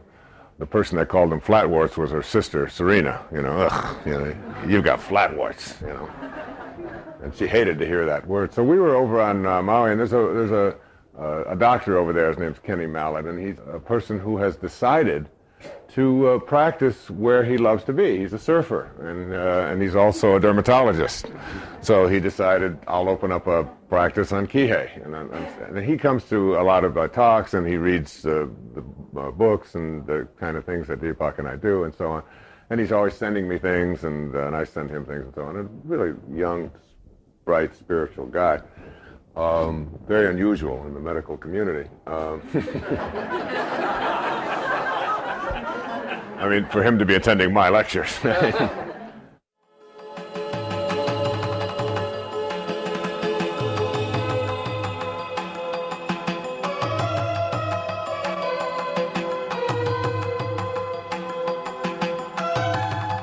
We were over there, we were getting some sunscreen and doing all these things, and I said to him, would you mind taking a look at Sage's face here? And he said, he looked at it, and he put this big white light on her face, and he said, oh, Sage, he said, you've got flatworts. And right away she went, oh, great, that's what I need. And he said, but the good news is that when you get married, you won't have them. And she's 7, so I mean, she was really concerned about her wedding day, you see. He said, they will go away, and there's really no known cure, and all the things that we have been told about these flatworts, you know, it's a virus that's in the skin, it'll go away. And so finally he said to her, he said, you know, but he said, the thing that he said, I can't give you any medicine for them. But he said, I have found that inside of you, there is the ability to get rid of these things. That the virus is in you, and also the cure is in you. So that if you start talking to these things, and talk to them in a way in which you say, I really accept that you've been with me for 3.5 years, but now I would like you to please leave. And you put your energy and your inner healing capacity that you have, you can get rid of these things. And Sage was like, oh, her eyes got real wide, and she was listening because she's had these for a long time, and it's troublesome to her, even though she never really acknowledged it outside. And we went back to the place on the other side of the island where we're staying, and when we're on Maui, the kids kind of go to bed when they want, and they get up when they want, and they have their friends over, and the rooms are filled with people, and they eat pretty much when they want. It's for freedom time, all right? And I went into the room about 2:30 in the morning, and all of the children, there's maybe 8 or 9 kids with their friends, and they're laying on all the different air mattresses and so on, and they're all jabbering and talking away, and over in the corner, there's Sage, and she's under a blanket on her air mattress. And I reach under the air mattress, and she's got this blanket, and I said, Sage, what are you doing under there, honey? It's almost 3 o'clock. And she said, shh. I said, what? She said, I'm talking to my bumps.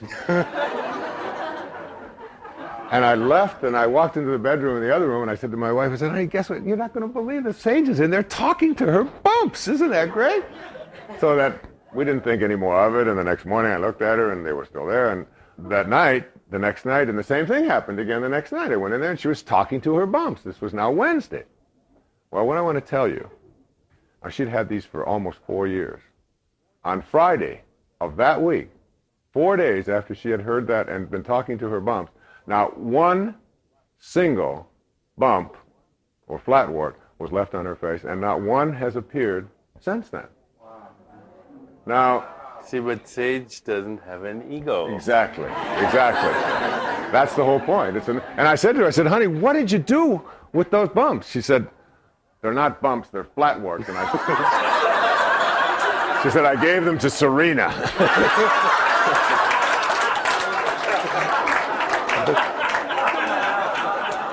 But inside of us is that knowing, is that little child who doesn't say, oh, you know, I can't really heal myself of these things. I don't have the capacity to do that. She has something inside of her. I don't know what you call it in the medical community. What it is an intention. You were talking about intent. And a knowing and an absence of any thought that I can't do this. She was so determined and convinced that she was going to do this, that the energy to heal herself of something she's had for almost 4 years was there. And to this day, her face is as clear and smooth as a child's could be.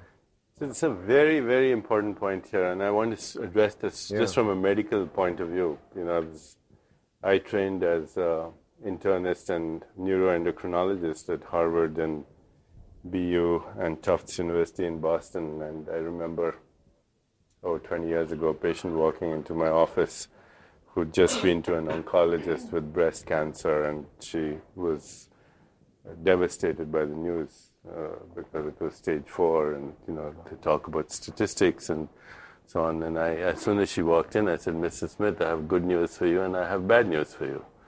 The bad news is you have stage 4 cancer, which has no cure. And the good news is I'm a quack. So maybe I can help you." I think everyone here has heard, and you should tell them about Marcy. Oh, yes, I will, yeah. One, the thing to remember here is everyone's heard about the placebo response, right? You've heard about the placebo response, where if you sort of have the intention that this drug is going to help me, it creates a physiological response. In fact, in the last 10, 15 years, we know how that happens. If you think that this is a pain-relieving drug that you're taking, then as soon as you take it with that belief, your body generates endorphins and enkephalins that are more powerful than any heroin you can buy on the street to actually create that analgesic in your body. So the intent gets transformed into a molecule. Placebos work in ulcers and other things, etc. So every time that intent is introduced beyond the ego, it creates a biochemical response. That's what a placebo is. It comes from the Latin word, "I shall please." That's the origin of the word. What doctors don't know about is the nocebo response. The nocebo is the opposite of the placebo.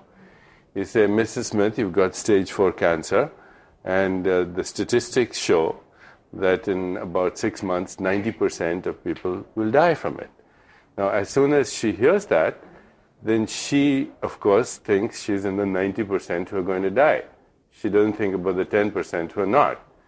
And first of all, which something that we don't recognize, even as smart physicians don't recognize this, that statistics actually have nothing to do with prognosis in a patient. It's like saying the average temperature in San Diego for the year is 75 degrees. Doesn't tell me what today's temperature is. Okay, if I say the average income in La Jolla is $100,000, it doesn't tell me what your income is. Statistics never apply to the individual patient. So you cannot prognosticate on statistics. But we do it all the time. We create the nocebo effect, and then we create that whole thing, Statistics. And this, at the risk of being a sexist joke in medical school, at least one fellow told me this joke. He said, "Statistics is like a girl in a bikini. What she reveals is obvious. What she conceals is much more interesting." And you heard the other one? 9 out of 10 statistics are wrong. Right. Including this one. including this. So remember, nocebo. In Australia, they have a custom in the Aborigines. If you don't like somebody, you go to your Australian Aborigine sorcerer, is shaman, and witch doctor actually, and you say to this witch doctor, "I want to get rid of this person." So he takes this little stick, he does a ritual around it, mantras and Aborigine sounds and so on, and he tells you, "Okay, now you point that stick to your enemy." Within 24 hours of pointing the stick, the person starts to get nausea and vomiting. 3 days they are dehydrated. In 1 week they're dead. The Australian government actually outlawed the custom of pointing the stick amongst Aborigines as murder with a lethal weapon. So that's how powerful an idea is. It gets transformed into what is being prognosticated. So statistics should be totally ignored. That's message number one. And the message number two is, don't put your attention on what you don't want. Exactly. If you're trying to get rid of this cancer, don't think of, I don't want to die. Think of how I want to live my life. And be cautious about all of the places where you're going to run into the kind of information that will help you to put your attention on what you don't want. Because and that's called the energy field. So whatever field of energy that you are in, if you allow it to be contaminated by other people who are bringing you down, you will find yourself, buying into the very thing that you don't want to create for yourself. So it's like keeping your energy field really clear. That's why you don't share it. The doctor tells you, you've got 6 months to live. You don't tell anybody about that because people are starting to count the days. And where there's a will, there's a relative. They're going to...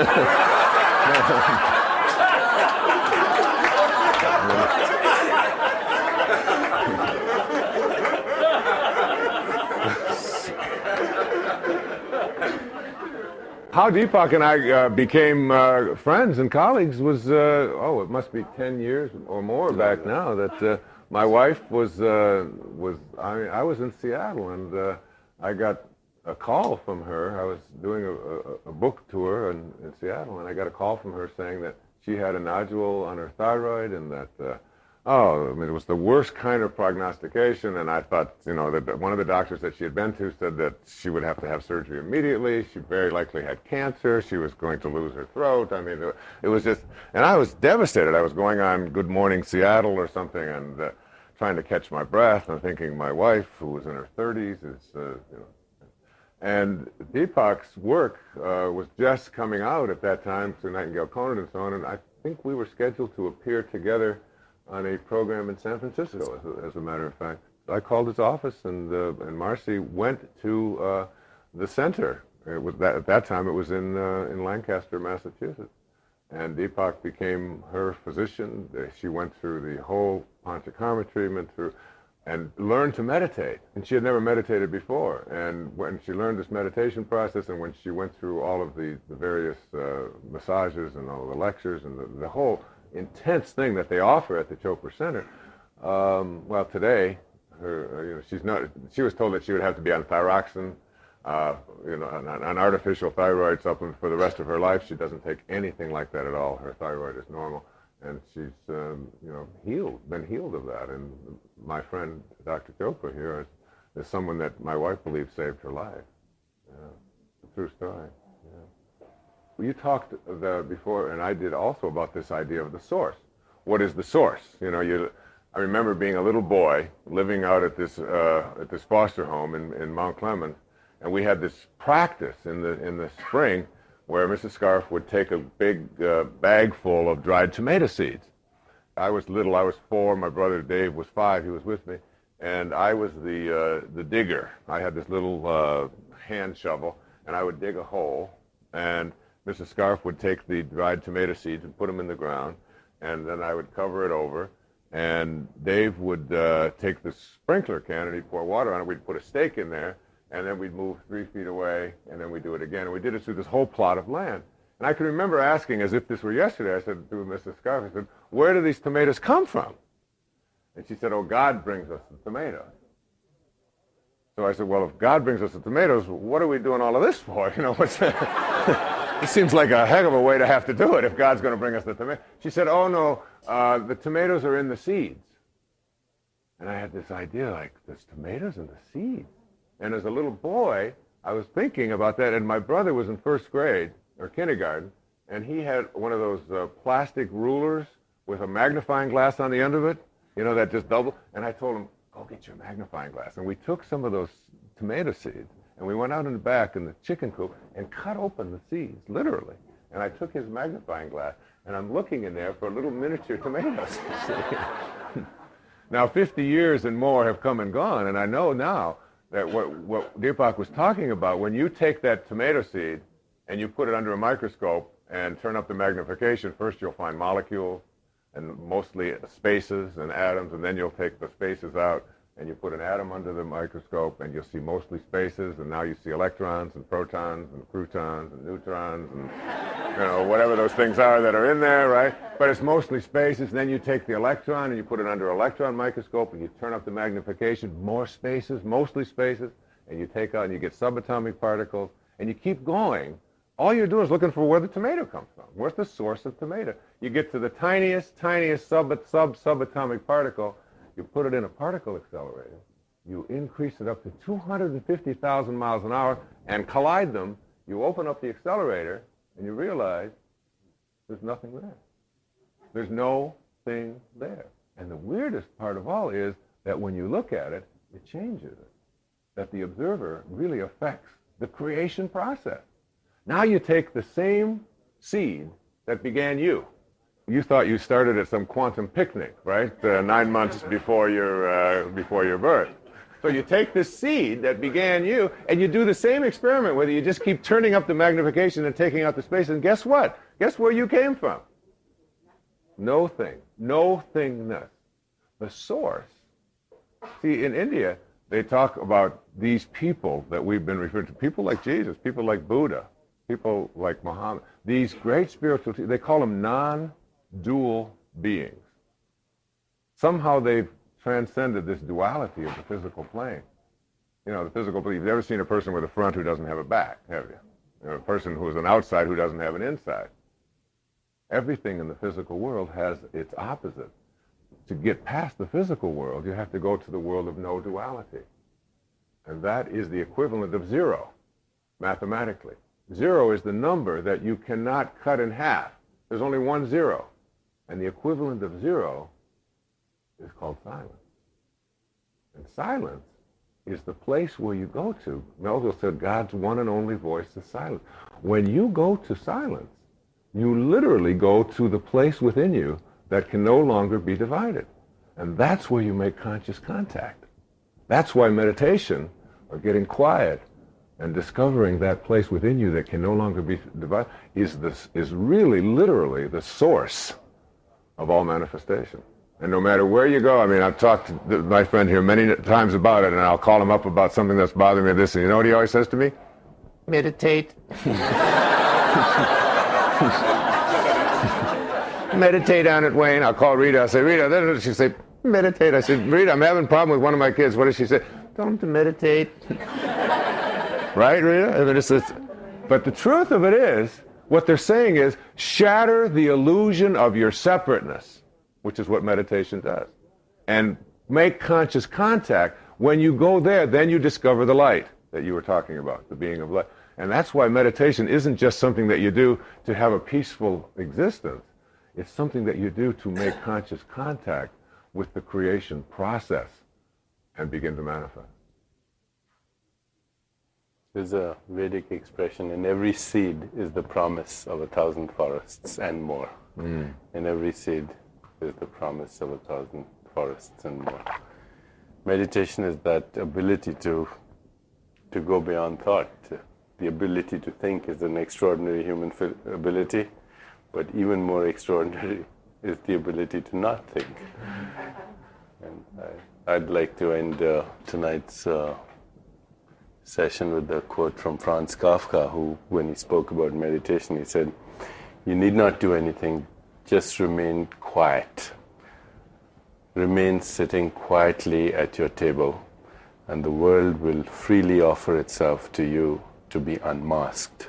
It has no choice. It will roll in ecstasy at your feet." Thank you. God bless you. Thank you very much. Thank you, sir.